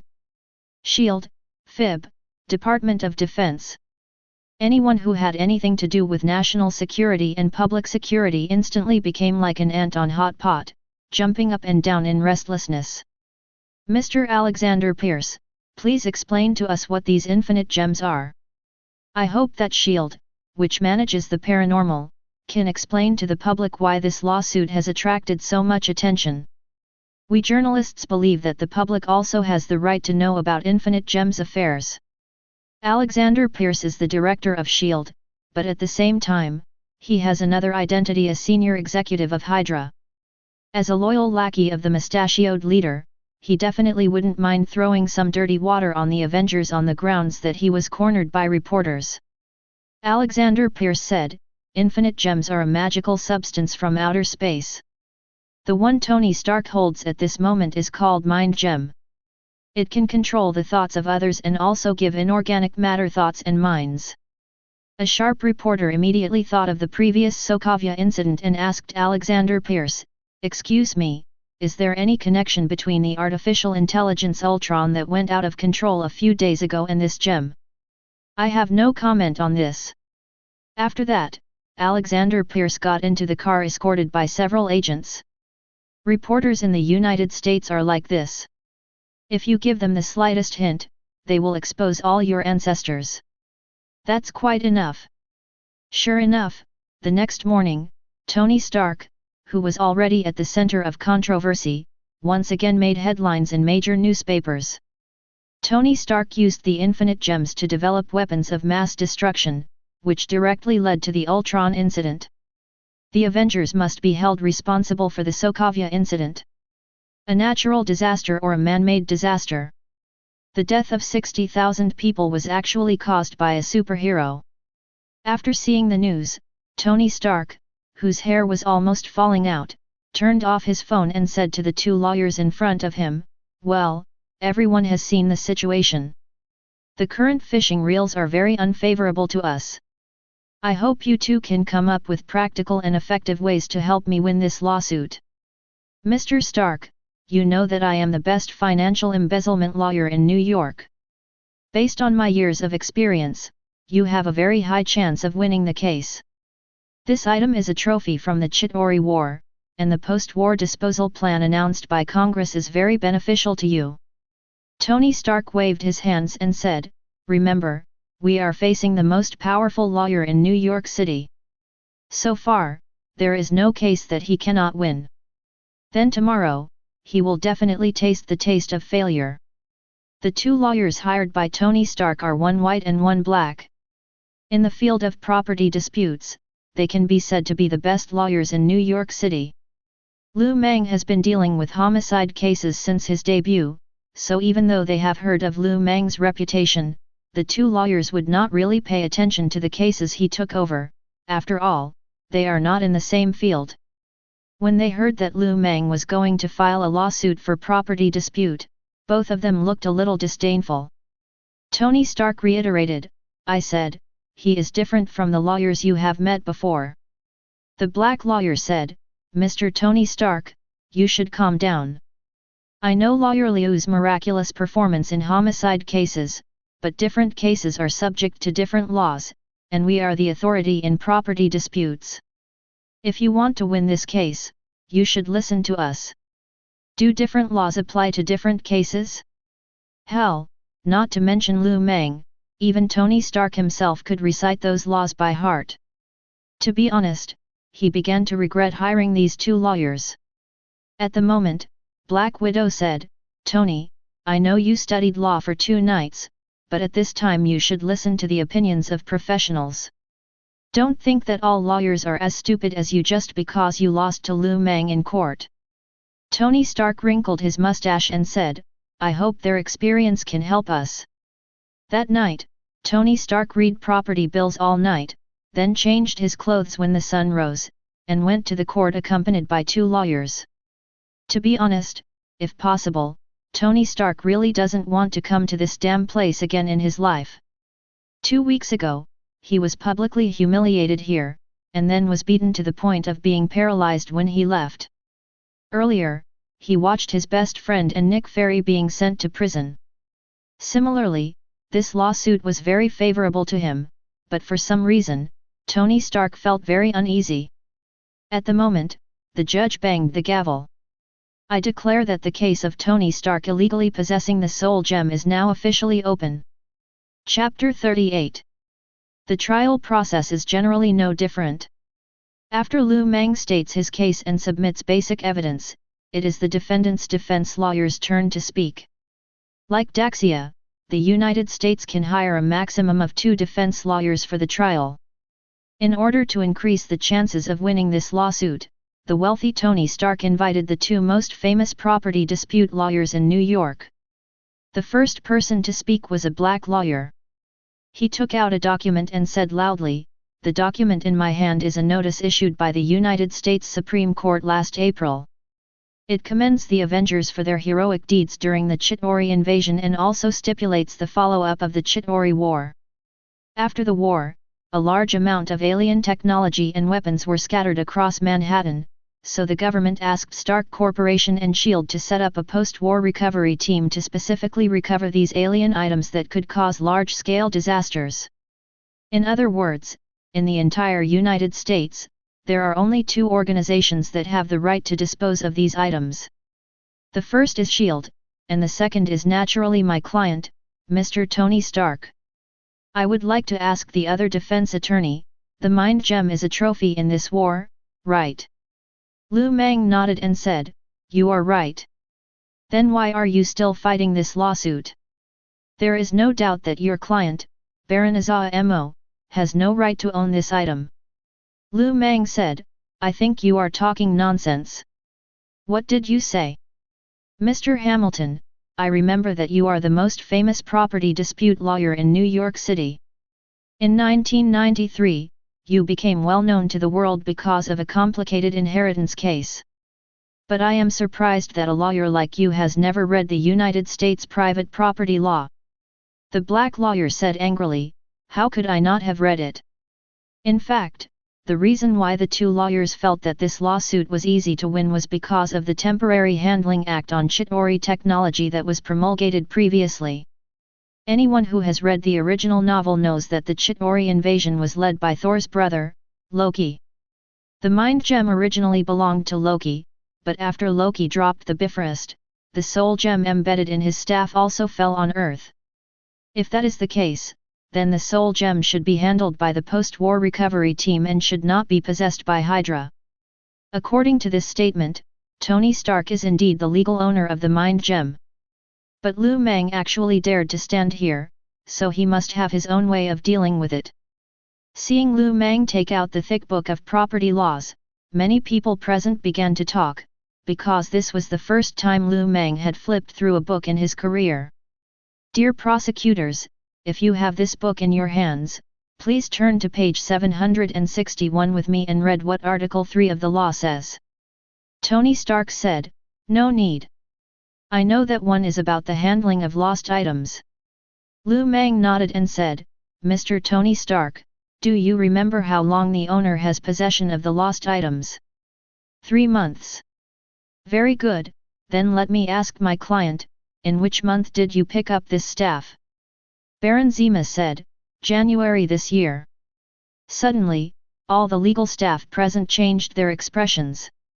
The statute of limitations for lost property means that if an item is lost, the owner still has the right to possess the item for the next 3 months. If the item is picked up by someone else within these 3 months, the owner can take legal action to get the item back free of charge. However, if the time is more than 3 months and the loser has not reported the case to the police, then the item will automatically belong to the person who found it. Did Tony Stark call the police and say he had lost a mind gem within 3 months of the Chitauri attack? You're kidding, he probably didn't even know the existence of this staff at that time. Then according to Lu Mang's logic, no matter whether the staff was lost by the Chitauri or Tony Stark, half a year had passed when Baron Zemo Jr. saw it, so it should naturally belong to Baron Zemo Jr. The legal staff's faces changed drastically because the temporary law regarding the Chitauri incident was in conflict with the property possession law. According to the temporary law, the gem should belong to Tony Stark, but according to the property law that has been used to this day, it should belong to Baron Zemo Jr. The judge flipped through the page of the code that Lu Mang mentioned, and then he started to curse. How could this happen? Those guys in the Supreme Court, don't they have any brains when they revise the law? The prosecutor also asked, how do you want us to judge this? That's right. There are paradoxes in the legal provisions. How do you want us to try our case? Chapter 39. From the judge to the prosecutor, everyone was dumbfounded. This conflict is buried so deep in the legal literature that it only comes into play if soul gems are interpreted as lost items. God knows how Lu Mang found this loophole in that thick law book, but there is no doubt that his explanation is completely feasible. Tony Stark's defense lawyer was confused, the judge was confused, and the jury was confused. After finding out the whole story, many jurors stood up. What? There's something wrong with the legal documents. We, the United States, have the most complete legal system in the world. How can there be paradoxes in the legal provisions? So, we as a jury must vote. Tony Stark's lawyer raised his hand and said, Judge, the post-war settlement method is a bill that only came into effect in April last year, and the property protection law that lawyer Lu Mang mentioned is a law from 1993. If the two laws conflict with each other, the most recently enacted law should prevail. Lu Mang also raised his hand and said, Judge, the post-war settlement method is a temporary law, but what I am talking about is the formal law that has been in use for more than 10 years. The property protection law should prevail. Silence. Silence. Silence. The judge shouted silence 3 times in a row before the commotion at the scene was suppressed. Such a situation is considered a very serious accident in the judicial process. The inconsistency of the law would originally cause irreversible damage to the judicial authority, so the judge did not listen to the opinions of either party and directly called the Supreme Court. Baron Zemo leaned his head close to Lu Mang's ear and said, if the laws conflict with each other, the jury will vote. Are you sure these people will vote for us? Lu Mang said, "Don't worry, this is my purpose."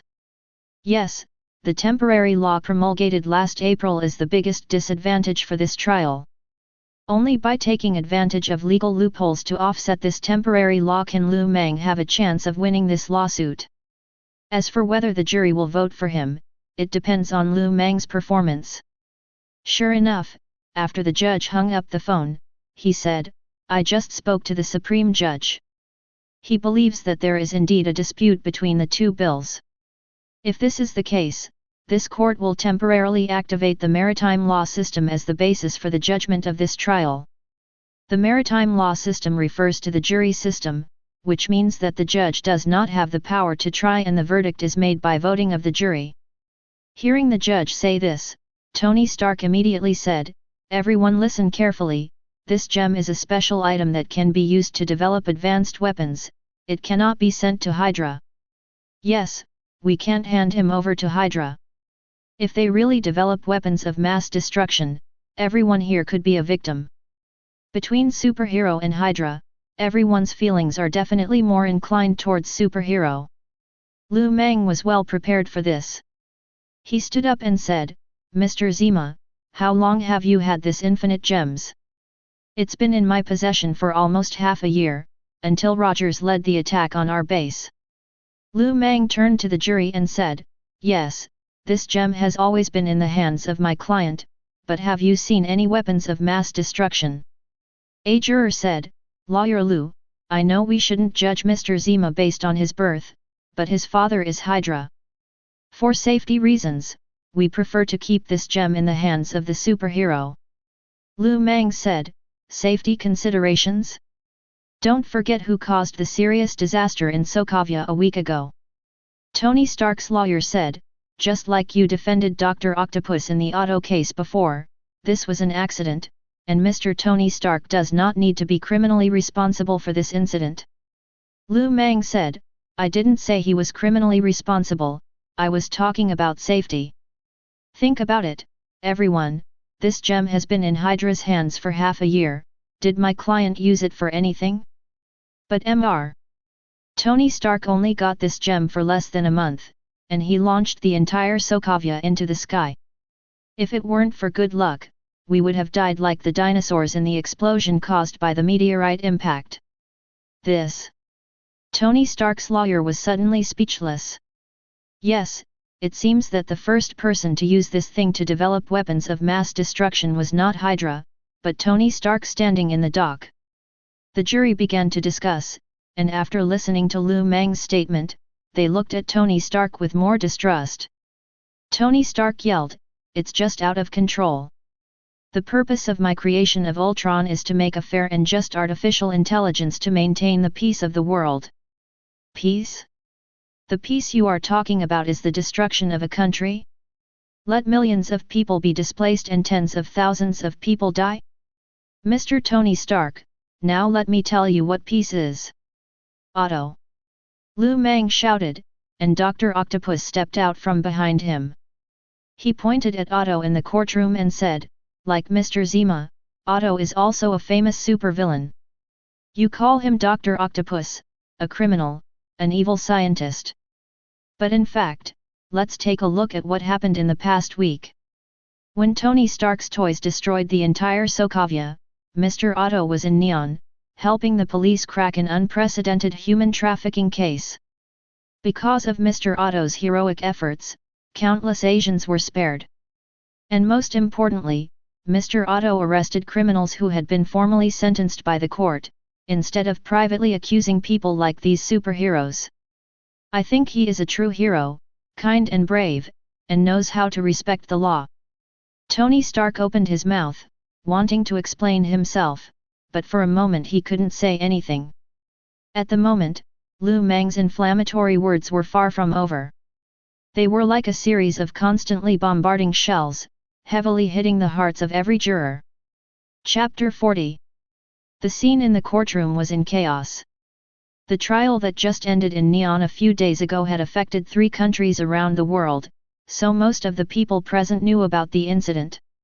When the members of the Hand were preparing to escape on a boat carrying the hostages, Dr. Octopus did take action and helped the police stop the remnants of the hand. Mang said again, Raven. Next, Mystique stepped up again. Mang said, if I remember correctly, 2 weeks ago, we were still discussing in this court whether Ms. Raven had the right to live. But I believe everyone knows that it was also in Neon that Ms. Raven disguised herself as the leader of the criminals, risked her life, and went deep into the inner circle of the hand. Only then did she obtain the key evidence and bring the hand to justice. Tony Stark's lawyer said, what on earth do you want to say? This has nothing to do with this trial. You are just using these two people's righteous actions to damage my client's reputation. They are not related to this trial at all. Why is it not related? Mang pointed to the young Baron Zima in the plaintiff's seat and said, in my opinion, my client is the same as these two. They are all misunderstood by the world because of their past mistakes. No, forgive me for the slip of the tongue, my client Mr. Zima has never committed a crime. But just because his father, the old Baron Zima, was a member of the Nazi Party, we look at him with tinted glasses. Think about it, is it fair for us to do this? The decision of this trial is now in the hands of everyone present, but before we start voting, I would like to ask, why can't we be more lenient to those who have had bad deeds in the past or were born in a bad family? Just imagine, if we had thrown Mr. Otto into prison in the previous trial, would there be heroes fighting for the innocent in Neon today? If we sentenced Raven to death, would the grievances of those innocent people who were persecuted by the hands and the society be redressed? On the one hand, you hope that Mr. Zima will be a good person, but on the other hand, you have a deep prejudice against him and look at him with suspicion and malice. Even if he has not made any mistakes, even if the person standing on the opposite side of him is ABD who just killed tens of thousands of people in Sokavia, you still choose to hand over what originally belonged to him to Tony Stark. I want to ask, why? The entire courtroom became so quiet that one could hear a pin drop. Mang looked around and then began to cry. Mr. Zima has been protecting polar bears in Siberia, actively improving the ecology, and trying to change the lives of local people. He has worked hard for 4 years to change the prejudice caused by his father being a Nazi. Why can't everyone face him squarely? Why can't everyone put aside their background and take a good look at this person? The judge said, okay, Lawyer Lou, let's stop making polar bear jokes. I admit that we have some problems with Mr. Moser, but please don't insult our intelligence. At the moment, the mysterious man took out a thick stack of photos and distributed them to the judge and each jury member. When seeing the scene in the photo, everyone lowered their heads in shame. This Hydra, is he really protecting polar bears? How is this possible? This photo seems to be okay. The judge looked down and saw a photo of Baron Zima in a protective suit, holding a tube of vaccine and taking a photo with an anesthetized polar bear. He had a bright smile on his face, and he looked like two completely different people from the man in the dock. Tony Stark's lawyer pointed at Mang and said, this must have been taken recently. Mang said, it's June now. Look at the thick ice in the photo. It's clearly the severe winter weather in Siberia. Could it be that Mr. Zima traveled through time? Did he go back to the past to take this photo? This must be fake. Whether it's true or not, you can let the evidence officer examine it now. Tony Stark's lawyer was dumbfounded, and even Baron Zima himself was dumbfounded. He couldn't remember when he had really protected the polar bear. But the evidence officer raised his head at this time and said, it's true. Just kidding, Mysterio is the most outstanding special effects master in the Marvel world. It would be strange if a forensic officer could tell the authenticity of the photos he took. The judge sighed heavily and said, well, maybe we should really look at Mr. Zima in a different light. Now please vote. Those who agree that the infinite gems should belong to Mr. Zima, please raise your hands.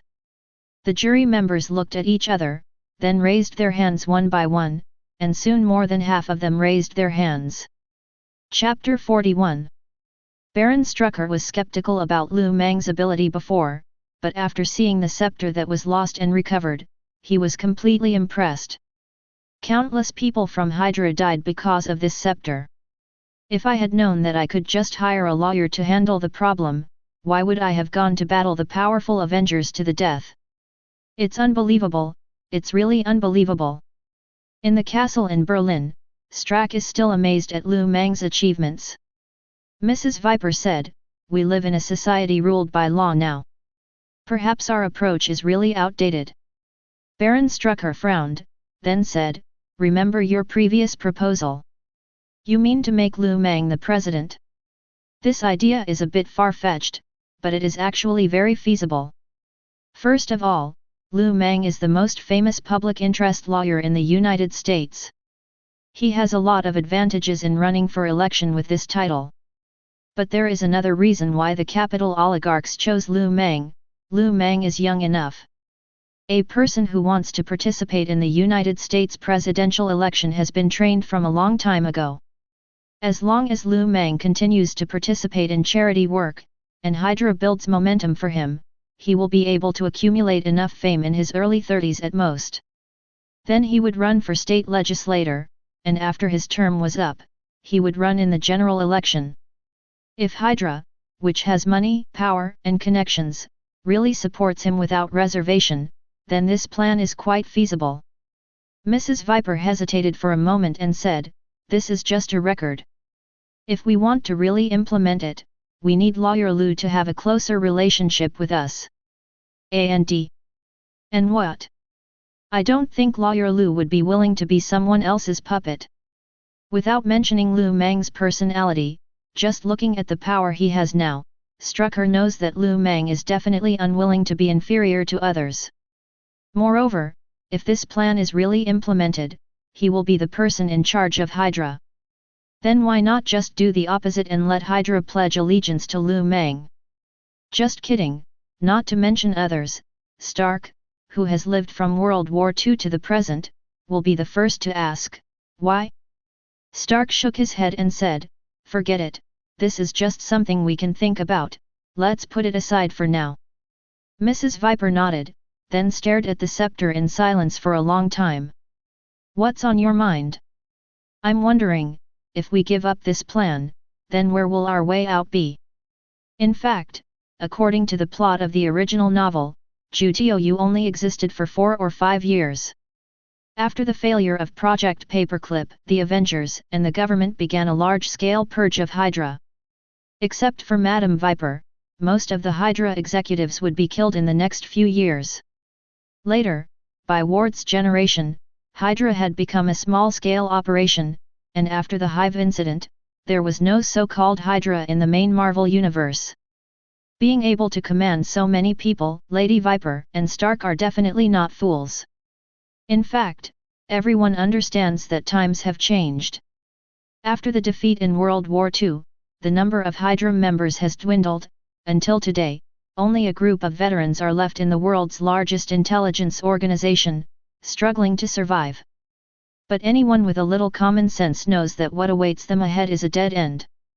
At this point, Stark's heart seemed to be hung with a weight, sinking into the deep, dark abyss. Meanwhile, at Avengers headquarters, Black Widow is furious.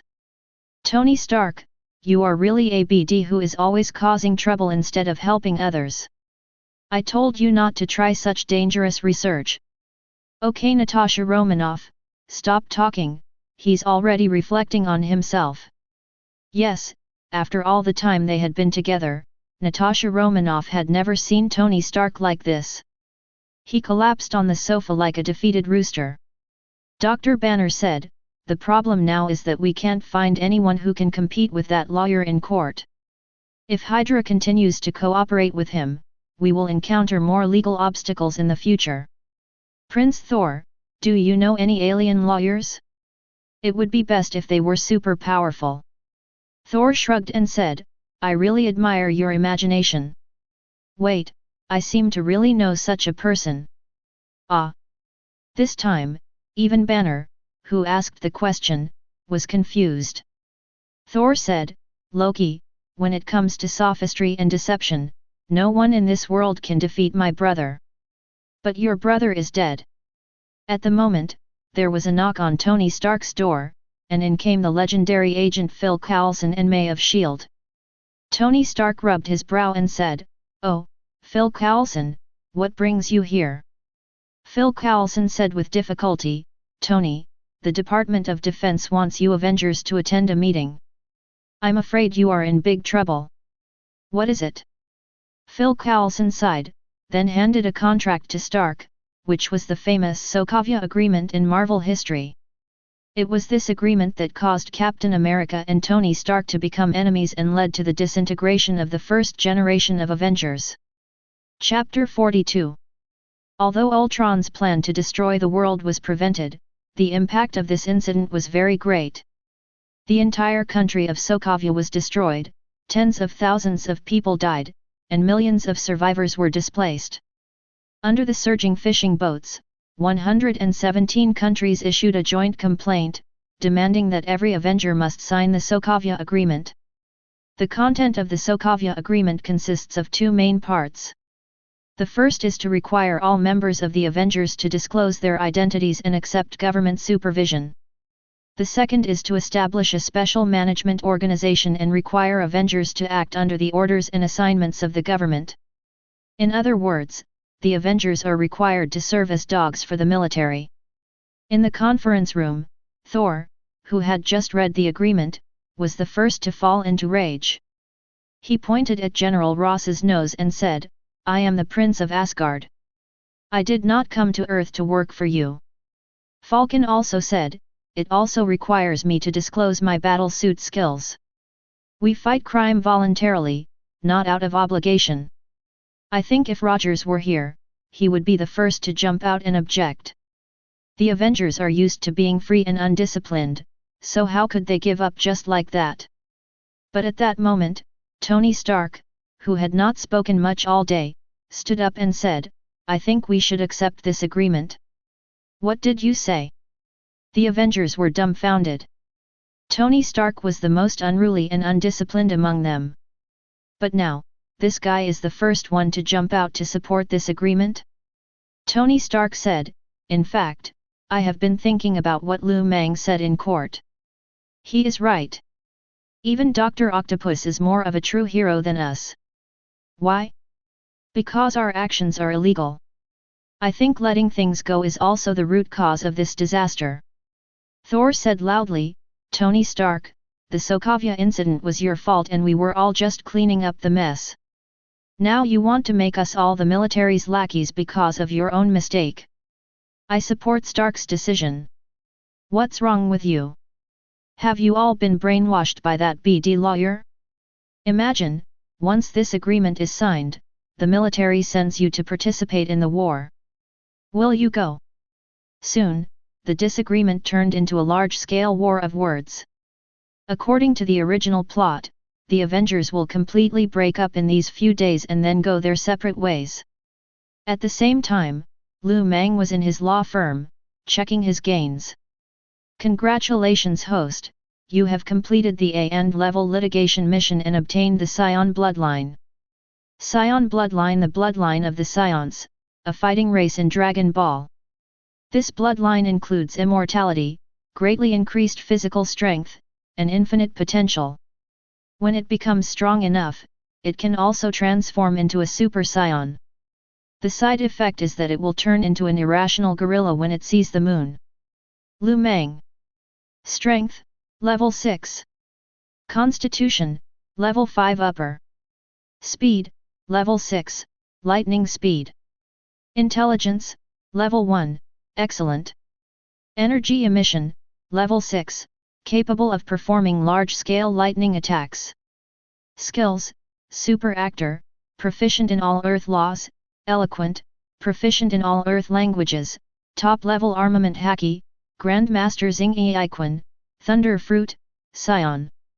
Overall evaluation, level sub-Godfather medium. This is too much.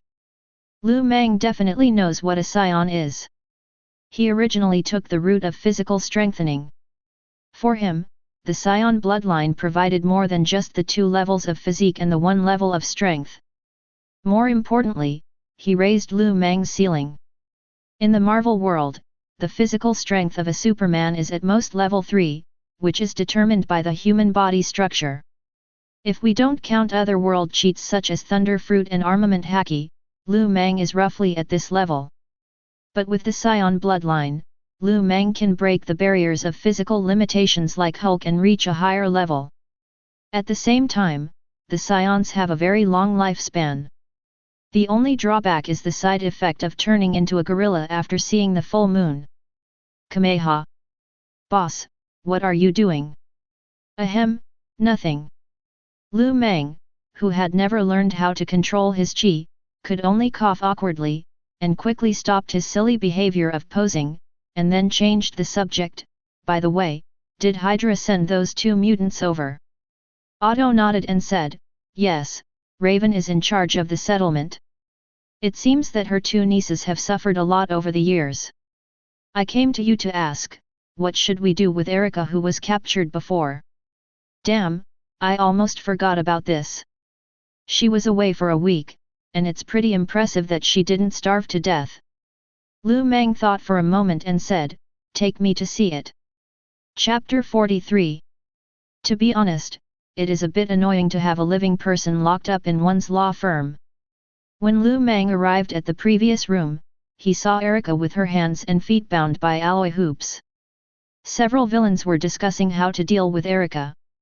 Lu Mang touched his chin and said, or, let's feed the fish. Hunter Craven raised his hand and said, this girl is pretty. It would be a shame to kill her. Everyone looked at Hunter Craven with disdain. Lu Mang asked, do you want to have some fun first? The hunter immediately shook his head and said, what are you thinking? What I mean is that I have 12 brothers in Africa. There are not many women there. Why not send this woman to Africa and let her bear children for the dozen brothers who can't find wives? When the dying Erica heard this solution, her face turned even paler with fright, but the villain behind her made a new suggestion. Toad raised his hand and said, when we were in the Mutant Brotherhood, I was the one who dealt with people like this. Boss, thank you for taking us in. If you hand him over to me, my venom can melt him directly. Then flush him down the toilet, and I guarantee that there will be no traces of cobweb. Lu Mang nodded repeatedly and said, yes, this is a good idea. It is environmentally friendly and hygienic, and will not leave any future troubles. Vulture added, boss, I recently developed a manned space rocket, which is still in the test stage.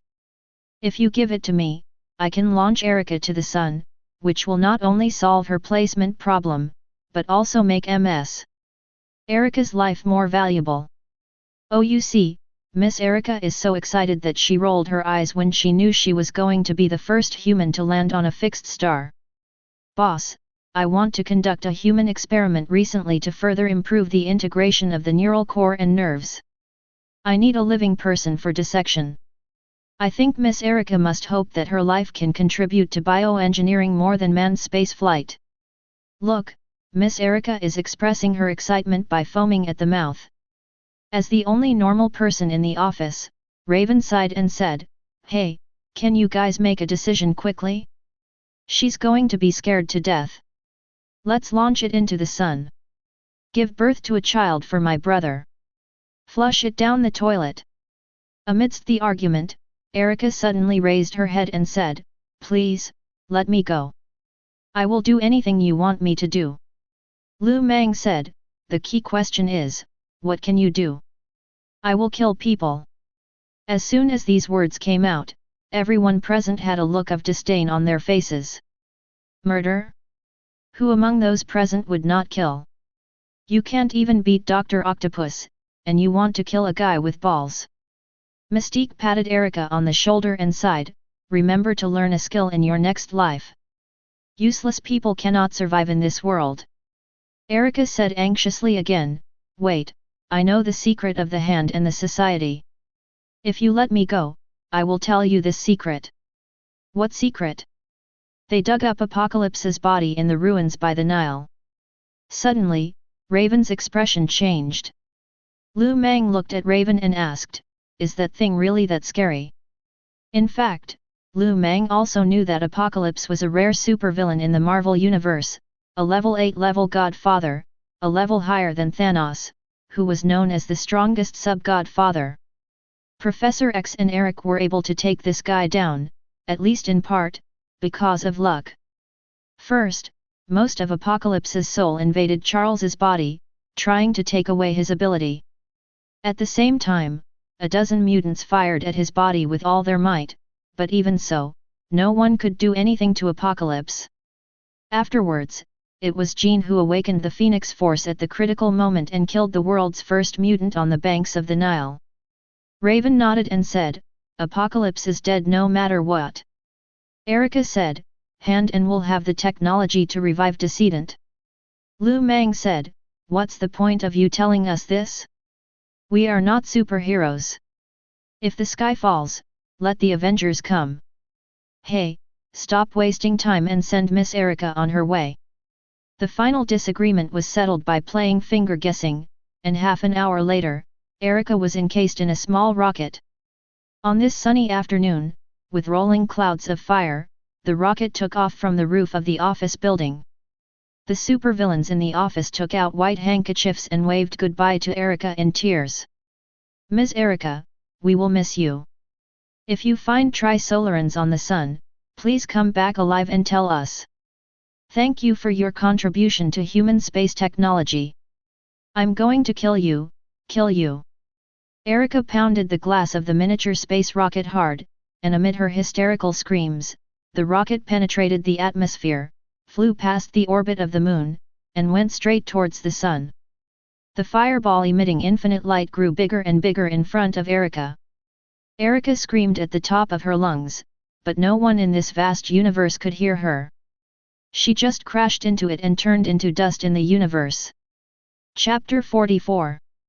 The next morning, the news that the Avengers had fought in Congress shocked the world. Except for Tony Stark and War Machine who signed the agreement, everyone else became fugitives and was wanted worldwide. After learning about this, Rogers, who has always been law-abiding, made a decision to escape from prison. "Captain, are you leaving?" Rogers walked to the prison gate and said to the guard, "Excuse me, someone needs me. I'll be back when I'm done." The two old jailers looked at each other, then opened the door for Captain America. "You will be fired if you do this." The guard cut off the power to the surveillance system and said, "No, we didn't do anything. It was just that the prisoner Rogers took the key from us." "Thank you. Captain, we believe in you. If you say you will come back, you will definitely come back. Captain America is such a person, he keeps his word, is humble and polite. Sometimes, he is even a little too rigid. But because of this, he is respected by everyone." In the original work, Captain America shouted on the radio, "I need support." All the soldiers dared to disobey the government's orders and directly flew fighter jets into the air, because everyone believed that politicians might be evil, but Rogers was always right. But at the moment, the two prison guards did not know that the man walking towards the sunset was about to turn the entire Avengers Alliance against each other. Thor announces his departure from the Avengers Alliance and returns to Asgard. The Supreme Court has declared that all Avengers except Iron Man and War Machine are wanted internationally. Captain America escaped from New York City's maximum security prison this morning. "FK, boss, have you read this morning's newspaper?" "I saw it." According to the original plot, after Captain America 3 begins, the Infinite War is not far away. It won't be long before Thor, who has left the Avengers Alliance, has a big fight with his sister in his hometown, and even blows up the entire Asgard. Then, Thor, who is fleeing in the starry sky with his people, will run into the crazy purple potato spirit in the starry sky. In the Marvel world, Alpha God is already very powerful, but Lu Mang still doesn't have the confidence that he can survive Thanos' snap. Lu Mang groaned in his boss chair, then asked his secretary, "Are there any difficult lawsuits recently?" Mystique said, No, they are all civil lawsuits that you don't like. Lu Mang thought about it, and then asked the system in his mind, System, if I help all the Avengers to redress their wrongdoings, what level of difficulty would it be? Difficulty rating? S level. The system believes that this lawsuit is extremely difficult. Lu Mang snapped his fingers and said, Prepare the car. Mystique was stunned and asked, Where are we going? Definitely trying to trick Tony Stark.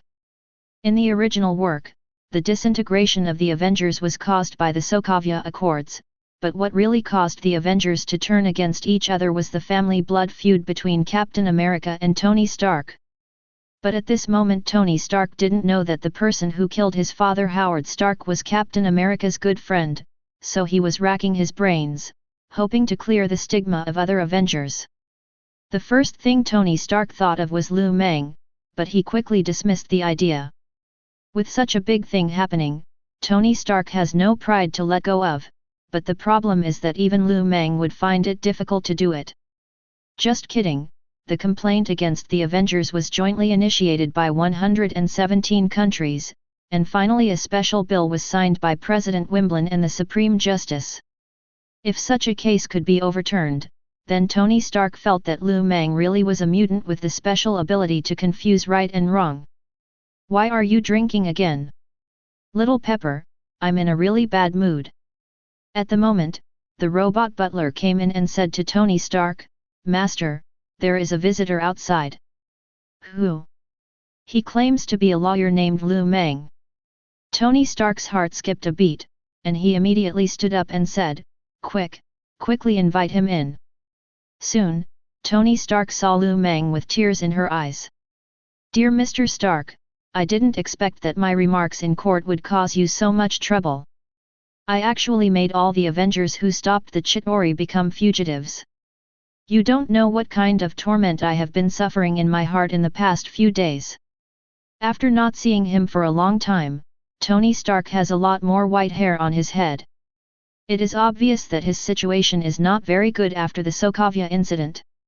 Lu Mang was able to put aside his past grudges at this time. Tony Stark was definitely relieved after a long drought. He immediately invited him to sit down and took out a check. You can name your price. But this lawsuit, is it really possible to win? The bill signed by the President and the Supreme Court Justice cannot be repealed. Lu Mang smiled and said, It can definitely be abolished. As long as the money is in place. Tony Stark gritted his teeth and said, How much do you want? Lu Mang raised a finger and said, 100 million. Everyone present couldn't help but open their mouths. Tony Stark's total assets are more than $12 billion, but remember, these are assets, not cash. In order to get this money, Tony Stark must sell most of the shares of the Stark Group. Can this be cheaper? Lu Mang said in embarrassment, You know, this lawsuit is very difficult. I need a lot of money. Tony Stark knew that Lu Mang was taking advantage of the situation, but thinking that this incident was caused by himself, he gritted his teeth and said, As long as you can do it, I am willing to sign a defense agreement with you now. Chapter 45. It is said that lawyers are robbers without guns. Today, these villains have witnessed it. After coming out of Tony Stark's mansion, Mystique asked again, Boss, it's not that I don't believe in your ability, but is it really possible to win this lawsuit? The current Mystique is no longer the same Mystique as before. After following Lu Mang around various courts for such a long time, she has begun to have a keen eye for some cases. Because of the Sokavia incident, the whole world is complaining. The wanted list for the Avengers is not only legal and reasonable, but also rational. No matter from which angle you look at it, this is a lawsuit that is impossible to win, and Tony Stark knows this. If he hadn't thought about his colleagues having to hide for the rest of their lives, or even go to jail, Tony Stark would never have given it to Lu Mang for blackmail. Lu Mang said, Under normal circumstances, it is definitely impossible, but if the initiator of this bill, His Excellency the President, is Hydra, then it is possible. Mystique screamed, Boss, have you been infected by Otto and the other 6 idiots? Don't scare me, turn around and go to the mental hospital immediately. Lu Mang yelled, idiot, if I say they are Hydra, then they are Hydra.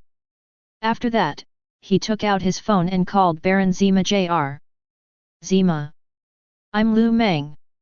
It's like this, I have something and I want to ask you for help. When Lu Mang hung up the phone, everyone in the business car sat far away from him and looked at him with extremely horrified eyes. What happened to you all? Mystique said, Boss, you are the biggest gangster I have ever seen in my life. We are afraid that you will sell us out one day. Lu Mang nodded and said, how do you know? My name in Huxia is pronounced the same as Lu Mang. The president of this term was Wimberlin, who took office after President Lango died in the Mutant riots. Although he did not achieve any effective results, there was little negative news about him. According to the schedule, his term would end in 2 months at most, but just when Wimberlin was about to land safely, a lawsuit from the court brought him to court. In an instant, all the media were reporting on this incident. Tony Stark is suing President Wimberlin for being Hydra. Oh my god, is Iron Man crazy? What's even more bizarre is that his lawyer is actually lawyer Lu Mang. Crazy, crazy. Has there ever been a president in the history of the United States who was sued and removed from office? The answer is yes, and quite a few. The most tragic one was a certain weird president during the Watergate scandal, who was caught by the media having an office romance and was then impeached by the Supreme Court. This may be the first time in thousands of years of human history that a head of a major country has been impeached for such a trivial matter, so don't ever think that Americans are really open. All in all, being President of the United States, you have to be very careful. Because the media and the public require you to be a perfect person, any small flaw may become a fatal injury. When Lord Wimberlin received the news, he was extremely angry. Hydra? They said I was Hydra? I'm the president of the world's largest superpower, why would I join Hydra? Am I out of my mind? Mr. President, please calm down. How can I calm down? They say I'm Hydra, a Nazi? These 2 lunatics should be arrested now. The Secretary General said, Mr. President, please stay calm. The prosecutor is reviewing their complaint and evidence. Whether to prosecute depends on the Supreme Court's opinion. The pot-bellied Wimberlin waved his hand and said, tell the Supreme Court immediately to stop this ridiculous lawsuit. The Secretary General sighed and said, Mr. President, the United States is a country with separation of powers. You only have executive power. Whether this lawsuit is effective or not is up to the Supreme Court to decide. Damn it! The President slumped in his chair. He never worried about whether he could win such a ridiculous lawsuit. The key point was that if the court really sued him as Hydra, even if he won, his reputation would be severely affected, and even directly led to his failure to be re-elected. Now he can only pray that the other party's lawsuit and the basis for the prosecution cannot convince the Supreme Court, otherwise he will be in big trouble. Since the news came out, his cell phone has been ringing non-stop. Lord Wimberlin was so angry that he simply turned off his cell phone and said to his driver and bodyguard, drive, I want to go out for a walk. Chapter 46. As the head of state, Wimberlin has experienced countless storms. Whenever he encounters troubles, he will send his bodyguards away and stay alone in this secluded park for a while. Today, the square in the park is still filled with white doves, and a lady in a floral dress is feeding the pigeons there. God knows, Wimberlin, who was born into a famous family, has seen many beauties, but few can compare with the beauty in front of him. Her fierce facial features satisfy every European and American's imagination of sexiness, and her slender figure is like a secret that tempts people to commit crimes, hidden behind that silk dress. Seemingly tired, she casually sat down next to Wimberlin and said, hello. Do you mind disturbing me? Wimberlin asked curiously, you don't know me. The woman was surprised and asked, why should I know you? Wen Bolan breathed a long sigh of relief. Having been in a high position for a long time, he actually wished to have a calm chat with others like this. You're not from the United States. Well, I'm traveling from Europe. I'm not familiar with Washington, and I haven't found a good place to visit yet. Then you've asked the right person. Unconsciously, the two began to chat, and it was not until late at night that Wen Bolan stood up from the park bench and said, "It's getting late. It's a pleasure to communicate with you. Maybe it's a bit abrupt to ask this. Will I see you again in the future? I'll be here for the next week." Wen Bolan smiled, then got up and left. Being able to sit at the pinnacle of power in the United States, Wimberlin may not be extremely outstanding, but he is a very cautious person. To be honest, he had a crush on this woman, but considering Clinton's tragic end, he would never think of it as an extramarital affair. Once those gossipy reporters caught him, he would be in big trouble. But this did not prevent him from finding comfort in this well-spoken, beautiful, and elegant woman. In the following days, he came here almost every day and chatted with the lady for a while. A week later, the woman decided to return to Europe and kissed Wimberlin on the cheek before leaving. "Sir, you are charming, but I must say goodbye." Wen Bolan felt lost, but as an adult, he soon forgot about this relationship until 4 days later, when a video went viral on the internet. What? Lord Wimberlin is meeting with the Hydra leader in private. Is this true? Wow, there's actually a video, and it's so clear. The videos were shot very late, and were a bit far away, so only the screen was available. In particular, the kiss of Mrs. Viper was used as the cover and placed horizontally at the top of major websites. The title above reads, "President Wimberlin is actually the lover of Mrs. Viper." Suddenly, the whole United States was in an uproar. Who is Madame Viper? She is the leader of the Hydra Viper Party.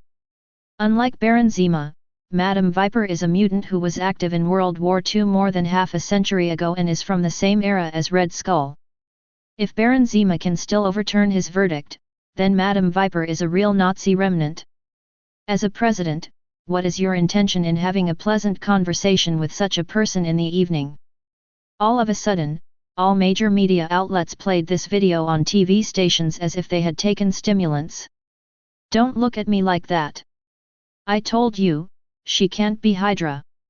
She just looks like one. Mr. President, please calm down. We all believe in you. At the moment, an aide rushed in and said to Wimberlin, "Oh no, Mr. President, turn on the TV quickly." Wen Bolan immediately turned on the TV and saw Lu Mang's disgusting face. On a famous talk show, Lu Mang was using someone else's show to speak out. As a legal worker, my duty is to uphold judicial justice. I know that this lawsuit may bring serious consequences to myself, and I may even be thrown into prison. But I must stand up, because justice must be done and people must see it. President Weinberg, this hidden Hydra, he designed to turn all the Avengers into fugitives, just to achieve their goal of ruling the world. The host interrupted, "Wait a minute. Lawyer Lu, I remember you were still scolding the Avengers a few weeks ago, saying that they were all criminals who knew the law but broke it." Lu Mang covered his chest and said in a sad tone, "I scolded them because I was disappointed with them. Actually, Baron Zemo and I have been discussing an out-of-court settlement with Captain America to release him. In my mind, the Avengers are all superheroes. I hope to teach them to respect the law in this way." The host wiped his sweat and said, "But Lawyer Lu, is it really okay to appeal against the president just because of a video? You know, there are many people in the world who look alike." Lu Mang said, "There are definitely many people who look alike, but the person in this video is definitely Madame Viper, a Nazi remnant, because I have asked professionals to compare it with the wanted posters of the past 50 years. There are many people in this world who look alike, but even twins cannot look exactly the same. By using software comparison, professional judicial personnel can easily determine whether the woman who met with the president is Mrs. Viper." This despicable lawyer, he is talking nonsense. At the moment, several SHIELD agents appeared at the door. They bowed to Berlin and said, "Mr. President, please come with us." The president yelled, "Do you have an arrest warrant? Who signed it for you?" An agent took out a piece of paper and placed it in front of the president, saying, "We don't have an arrest warrant, but we have a court summons. Mr. President, you are now a suspect." Suddenly, only one thought remained in Berlin's mind, that woman was really Hydra. Chapter 47. Generally speaking, SHIELD is responsible for matters related to Hydra aliens, so naturally, President Weinberg was taken to the detention center located at SHIELD headquarters. He was not worried about what SHIELD would do to him, because under normal circumstances, the people behind him would bail him out in 2 days at most. What really made Berlin extremely annoyed was the impact of this incident. Alexander Pierce, how dare he, how dare he? There's no point getting angry now. If I were you, I would focus on the lawsuit first. Tony Stark's lawyer is very good. Awesome? No matter how awesome he is, can he frame a president as a Hydra member? Sitting in front of Berlin was an old Jewish man, Bill, a famous Wall Street tycoon and the political financier behind Berlin. Bill took a long drag on his cigar, then exhaled a long puff of smoke and said, "You probably don't know this lawyer well, otherwise you wouldn't say such arrogant things. It's been widely rumored in New York that there is no case in the world that he can't win." Berlin narrowed his eyes and asked, "What are you going to do?" Bill said, "Berlin, we worked so hard to support you, not to watch you fall.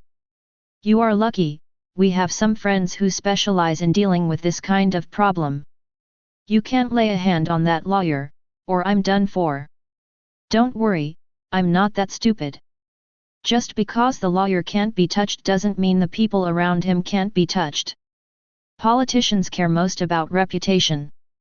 If Berlin sent people to feed peanuts to Lu Mang like the Hui did, then even if he succeeded in killing Lu Mang, it would be a failure for him.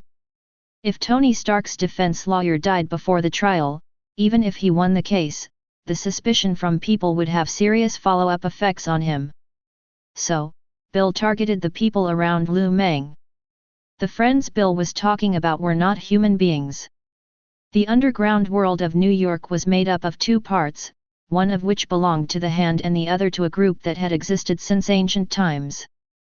Visindi magicians, ghost riders, and blade warriors, led by the Ancient One, are all hunting them, but countless years have passed and these guys are still alive and well.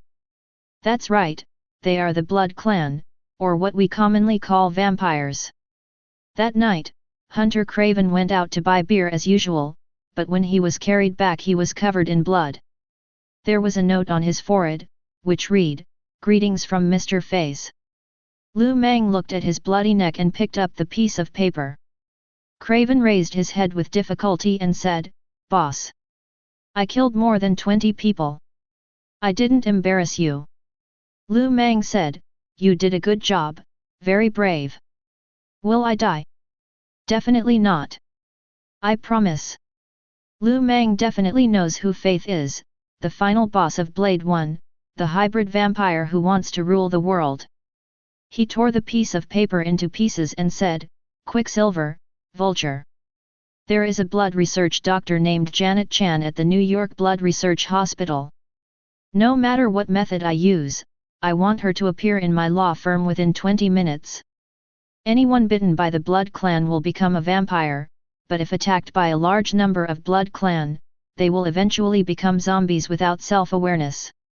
Janet Chan is the only one who can heal Blood Clan bites, so if Craven wants to survive, he must find this female doctor." Vulture and Quicksilver were extremely fast. Only 5 minutes later, they carried the screaming black female doctor through the window. "You are kidnapping me. I will sue you. I will sue you." Lu Mang took out a checkbook, wrote down $1 million on it, and slapped it in front of the female doctor and said, "Dr. Jean Kylan, my men were bitten by the Blood Clan, and I think you should know how to treat them. If you cure him, this is yours." Jean Kylan wanted to curse, but when she saw the long string of zeros on the check, she slowly closed her mouth. But I need medicine. If you need anything, tell these two gentlemen who brought you here. Everyone else, follow me. Mystique asked, where to? Lu Mang twisted his neck and said, I am the only one who bullies others in this world, and no one bullies me. Now someone is using my people as a target, where do you think I should go? Since Lu Mang established this law firm, everyone has been living together. They are colleagues, but in fact they are as close as family. When they heard that Lu Mang was going to take revenge, everyone took up arms without saying a word. Tonight is destined to be a bloody night. Chapter 48. The Blood Clan drinks human blood, and from a food chain perspective, they can be considered the natural enemy of ordinary humans. But Marvel's Blood Clan is very different. These guys know how to coexist peacefully with humans and never have large-scale conflicts with humans unless it is absolutely necessary. Several blocks in the slums are their territory. In addition to hunting lost humans, most of the blood clans survive by purchasing plasma from blood stations, making them an alternative example in vampire works. But if you think vampires are weak, you are wrong. At least they were one of the most powerful organizations in New York City before Doctor Strange found the magic that killed all vampires in the Dark Book. The strong wind blew up the newspapers on the ground. If you hadn't seen it with your own eyes, it would be hard to believe that there was such a dilapidated place in prosperous New York. Groups of young people gathered in front of the buildings. When they saw the humans who had rashly barged in, they couldn't help licking their lips. A hot blonde put her hand on Lu Mang's shoulder and said, Hey, baby, wanna have some fun? I'll take you to a nice place. Lu Mang said expressionlessly, I want to see your elders. What elder? There are only you and me here, only men and women. Lu Mang said, show our sincerity to these guys. As soon as he finished speaking, more than a dozen gun barrels appeared behind Quicken and aimed at the tall building in front of them. Boom! The 12 electromagnetic cannons fired in unison, and after the terrifying explosion, the tall building in front of them was razed to the ground. Broken bricks and walls fell like a waterfall, mixed with countless pieces of flesh. Amid the horrific explosion, countless vampires rushed out from all directions of the street. Who are you? Lu Mang said, it seems that they still don't understand, come on. Seeing Craven in that state, all the villains were filled with anger. When they heard Lu Mang's words, they immediately launched an attack on the surrounding vampires. Sandman turned into a giant soldier of sand and stone, and any Blood Clan members that were sucked into his body by the yellow sand were instantly turned into meat paste. The Electric King's hands continuously emitted lightning snakes, each of which penetrated the entire long street and blasted the vampires that rushed up into pieces. Otto's metal arms were also not idle, dismembering the vampires one by one. The killing lasted only 5 minutes before Blood Clan collapsed. Stop! With a loud shout, a group of old men came up. They were all dressed in gorgeous clothes, and they were the elders of the 12 vampire clans. Seeing the corpses all over the ground, these old men were shaking with anger. The leader looked Lu Mang up and down and asked, Who are you? Lu Mang said, I'm looking for a mixed-blood vampire named Faith. Do you know where he is? Face? You looking for that BD? We don't know where he is. Lu Mang nodded and said, Continue. Immediately afterwards, the screams of vampires began to ring out again. Many people only then reacted and ran away, but Quicken had already flown into the sky. The 12 electromagnetic cannons were like sniper rifles, killing all the vampires who dared to escape. The vampire elder said, that BD Blood Clan is not in the same group as us. I told you, I don't know where he is. Lu Mang said, I only care whether you can answer the question. If you can't, I will exterminate all the vampires in New York tonight. The 12 clans really don't know where Faith is? Come on. They are only afraid of revenge from Faith. Seeing more and more of his people dying, the vampire elder finally took a deep breath and said, "Okay, outsider, you win. Faith has captured Daywalker, and he is now in the Blood God Temple. If you walk towards the west suburbs, you will see a very old church, right below that church." Lu Mang stretched out his hand, and the remaining people stopped attacking and left the scene with Lu Mang. When their backs completely disappeared, the sweaty young Blood clan said with lingering fear, "Elder, is this the end?" The elder squinted his eyes at him and said, "Why, do you still want revenge?" The young vampire took one look at the corpses on the ground and fell silent. The elder then said, "You have not experienced the era when ghost riders formed groups to kill vampires, so everyone is like Faith, thinking that vampires are invincible. Do you think that if that were true, I would order you to stay in these blocks all day long? Are these people the legendary Ghost Rider?" The elder looked at the corpses on the ground, shook his head and said, "No, that's even more terrifying. Faith is in big trouble." Chapter 49. In fact, Faith and Lu Mang were born in the same family, both are descendants of immigrants. In the slums of New York, most children without green cards do not study well, and Faith is naturally one of them. He took drugs, robbed, stole, and lived a life of despicable means. Until one day, he saw a blonde white girl in the alley of the slums. Although she was a little too skinny, she was so beautiful that Faith could not believe it. At that moment, Faith felt that this alley full of stinky water was like a blooming flower. Faith didn't know why, but when he saw the two black men who were about to humiliate her, he rushed up without thinking. At that time, Faith only weighed about 100 pounds. God knows if he was possessed by a spirit that day. In short, although Faith was covered in wounds, he won the fight. Sorry, this is a bit of a corny story. Like most hero rescue beauty plots, the girl and Faith fall in love, but unfortunately, his wealthy father-in-law doesn't seem to want them to stay together. He even beat him with a broom and let the dog bite him, but Faith still climbed onto her windowsill every midnight and told her those novel stories that happened in the slums. Until one day, Rachel asked him, "Do you love me, Faith?" "Definitely, you are everything to me, Rachel." "Faith, my father will never agree to our marriage. If you don't value my family affairs, if you only love the woman named Rachel in front of you, then take me away." Faith cried with joy. He gently carried her down from the balcony and ran along the road.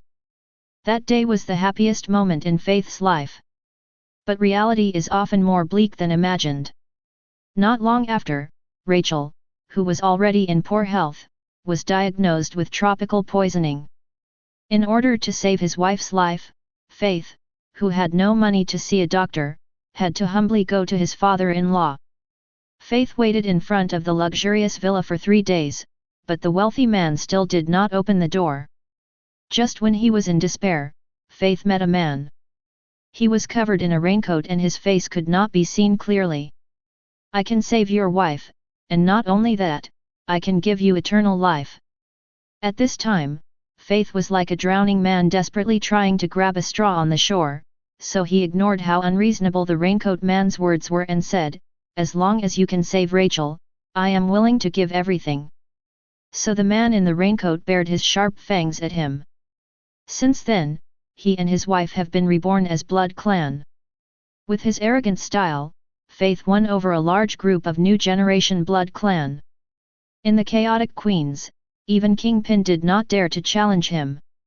Recently, Fisk made a deal with Big Shot in New York City to help him capture Blade in exchange for killing an employee of a law firm. With the 12 purebloods of the Blood Clan plus Blade, he can finally complete the ancient blood god ritual and be crowned as a god. Today is a big day for Faith, because he can finally prove to Rachel that she was very lucky to have chosen to leave with him. "Rachel, I will transform into a god and take revenge on mankind. Your cold-blooded father will be our first sacrifice, ha ha ha ha. My dear, I will witness this with my own eyes." In the Blood God Palace, there was thunder and lightning, and the blood of the Blade Warrior was squeezed out drop by drop, and then dripped onto Faith's forehead. The blonde woman in the stands also smiled at him, and just when Faith's life was about to be perfect, a hand grabbed Rachel's neck and lifted him up. "Excuse me, does Mr. Fess live here?" Seeing the Asian who suddenly appeared, Faith yelled, "Let her go." Lu Mang looked down and saw Rage's face at the altar of the Blood God Temple. "Are you the vampire who injured my men? It seems that you care about this woman very much." During the ceremony, Faith was unable to move and could only shout, "Who are you?" "I said, let go of my wife." Lu Mang did not answer, but looked at Otto and said, "This is his wife, that's easy, peel his wife's skin for me first." Fess was furious, but at the moment, Otto's blade had already pierced into the woman's crown. Chapter 50. P.S. Rachel is the woman in white in the movie. Faith, save me, save me. Ah. Ah. Vampires can recover in a short time even if they are severely injured, but the pain is real. Amid Rachel's screams, Faith's men swarmed over her. But in front of a large group of supervillains, this is completely meaningless. Lu Mang stepped over the bodies of Blood Clan, then brought a stool and sat down in front of Faith. "Hey, little bat, I'm a lawyer from Manhattan. If you don't understand the situation, let me remind you again that you attacked one of my employees this afternoon. I asked you to let go of Rachel." Lu Mang shrugged, then lit a cigarette for himself and said, "Chop off her 5 fingers as well." "Stop." At the moment, Fei Si finally completed the blood god ritual. His body turned into a phantom, and he pounced on Lu Mang and bit his throat fiercely. But Faith did not suck blood from his neck as usual. He tore Lu Mang's body apart frantically. After becoming the blood god, Faith moved so fast that the supervillains behind him had no time to react. "Boss!" Mystique and others exclaimed. However, something strange happened. There was no blood-spattering scene. The torn Lu Mang turned into thunder in the sky and then suddenly gathered together. Ah! The one who screamed was not Lu Mang, but Faith. The lightning with millions of volts burned Faith to ashes. Just as he was about to fall to the ground, Lu Mang grabbed his throat and dragged him up. "You, who on earth are you?" "Impossible, I have become a blood god." "God?" Lu Mang sneered. In the original work, Faith became a blood god because he was killed by a blade warrior using an anti-vampire serum. You know, a blade warrior is only level 3 at most. Lu Mang said, "Mr. Feiss, I have one last question. If you don't tell me who is behind this, I promise you will regret it very much. The blood god ritual in Marvel is actually not that great, at best it can greatly increase speed, strength, and recovery ability. Faith hopes to rule the world with this ritual, which is really crazy." Seeing this BD hesitate, Lu Mang's hands thundered again. Faith screamed for another half a quarter of an hour. His body recovered again and again, and was burned by electricity again and again. Until the moment, Faith shivered and said, "It's Bill, Bill from Wall Street." "Bill?" Mystique said. "Bill is the owner of Blackstone Securities, a Jewish tycoon, and the biggest boss behind Win Berlin." Lu Mang curled his lips and immediately came up with a plan. "It seems that our president does not want to follow the rules. If that is the case, we should not be polite. Inform Hydra and let them take action. Also, remember to report the good news to our Wall Street tycoon. I think he will definitely be willing to help us a little." Under Faith's desperate eyes, Otto raised the butcher knife against Rachel. Since the president was arrested, reporters have been gathering in front of the entrance of S.H.I.E.L.D. headquarters with tents. The possibility that the president is Hydra is definitely a very rare big news in the history of the United States. In order to obtain first-hand information, these reporters are fighting hard. But at midnight, intensive gunfire was heard from inside S.H.I.E.L.D. What's going on? There seems to be a gunfight going on inside. Is the president all right? Just as everyone was surprised, a group of people in military uniforms rushed out from nowhere, firing their guns and shouting, "For Leader Wen Berlin, Hydra hail! Save Leader Wen Berlin, Hydra hail! Hydra hail, for Leader Wen Berlin!" Amid the roars of Hydra, S.H.I.E.L.D's security system was breached, and soon, Wemberlin was helped out in front of all the reporters. Wemberlin didn't know what was going on. He was still in prison waiting for news from Bill, and a group of soldiers in Nazi uniforms broke through the cage. Seeing countless reporters, he could only shout, "I'm not 9." Wemberlin had only said half of his words when the soldier who was supporting him took out an electric baton from behind and pressed it on him at an extremely concealed angle. The president fainted before he could finish his words. "Stop them, don't let them run away." At that moment, a large group of S.H.I.E.L.D. agents rushed out, drew their guns, and started shooting at the intruders. After all, this is the S.H.I.E.L.D. headquarters, where S.H.I.E.L.D's power is most concentrated. Soon, Hydra's firepower was completely suppressed. In the hail of bullets, Nazi soldiers, like martyrs, used their bodies to block all the bullets for Wemberlin. After everything was over, Wemberlin finally recovered from the fainting caused by the high voltage. Facing the overwhelming camera flashes, Wemberlin shouted, "I'm really not Hydra, I'm really not Hydra." Wemberlin ran towards the door, wanting to explain everything to the reporters, but at that moment, 2 S.H.I.E.L.D. agents had already pinned him to the ground. His voice was quickly drowned out by the noise of the reporters. Chapter 51. At first, everyone thought Lu Mang and Iron Man's accusation was a joke, but as things progressed, people gradually began to doubt Wemberlin. Bringing the president to court was a big deal. After a week of preparation, the Supreme Court finally issued a trial notice. "Mr. President, are you really Hydra? Mr. President, can you explain the gunfight that took place at S.H.I.E.L.D. yesterday? Mr. President, please answer our questions." A large group of people fended off the reporters who were asking questions for Wimbledon, and surrounded by them, the president finally came to the dock. The judge said, "Mr. Wemberlin, I don't want to be the 6th judge to try the president, but this is a public matter, and I hope you understand. A president cannot be convicted for his political views, but if he commits a crime, that is a different matter." Wemberlin nodded and shouted, "I believe that the court is a fair place, and my innocence will be vindicated." The judge nodded and said, "Now, I declare the court open. Lawyer Lu, you may state your case." Lu Mang said, "Here, on behalf of my client, Mr. Tony Stark, I am filing a complaint with President Wemberlin. I accuse President Wemberlin of being the leader of Hydra, and accuse President Wemberlin and the Hydra executives of tampering with the Mind Gem, causing my client Mr. Stark's artificial intelligence to go out of control, which indirectly caused the Sokavia incident." Suddenly, the whole audience was in an uproar. Even Tony Stark turned around and looked at Lu Mang with disbelief. Silence.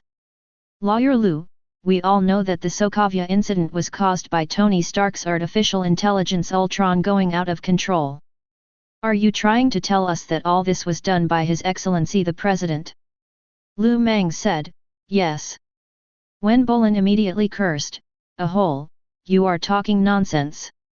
Is there water in your brain? You can even tell such a lie." The judge slammed the table and said, "Mr. Wemberlin, please don't roar in the court. Even the president cannot speak nonsense under the majesty of the law."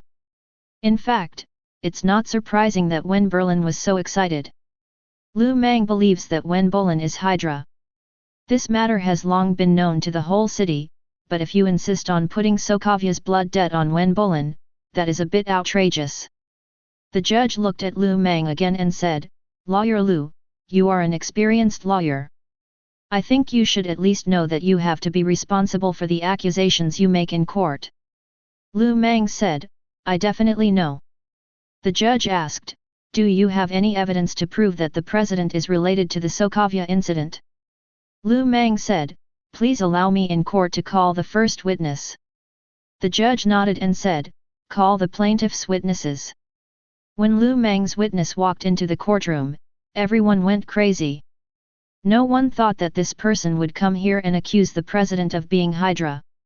That's right, he is the head of the United States Intelligence Agency and the current SHIELD director, Alexander Pierce. When the president saw this man, his heart sank. Being able to sit on the highest power throne of the United States, Wen Bolin was not a fool.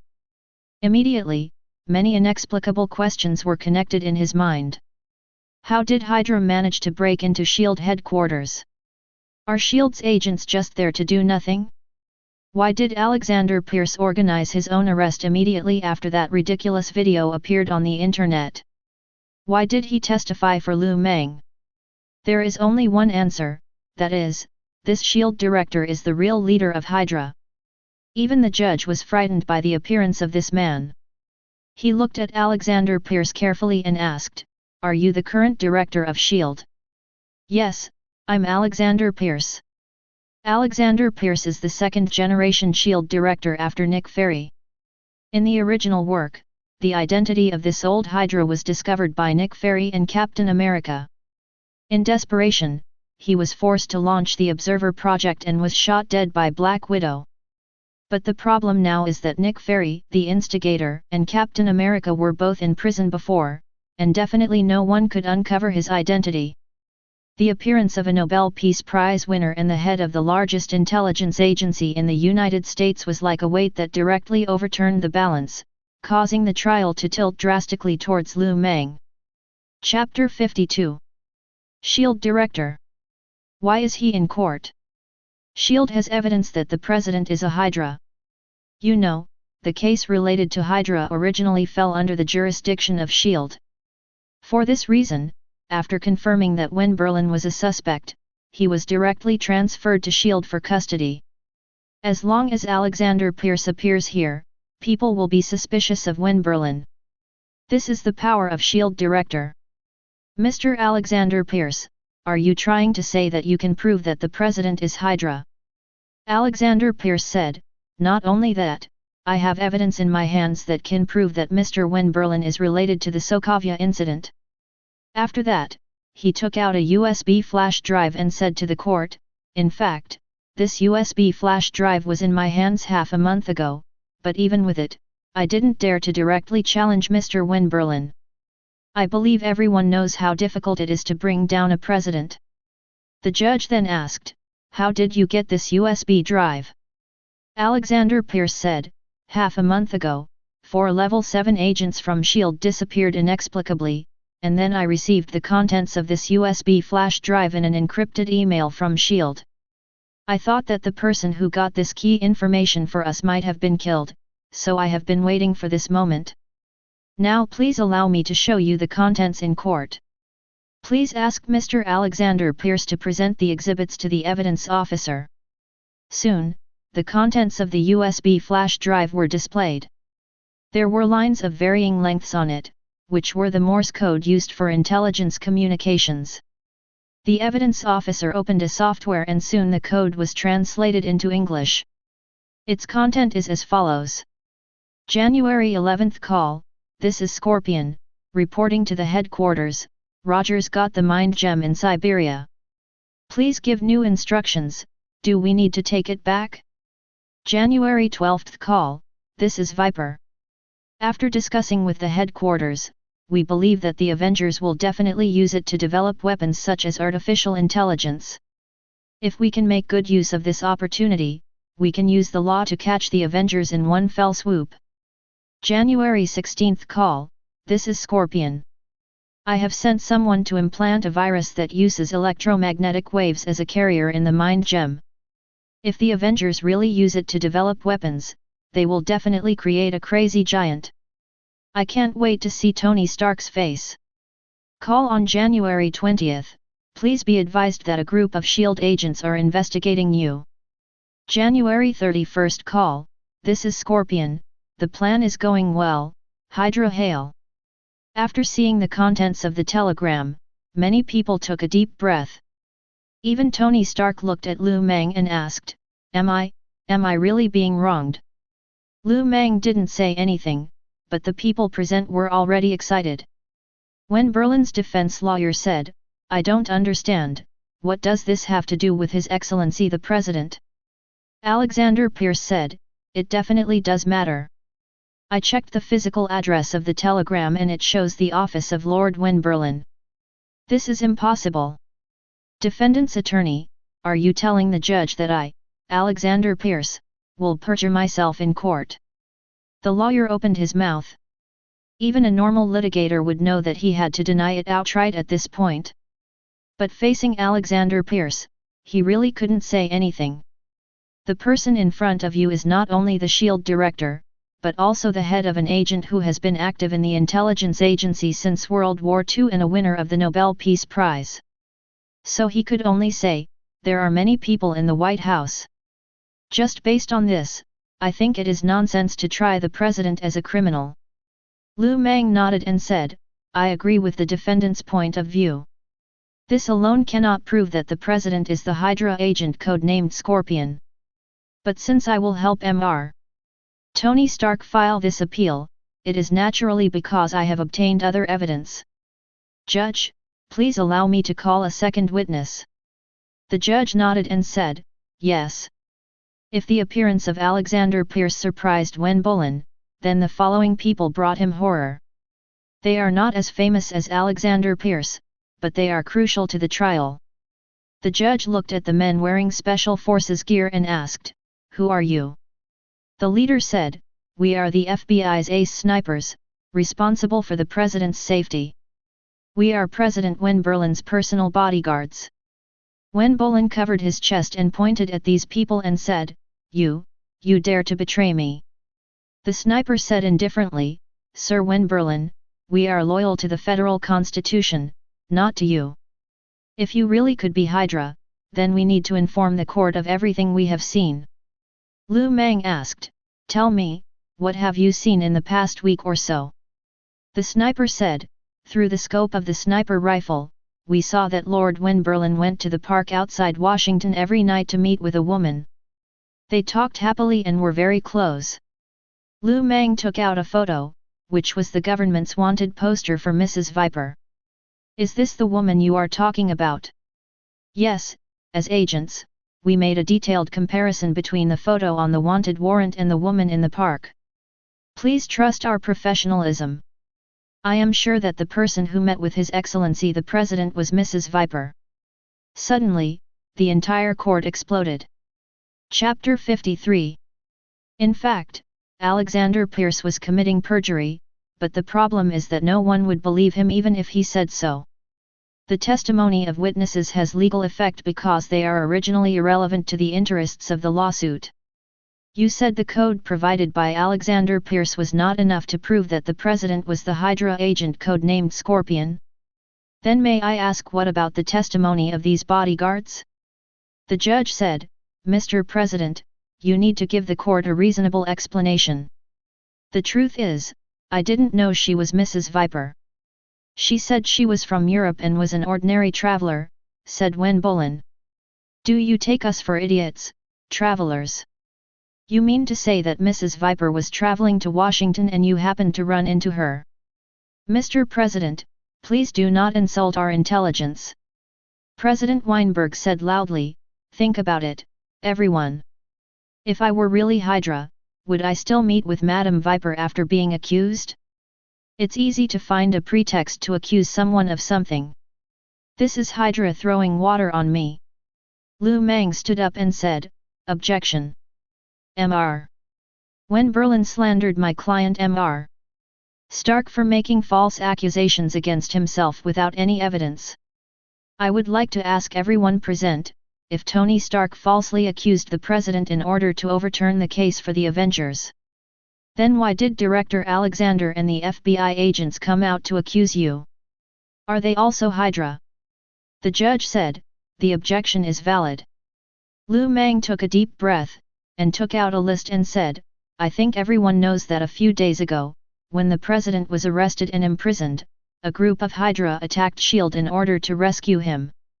The following list was provided by Alexander Pierce. It is the identity information of these people. If the court has any doubts about whether the people on this list are real, you are welcome to go to the Shield morgue for a second comparison. First, Gordon, a Berliner, a veteran Hydra agent. He has been conducting intelligence activities in Warsaw since 1985, and has caused the deaths of dozens of SHIELD agents in the past 15 years. As early as 10 years ago, SHIELD issued a formal wanted order for him. I would like to ask Mr. When Berlin, 10 years ago, you were not even the governor. At that time, Nick Ferry, who was the SHIELD director, began to target you and wanted to bring you down. When Bolin was stunned and speechless. Lu Mang continued, the second one, Raphael, is from Munich. He joined Hydra in 1974. His ancestor was a famous Nazi officer. He has more seniority than Gordon before. The third one. Lu Mang read out more than a dozen names in one breath and gave a detailed introduction to these people to the court. Alexander Pierce in the witness stand breathed a sigh of relief. In order to help Lu Mang, Hydra spent a lot of money this time. These dozens of people may not be considered powerful, but no matter which one, they are all ace agents who have caused major incidents. Hydra has no shortage of assassins, but such a loss still makes Alexander Pierce very sad. This is definitely a false accusation, a naked false accusation. Whether it is authentication or physical evidence, everything is fictitious. Several leaders of Hydra just want to see if Lu Mang really has the ability to confuse right and wrong. By the time Lu Mang finished reading out the names, the courtroom had fallen silent. Lu Mang added, everyone present, maybe Tony Stark is indeed very rich, and maybe he is one of the two leaders of the Avengers. But I don't think he has the power to make dozens of Hydra ace agents pay the price of their lives just to throw a basin of dirty water on the president. At the moment, applause broke out in the court. When Bolin's lawyer said with lingering fear, it's amazing. People say that there is no case in the world that Lawyer Lu can't win. Today I have witnessed it. But Lawyer Lu, it's not that easy to bring down a president. Oh? Does the other lawyer have any other advice? When Bolin's lawyer said, Your Honor, now is the time for us to present evidence, right? The judge nodded and said, Yes. I request that witnesses be called. Soon, 3 people walked into the court, one of them was the Wall Street tycoon Bill. Bill couldn't help but look at Lu Mang, and at the same time, Lu Mang also looked at him. Suddenly, Bill's face turned pale. This was not the first time they had met, their real first acquaintance was this morning. Early in the morning, as soon as Bill rolled back the covers, he was ready to call Faith. This was not the first time he had worked with this vampire. Although Faith was arrogant and domineering, he was very efficient. If nothing unexpected happened, he should be able to hear the good news he wanted soon, just like in the past. But soon, he found that he didn't need to call Faith, because the vampire was lying on the same bed with him, and was chopped in half alive. Ah ah ah! Faith, covered in blood, screamed constantly. Normally, his family and servants would rush in to ask him what happened. But strangely, no one paid any attention to his screams. Mr. Feezy, please allow me to introduce myself. My name is Lu Mang, and I am a lawyer. 1 day ago, you sent this vampire to deliver a gift to me, so I came here to return the gift.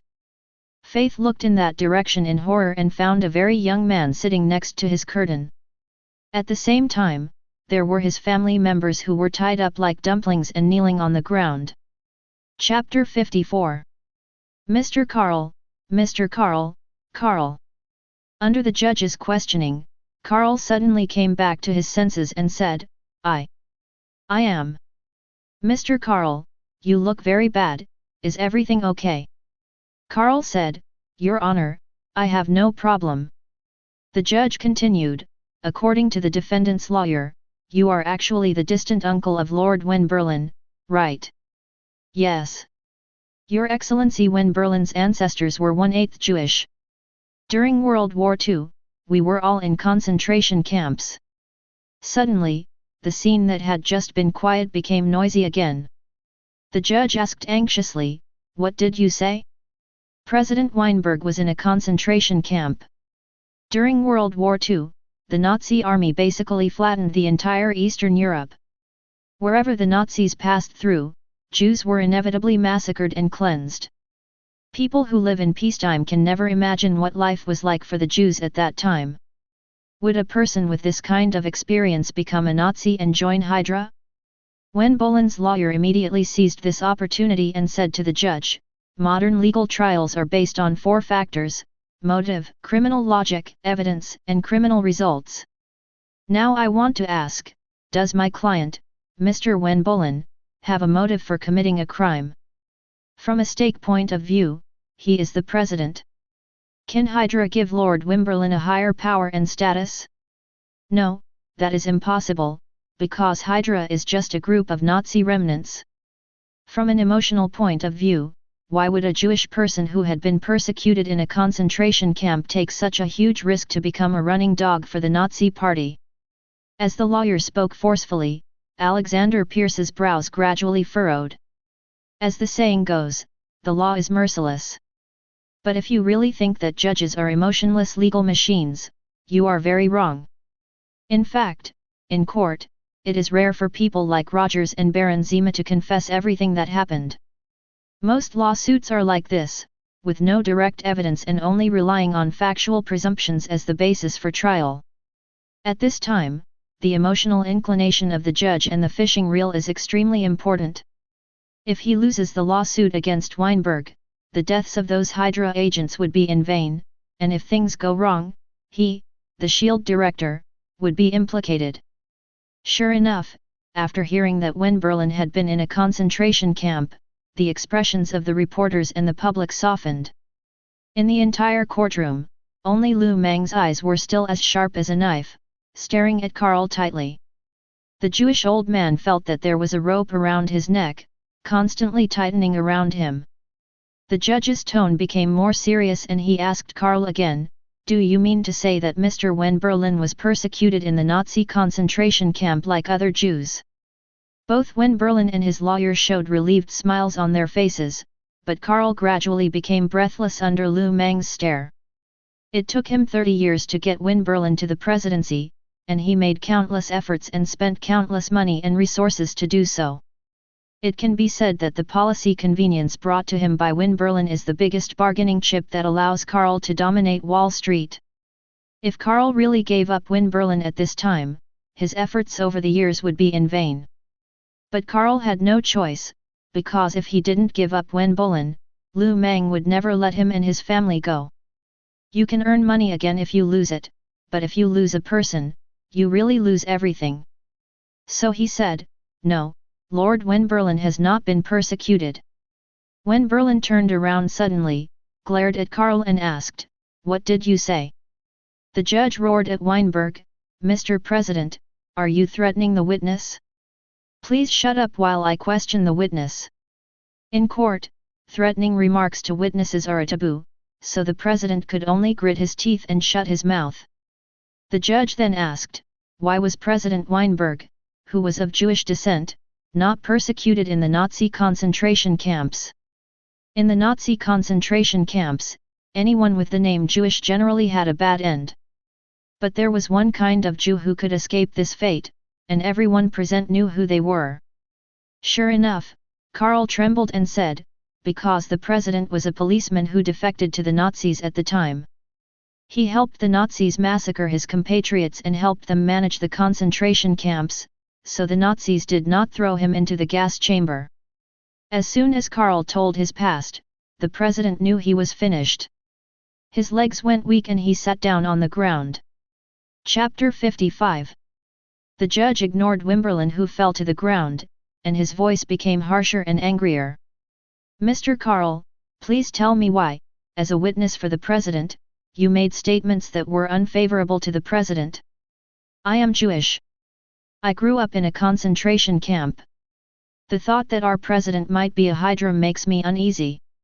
As you know, I am the capital supporter behind President Weinberg, and it is of great benefit to me to testify for him. But but I am very scared.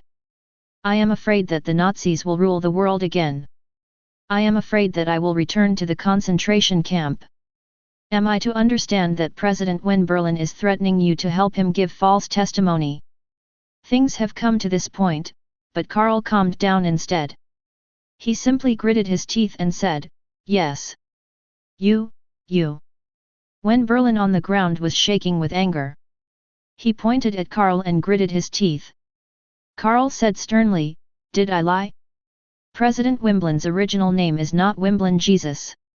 He also has a Jewish name, Benjamin Urabi Isis. You can ask the older generation of Jews who have been in the Warsaw concentration camp what this man did. He personally massacred hundreds of Jews. Why would I give you the ballot paper? You scumbag! You killed 6 excellent SHIELD agents, and you forced all the superheroes to leave their homes. Kill him, he must go to the gallows." The first to come out were the reporters outside the door. They picked up the things in their hands and threw them at Berlin. The guards tried their best to stop the crowd and prevented the people of rage from rushing in. Otherwise, Berlin might have been beaten to death on the spot. The judge then stood up and said loudly, "I now declare that President Wimbledon Jesus is guilty of treason. The Supreme Court hereby deprives Wimbledon of his presidency and sentences him to life imprisonment without bail. No appeal." Shock. The President of the United States is a Hydra agent, codenamed Scorpion. The President of the United States steps down, and the Democratic Party is sure to win the election. A man who killed the President, a lawyer, or a messenger of justice. Since Mang came out of nowhere, he has often taken on controversial cases. Until now, people are still discussing whether it was right to put Rogers and Nick Fury in jail. But this time, everyone generally thinks that Mang did a good thing. Definitely, this does not include a certain former SHIELD director who is still in prison. After the Rogers case, Nick Fury has been serving a sentence in prison. His crime is abuse of power, so his sentence is only 2 years. On this day, Agent Phil Coulson came to the prison to visit the old leader and told Nick Fury about the recent major events. After listening to this, Nick Fury was silent for a long time, and then said, "Berlin is not Hydra." "How can you be sure?" Nick Fury said, "Risking huge amounts of danger to sneak into Congress and then become president is something that only a diehard of the Nine Heads would do. Berlin is a villain, he does not have the firm will of a Nazi soldier." Phil Coulson was puzzled, but even Alexander Pierce appeared in court to accuse him. "That's what I'm really worried about." "What do you mean?" Nick Fury opened his only remaining eye and said, "Have you ever thought that Alexander Pierce might be Hydra?" "How is this possible?" Nick Fury didn't know the details, but he knew one thing, Hydra was behind this incident. Otherwise, the leader of the Viper Party would not have appeared in the park, and the agents would not have raided SHIELD headquarters under such circumstances. He and Hydra are old rivals, so he deeply understands that Hydra's people would not be stupid enough to do such a thing. In addition, what worried him even more was Alexander Pierce. If there were no high-level officials in SHIELD as an internal factor, dozens of Hydra agents would never have been able to rush into SHIELD's cell and rescue Berlin. In addition, Alexander Pierce personally testified in court in this lawsuit. The more he thought about it, the more frightened Nick Fury became. He looked up suddenly and said anxiously, "Oh no! The Observer Project. I should have thought of it earlier. Don't trust anyone. Go find Rogers. He is the only one who can help you at this time." Team leader. "Yes, don't ask anything, just tell Rogers that there is a problem within SHIELD. He will understand what I mean, and he will figure out the rest on his own." Rogers knew the inside story of the Observer Project. If he was told that there was Hydra in SHIELD, he would immediately understand what Nick Fury meant.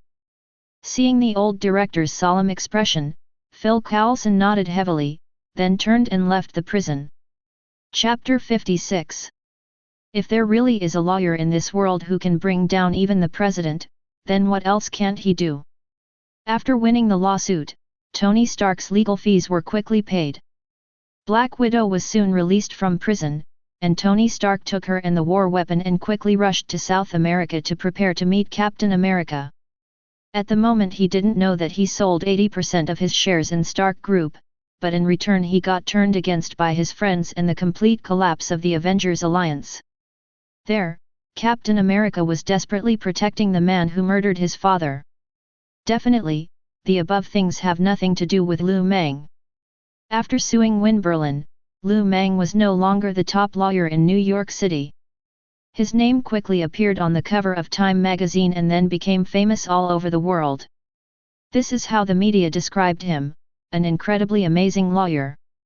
With its fame came an influx of customers, some wearing Arab headscarves, others wearing kimonos, all from far and wide around the world. Lawyer Lu, I am the Secretary General of the President of Iraq. The United States accuses us of possessing weapons of mass destruction. I hope that Lawyer Lu can appear in court for our country at the International Court of Arbitration and seek justice for us. Lawyer Lu, the African people need you. Only you can help us resolve this water conflict. I am the Prime Minister of Afghanistan. I hope Lawyer Lu can appear in court for Bin Laden and clear our name. When Hydra arrived at Lu Mang's law firm, he was frightened by the scene. Craven at the door smiled apologetically at the Hydra leaders, then said, "Are you here? Lawyer Lu is waiting for you. What's going on here? It has been like this since the Winberlin case. Please come this way." In any case, Hydra did pay a price to help Lu Mang. Since they are here, Lu Mang should naturally receive them well. Soon, Lu Mang appeared in the reception room again. "I'm sorry, I've been really busy lately. I'm just one person and can't fight so many lawsuits. But these customers can't be driven away no matter what." Alexander Pierce, in disguise, nodded and said, "Lawyer Lu is definitely the first in the history of the United States to be able to do something like this." Lu Mang understood what he meant. He was not the first lawyer in the United States to take down the president, but he was definitely the first lawyer to successfully frame the president. According to Hydra's corporate culture, this is definitely something that is very commendable. Lu Mang nodded to Alexander Pierce and said, "Thank you for your help. Without you, this case would have been very difficult. I believe allies should trust each other. If you have any requests this time, feel free to ask."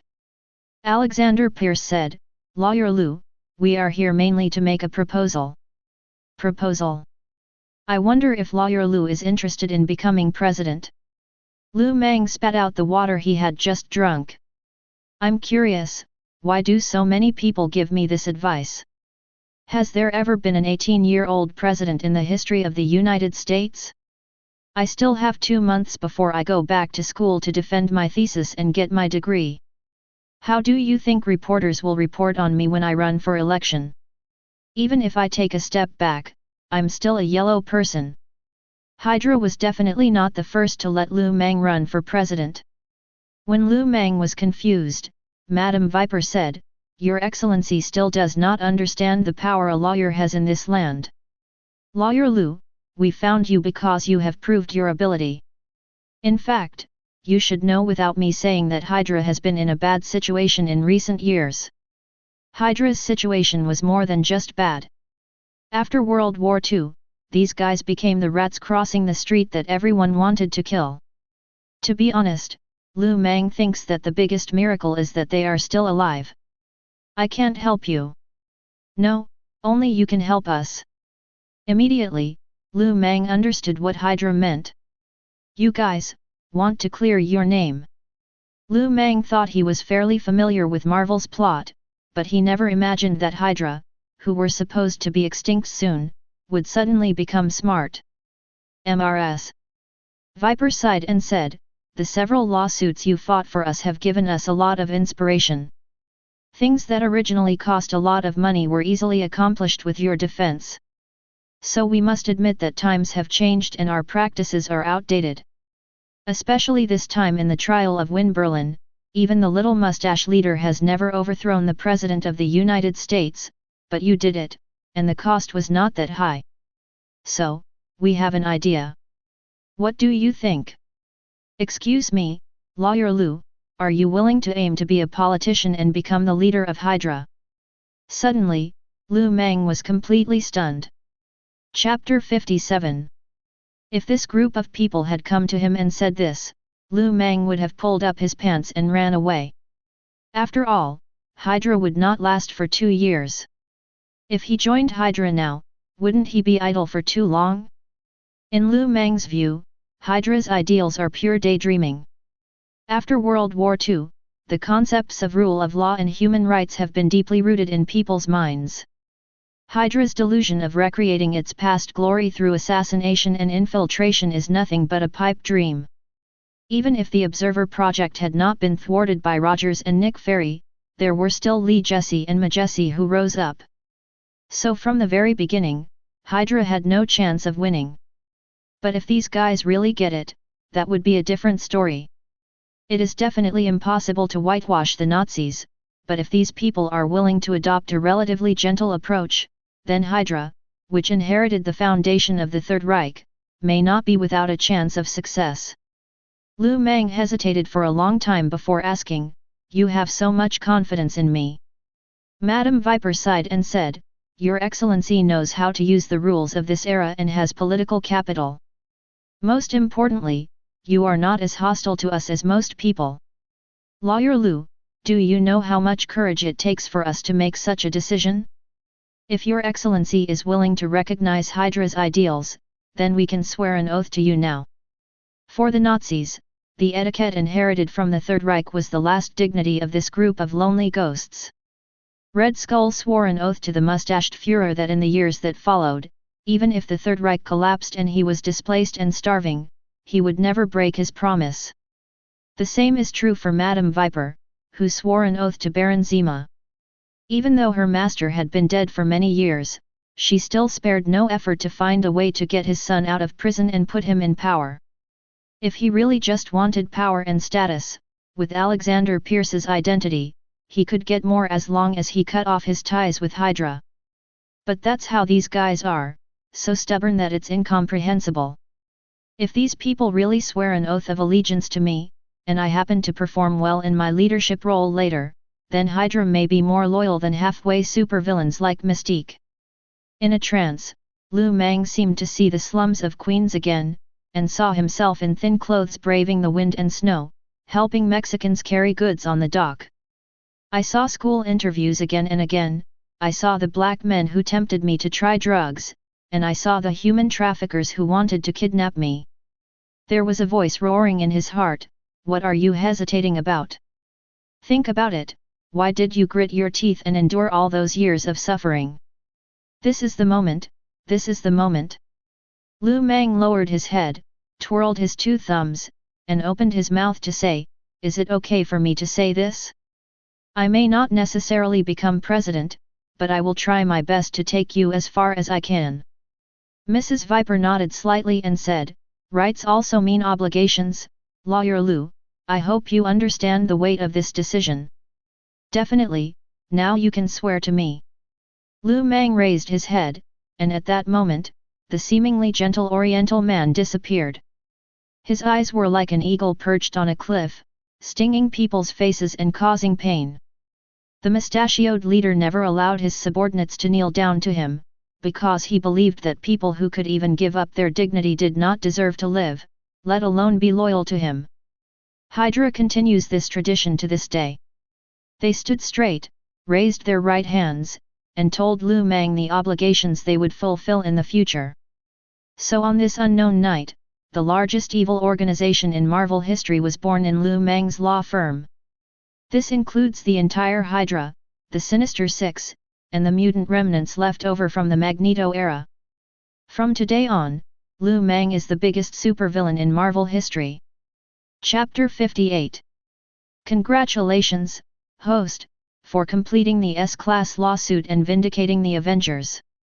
The rewards are as follows. Please choose one of the 3. 1. The World of Devil May Cry, Soul of Sparta. 2. The World of the Boundary of Sky, the Demon Eye of Death Perception. 3 D&D World, Golden Dragon Heart. I choose the first option. Spartan Bloodline is loading, please wait. All 3 options have their own benefits.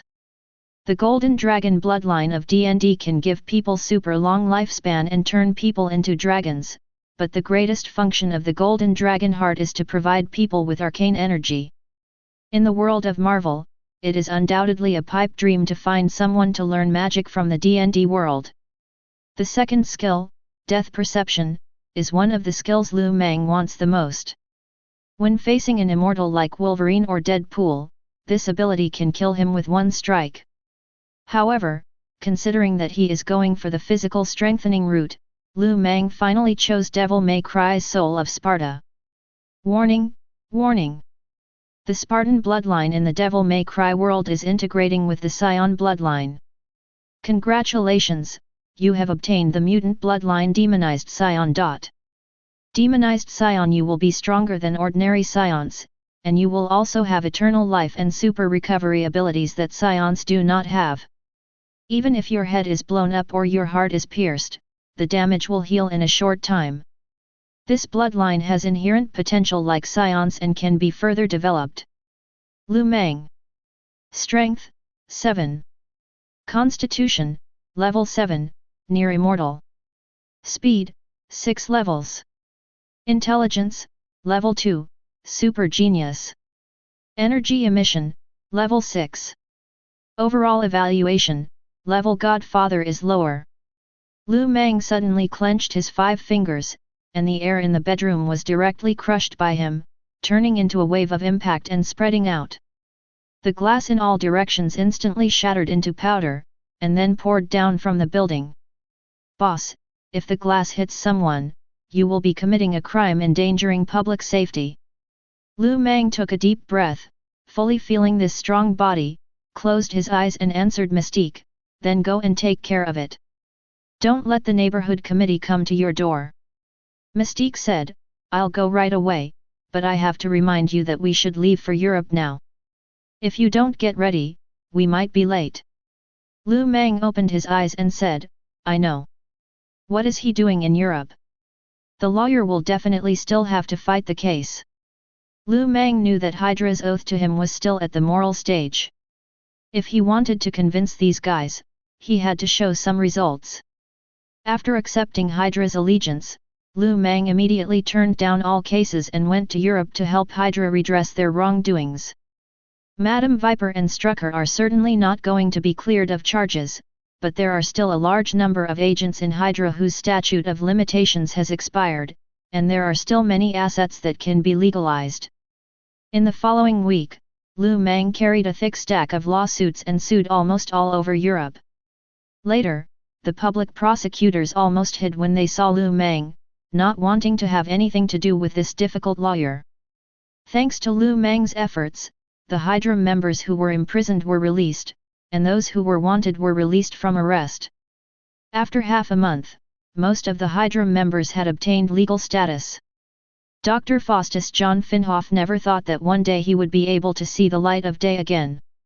After taking a sip of the black tea that Strack had just brewed, he leaned his head back on the chair and said, How did you do it? It's unbelievable that I walked out of the prison in a swagger. It wasn't us who did it, said Stark. It was the new leader. A new leader?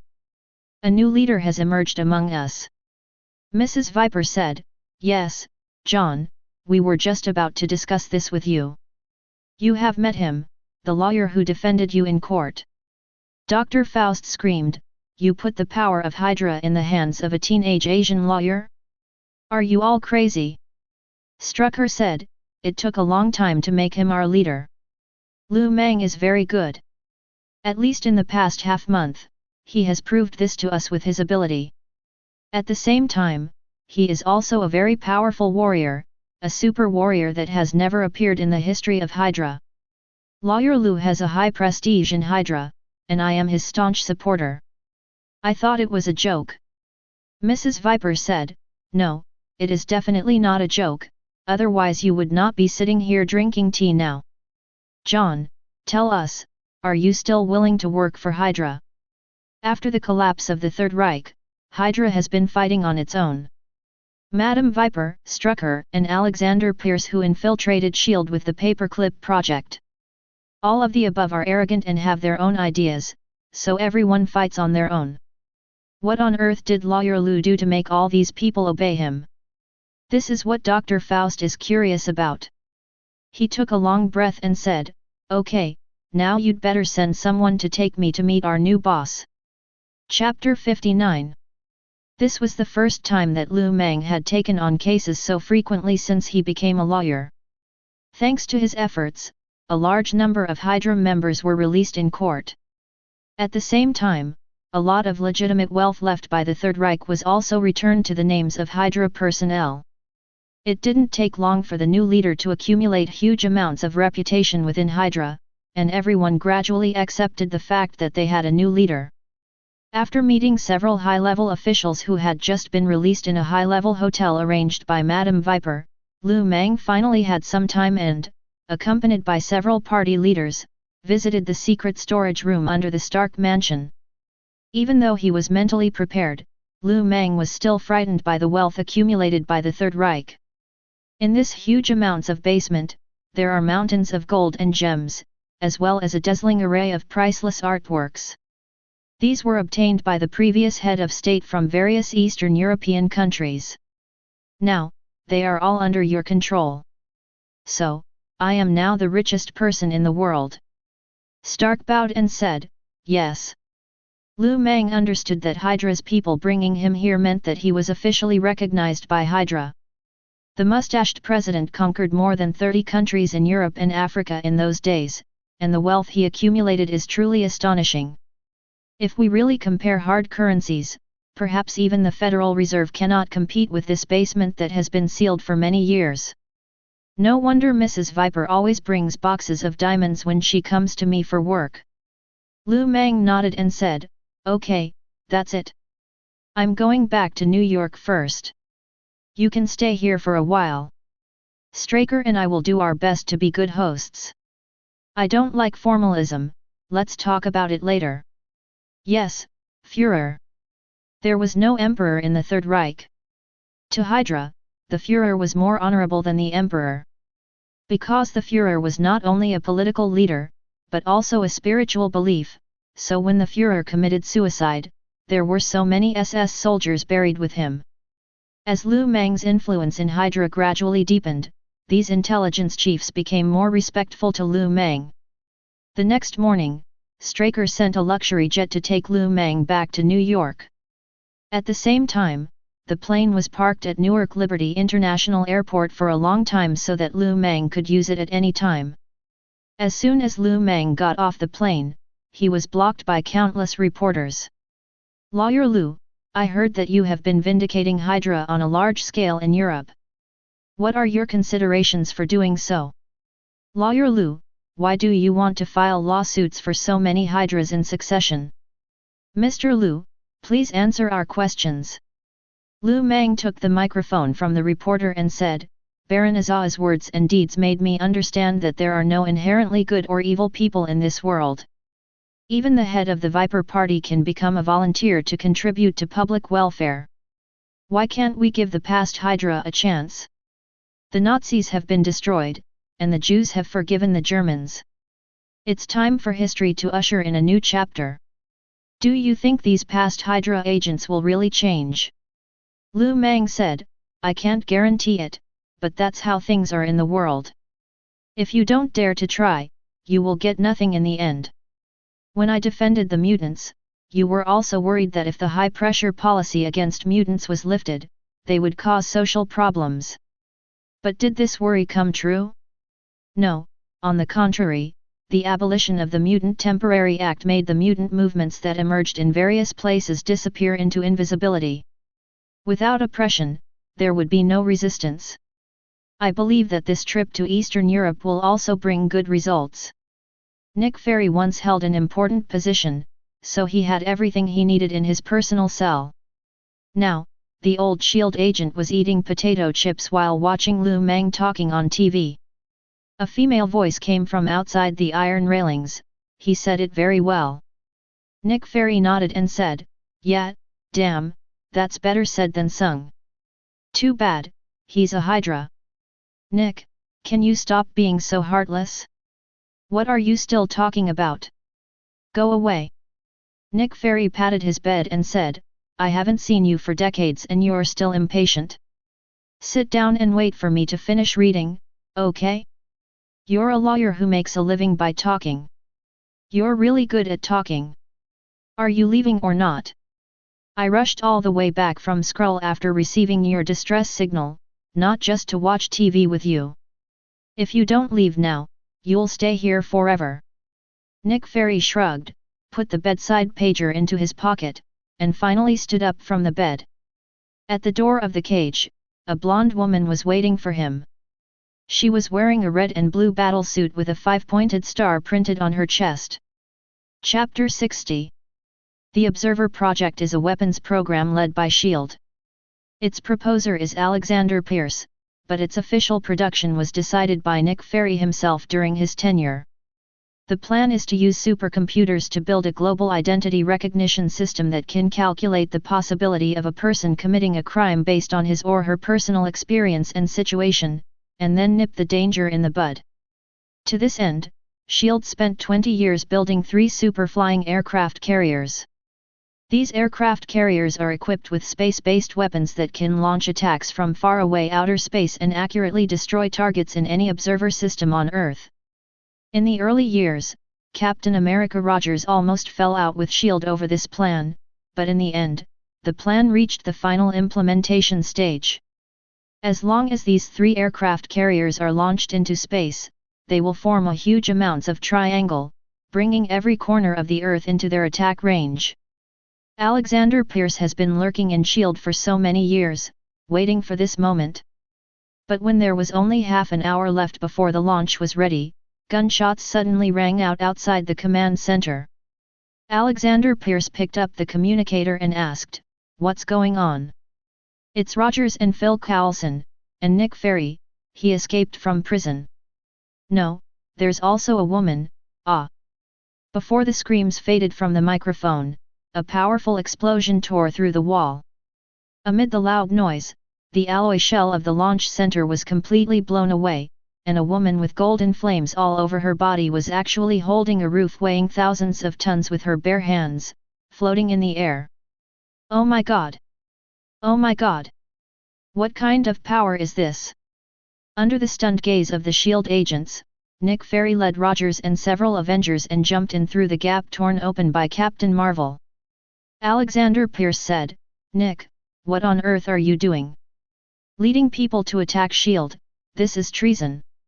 Nick Fury shrugged and said, "Son of ABCH, I know you have a good lawyer, don't give me the law, I'm here to commit a crime.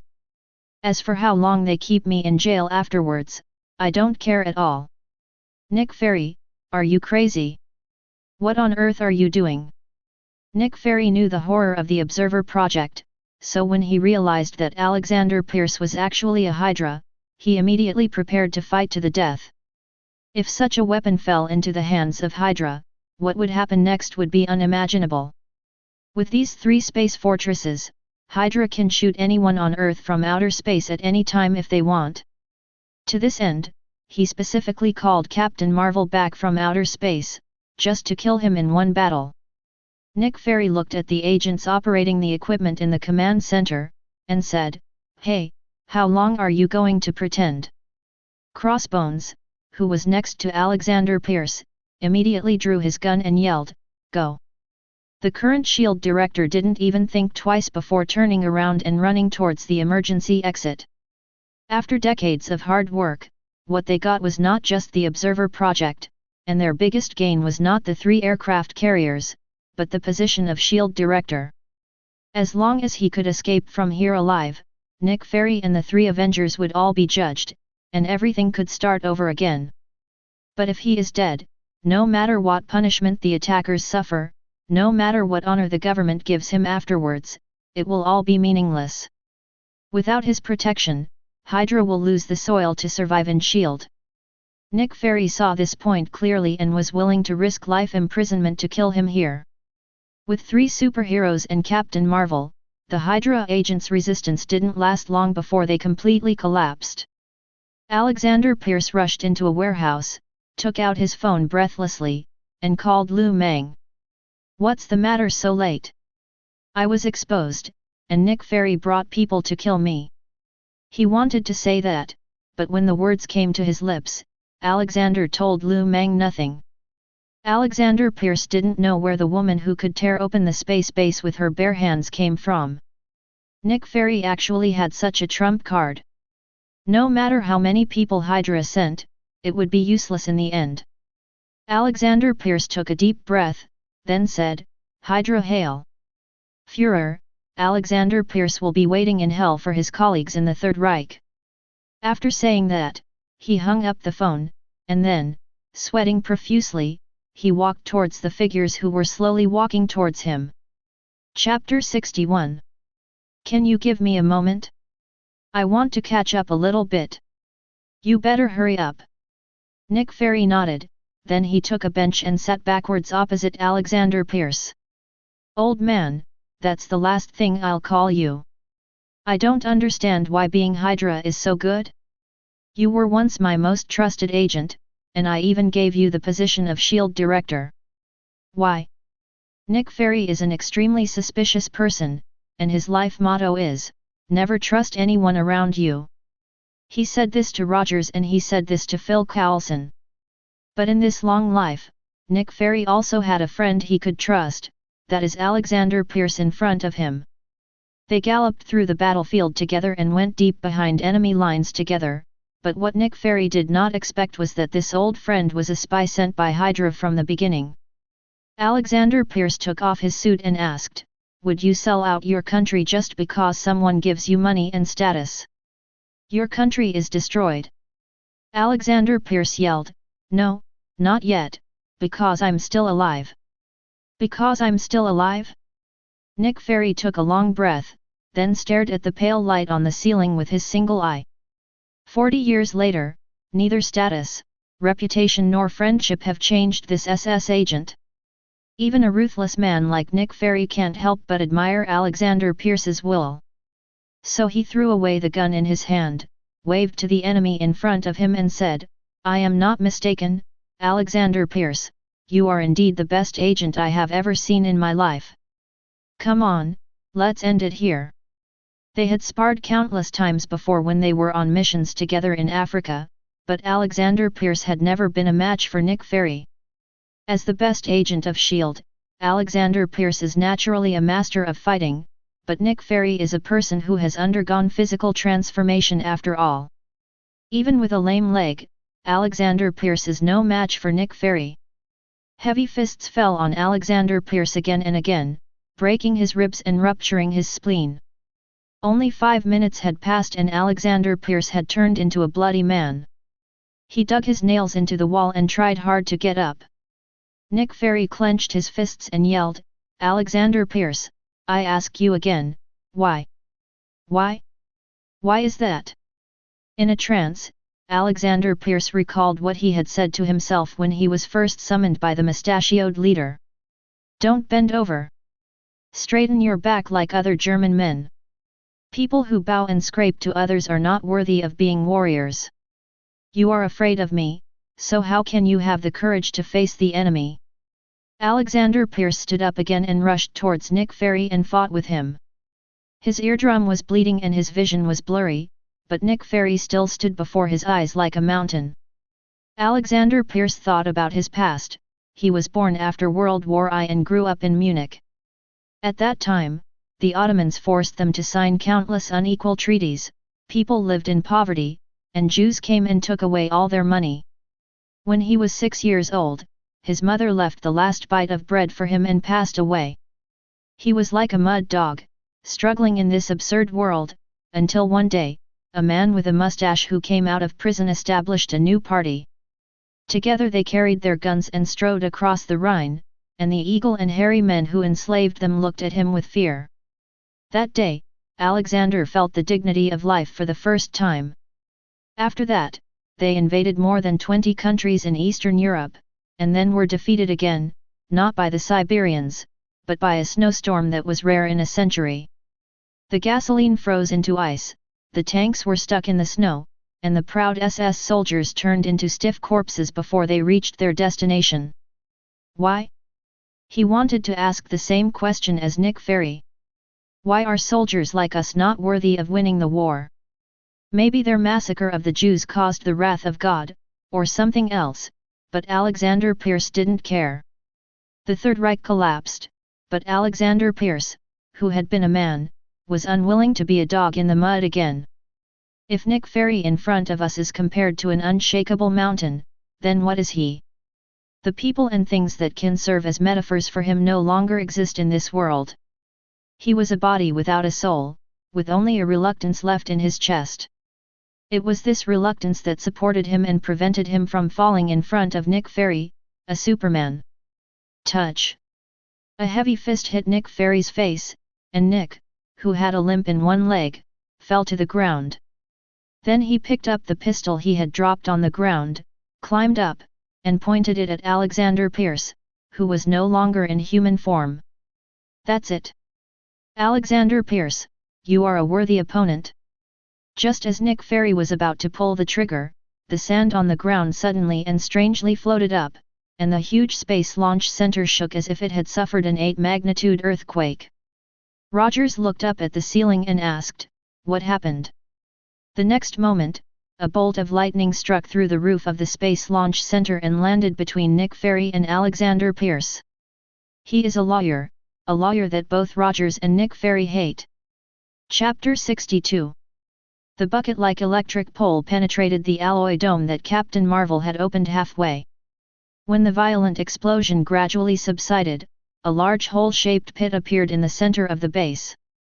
In the center of the scattered thunder, Mang suddenly appeared. "You personally?" Alexander only finished half of his words and closed his mouth again. Mang understood that what he meant was to tell him that he should not reveal his identity here. Blood flowed from the corners of Alexander Pierce's mouth like beads that had broken off the string. At this moment, a strange flight craft flew across the night sky. Mystique, Quicksilver, and Baron Zemo jumped off it one after another. Nick Fury carefully looked at Mang, who was surrounded by lightning, and said, "It seems that we guessed wrong. You are not only the lawyer of these people, but also your status among them should be not low." Mang said, "Nick Fury, you escaped from prison and attacked S.H.I.E.L.D. Even if I did nothing, you will probably spend the rest of your life in prison this time." Nick Fury snorted, and Captain America rushed towards Alexander Pierce. At the moment, Mang raised his fist. The entire Space Launch Center shook. Mang's fist hit the vibranium shield, causing the hardest metal in the world to shift shape.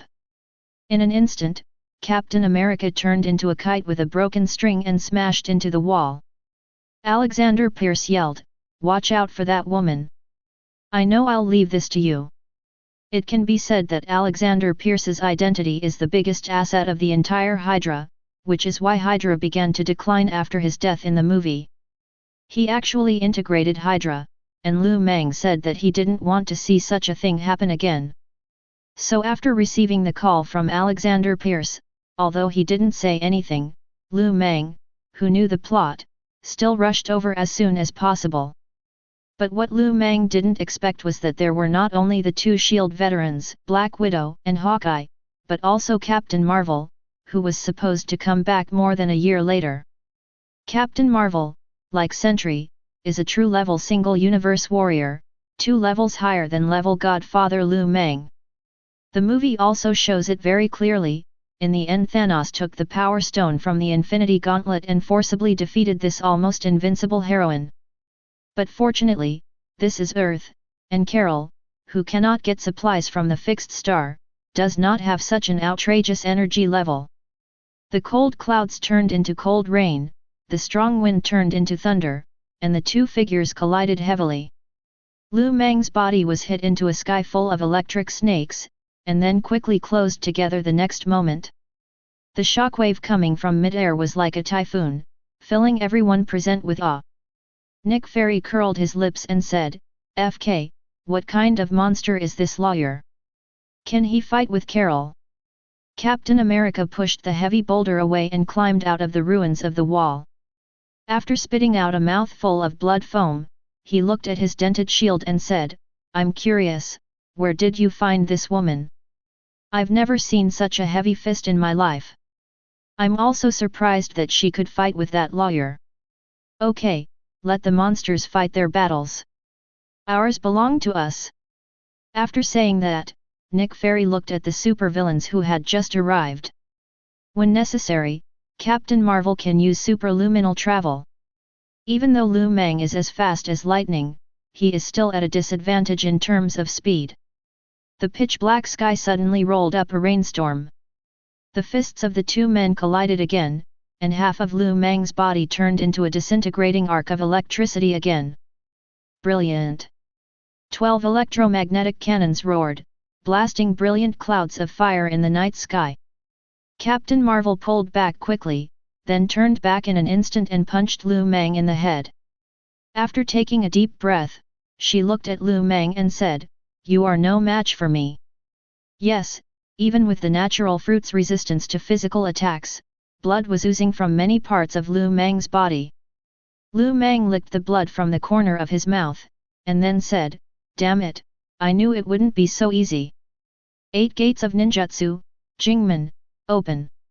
In midair, strong winds blew again, the surging chakra tore through the air, and finally turned into a magnificent tornado in the wind and rain. Feeling the terrifying power, Captain Marvel's expression changed slightly, but Lu Mang's drastic changes were far from stopping. The 7 shocking gates open.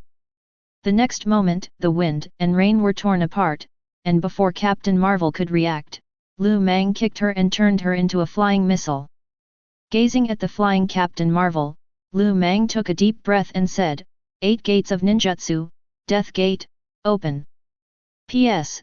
The next step is to make up for the number of words before the book is put on the shelves. I don't know how many words it is because the new book is being strongly promoted and the time of putting it on the shelves may be 12 noon or in the evening tomorrow. I will look at the frequency of word count updates, and I will definitely have enough words after it is put on the shelves. Chapter 63. It is impossible for the human body to withstand the power of the 8 gates. In Naruto, all users of the 8 gates will self-destruct after opening all 8 gates. But Lu Mang's case is rather special.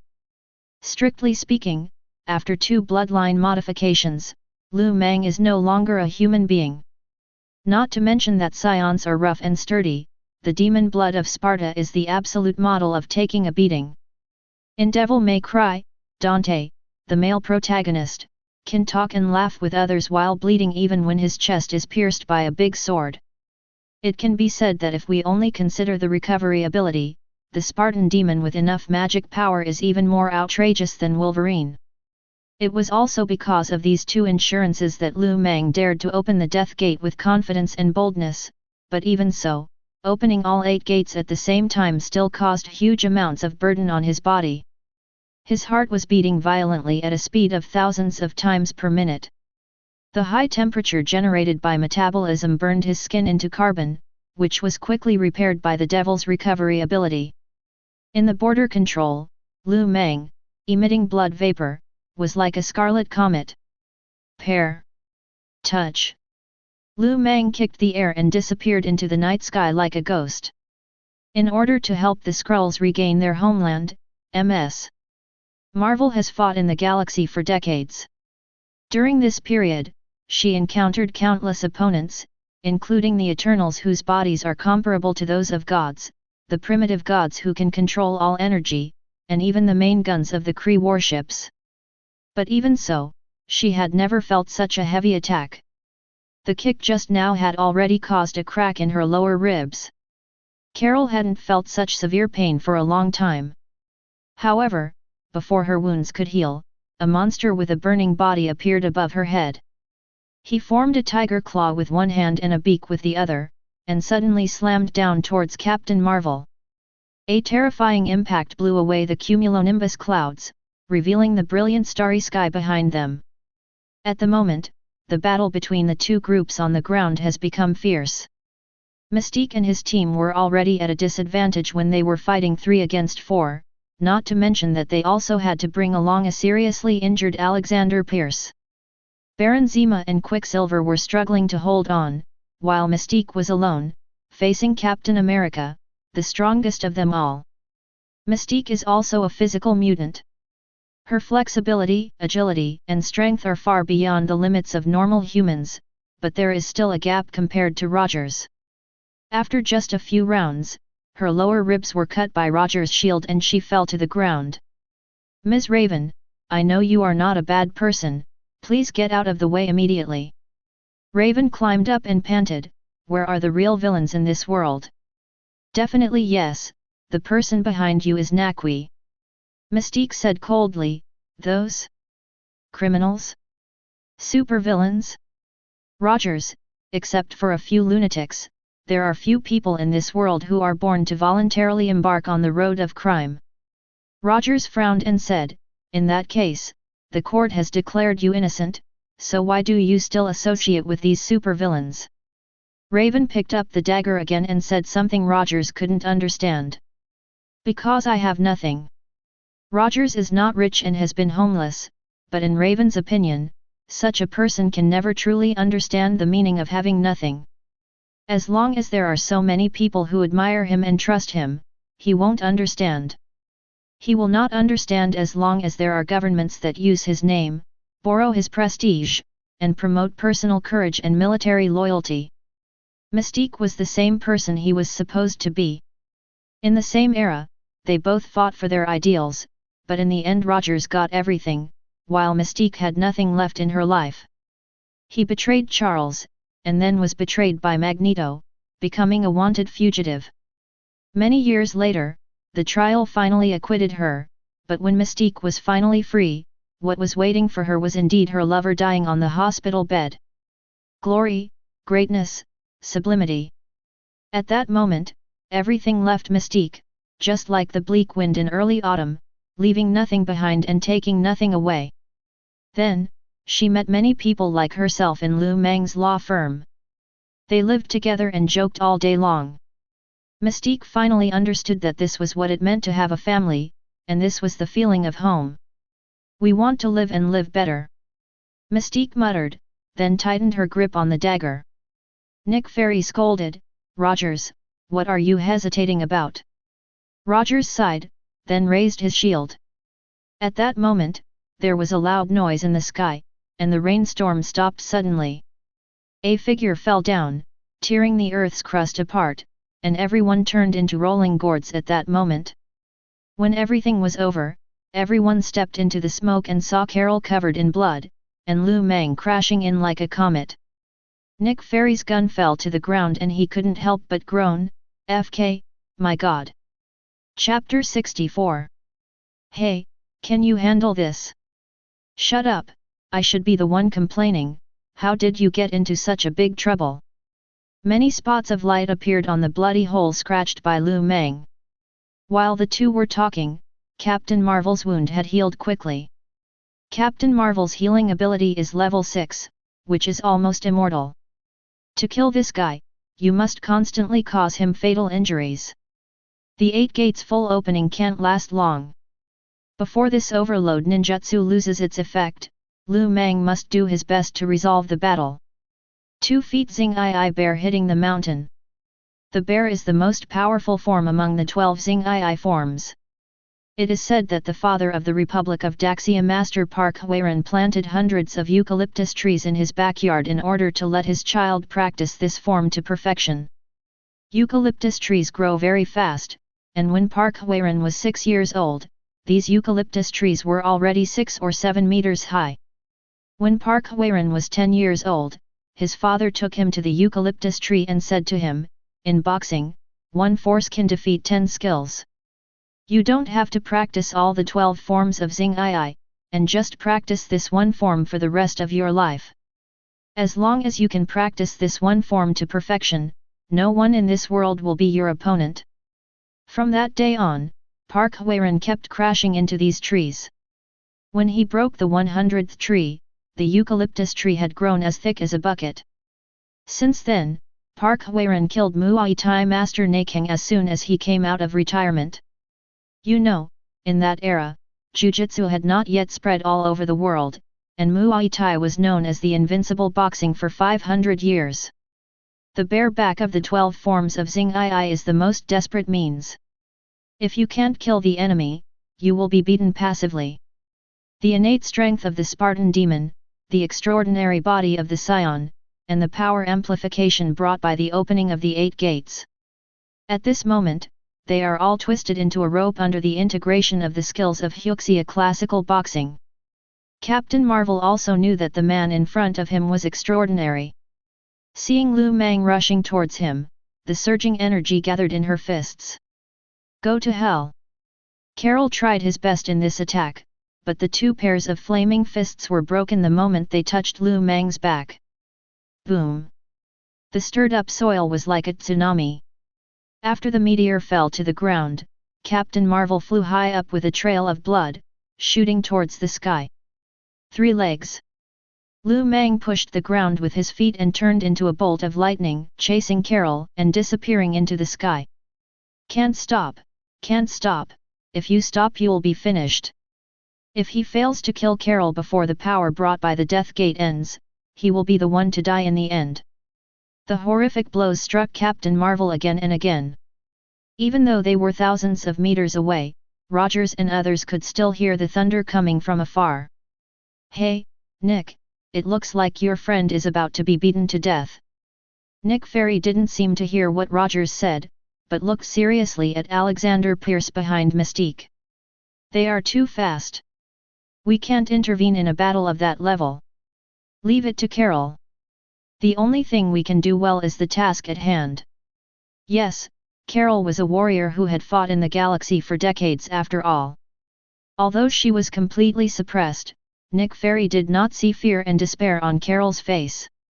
Their goal now is to deal with Alexander Pierce, the culprit of this incident. Quicksilver sighed and said, "The brilliant can only seat 3 people. A hole, you should have called my sister along earlier." Baron Zema said, "Are you looking down on me?" Just as the 2 were bickering, Nick and his men rushed over again, and the 2 groups started fighting again.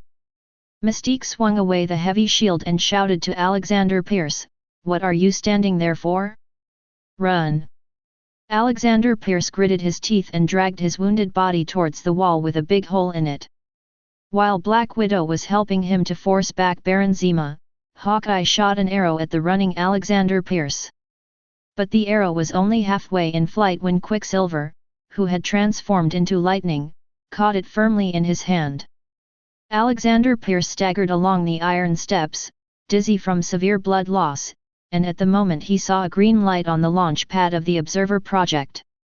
There's no guarantee that you can escape anyway, so if that's the case, just give it a try. Alexander Pierce gritted his teeth and pressed the launch button of the Observer project. Immediately, the 3 aircraft carriers spewed out blue flames and flew towards the sky. Oh no, this BD launched the Observer. Stop him! Alexander Pierce quickly pressed the keyboard, and soon, the scene of Nick Fury and others fighting appeared on the screen. The system has been activated. The targets are Rogers, Natasha Romanoff, Nick Fury, and Clinton Francis. The weapon system has been activated and the lock is complete. Alexander Pierce roared, "Fire!" Suddenly, the aircraft carrier in the air extended countless gun barrels and aimed at the SHIELD 4-member team on the ground. Chapter 65. Just as Nick Fury expected, as a freedom fighter who has fought in the galaxy for decades, Carol definitely has his own trump card. Lu Mang's fists were as heavy as mountains, and every blow seemed to make her collapse completely. But Carol still came here. When Captain Marvel's figure penetrated the stratosphere and reached the upper atmosphere, his body, which was almost exhausted, was instantly replenished. The heat radiated by the fixed star and the ubiquitous cosmic rays, which could be fatal to ordinary people, were excellent supplements for Carol. The broken bones began to heal rapidly, the dim flames burned again, and in an instant, Carol turned into the second sun in the vast night sky. Oh no! When Lu Mang thought of Captain Marvel's ability, alarm bells suddenly rang in his heart. He suddenly appeared behind Carol, raised his leg like a battle axe, and chopped down at the back of Captain Marvel's head. Bang! This time, Lu Mang's attack did not work, and his 8-door kick was actually firmly caught by Captain Marvel. She turned her head, and her eyes were no longer filled with human eyes, but blazing nuclear flames. You shouldn't have chased me. I don't dare to use such power in the troposphere. Because the energy I release will directly blow away the buildings on the surface. But in the upper atmosphere, I have no scruples. This is to pay you back. Touch. Carol's blow hit Lu Mang's ear, his eyes went dark, and his ears were filled with a buzzing sound like bees. Still not working? Lu Mang had to admit that he had misjudged Carol's strength. In the movie, he only saw Thanos use the infinite gems to knock this guy unconscious, but he forgot that the official data released by Marvel clearly stated the suffix planet level single universe after Carol's name. The planet level is offline, which means that even if Captain Marvel is not around a fixed star and even if her energy is not saturated, she still has the ability to destroy a planet. Even though Kai can open the 8 gates and kill everyone in the Naruto world, this is the Marvel universe where the power level is much higher than that of the Naruto world. Sharingan, 8 gates, Xing-Ai boxing, all of them are useless here. It's over? It's over just like that? As the power of the Death Gate ended, Lu Mang fell into unprecedented weakness. In the ethereal low Earth orbit, he could even hear his own gradually weakening heartbeat. His consciousness sank into a deep and pale world, and in a trance, he seemed to have returned to the road in Queens that he had walked countless times. Everything around him was white, and he was walking alone on this long road, holding a book. Countless black shadows passed by him and walked in the opposite direction. He felt his strength leaving his body, but there was no end to the road. A dark figure stopped beside him, took out some white powder and said, "Take a bite. Take a bite and you will get endless happiness. There is no good outcome from drug abuse, especially such a strong tranquilizer." A good ending? Can our slum kids have a good ending? What does it matter? It won't make you dead man if you eat a bite, and you can make a lot of money selling this kind of stuff. There is no future for drug dealers. As long as they have a criminal record in the police station, they will never be able to climb up in their lifetime. Panting, Lu Mang didn't look at the black figure holding the powder and continued walking forward. Not long after, another dark figure stopped beside him and held a gun in front of him. "Hey Lu Mang, you are the smartest among us. Did you know that the boss of the Mexican gang, Driz, admires you very much? He said that if you are willing to follow him, you will be the second in command of the organization." "No, I don't want to be stuck in this muddy stinking ditch forever. I don't want to be a jerk forever. Look at him, he's holding so many books. This guy actually wants to go to college. This idiot, can he afford the tuition? Huo, he also wants to be a lawyer." It was a pale road, and on both sides of Lu Mang stood people who were sarcastic and mocking him. Despite the ridicule and stares, Lu Mang continued to move forward. He walked alone, moving forward with difficulty, until one day, he met a black woman at the end of the road. She held his face and said to him gently, "Lu Mang, everything will be fine. I know you are different from them. One day, you will realize your promise to yourself. One day, you will leave the slums and become a real big shot." He slapped her hand away, walked forward without looking back, and continued to move forward with all his strength. It doesn't matter if you don't have a gold finger or rich parents. Go back to that library, and face those books that you will never finish reading. Go back to the depths of consciousness in the dream, go back to the end of the soul, and find a self who will be defeated but will never fall. I crawled out of that dirty place by myself. I will never give in to despair. I control my own destiny. I control my own destiny. I control my own destiny. In the thin atmosphere, Mang opened his mouth wide and muttered over and over again. Facing the light of dawn, Mang's failing heart began to beat strongly again. A strong aura spread from his body, dyeing his black hair golden little by little. Ah! He let out an earth-shattering roar, his golden hair shot up into the sky, and his eyes turned emerald green.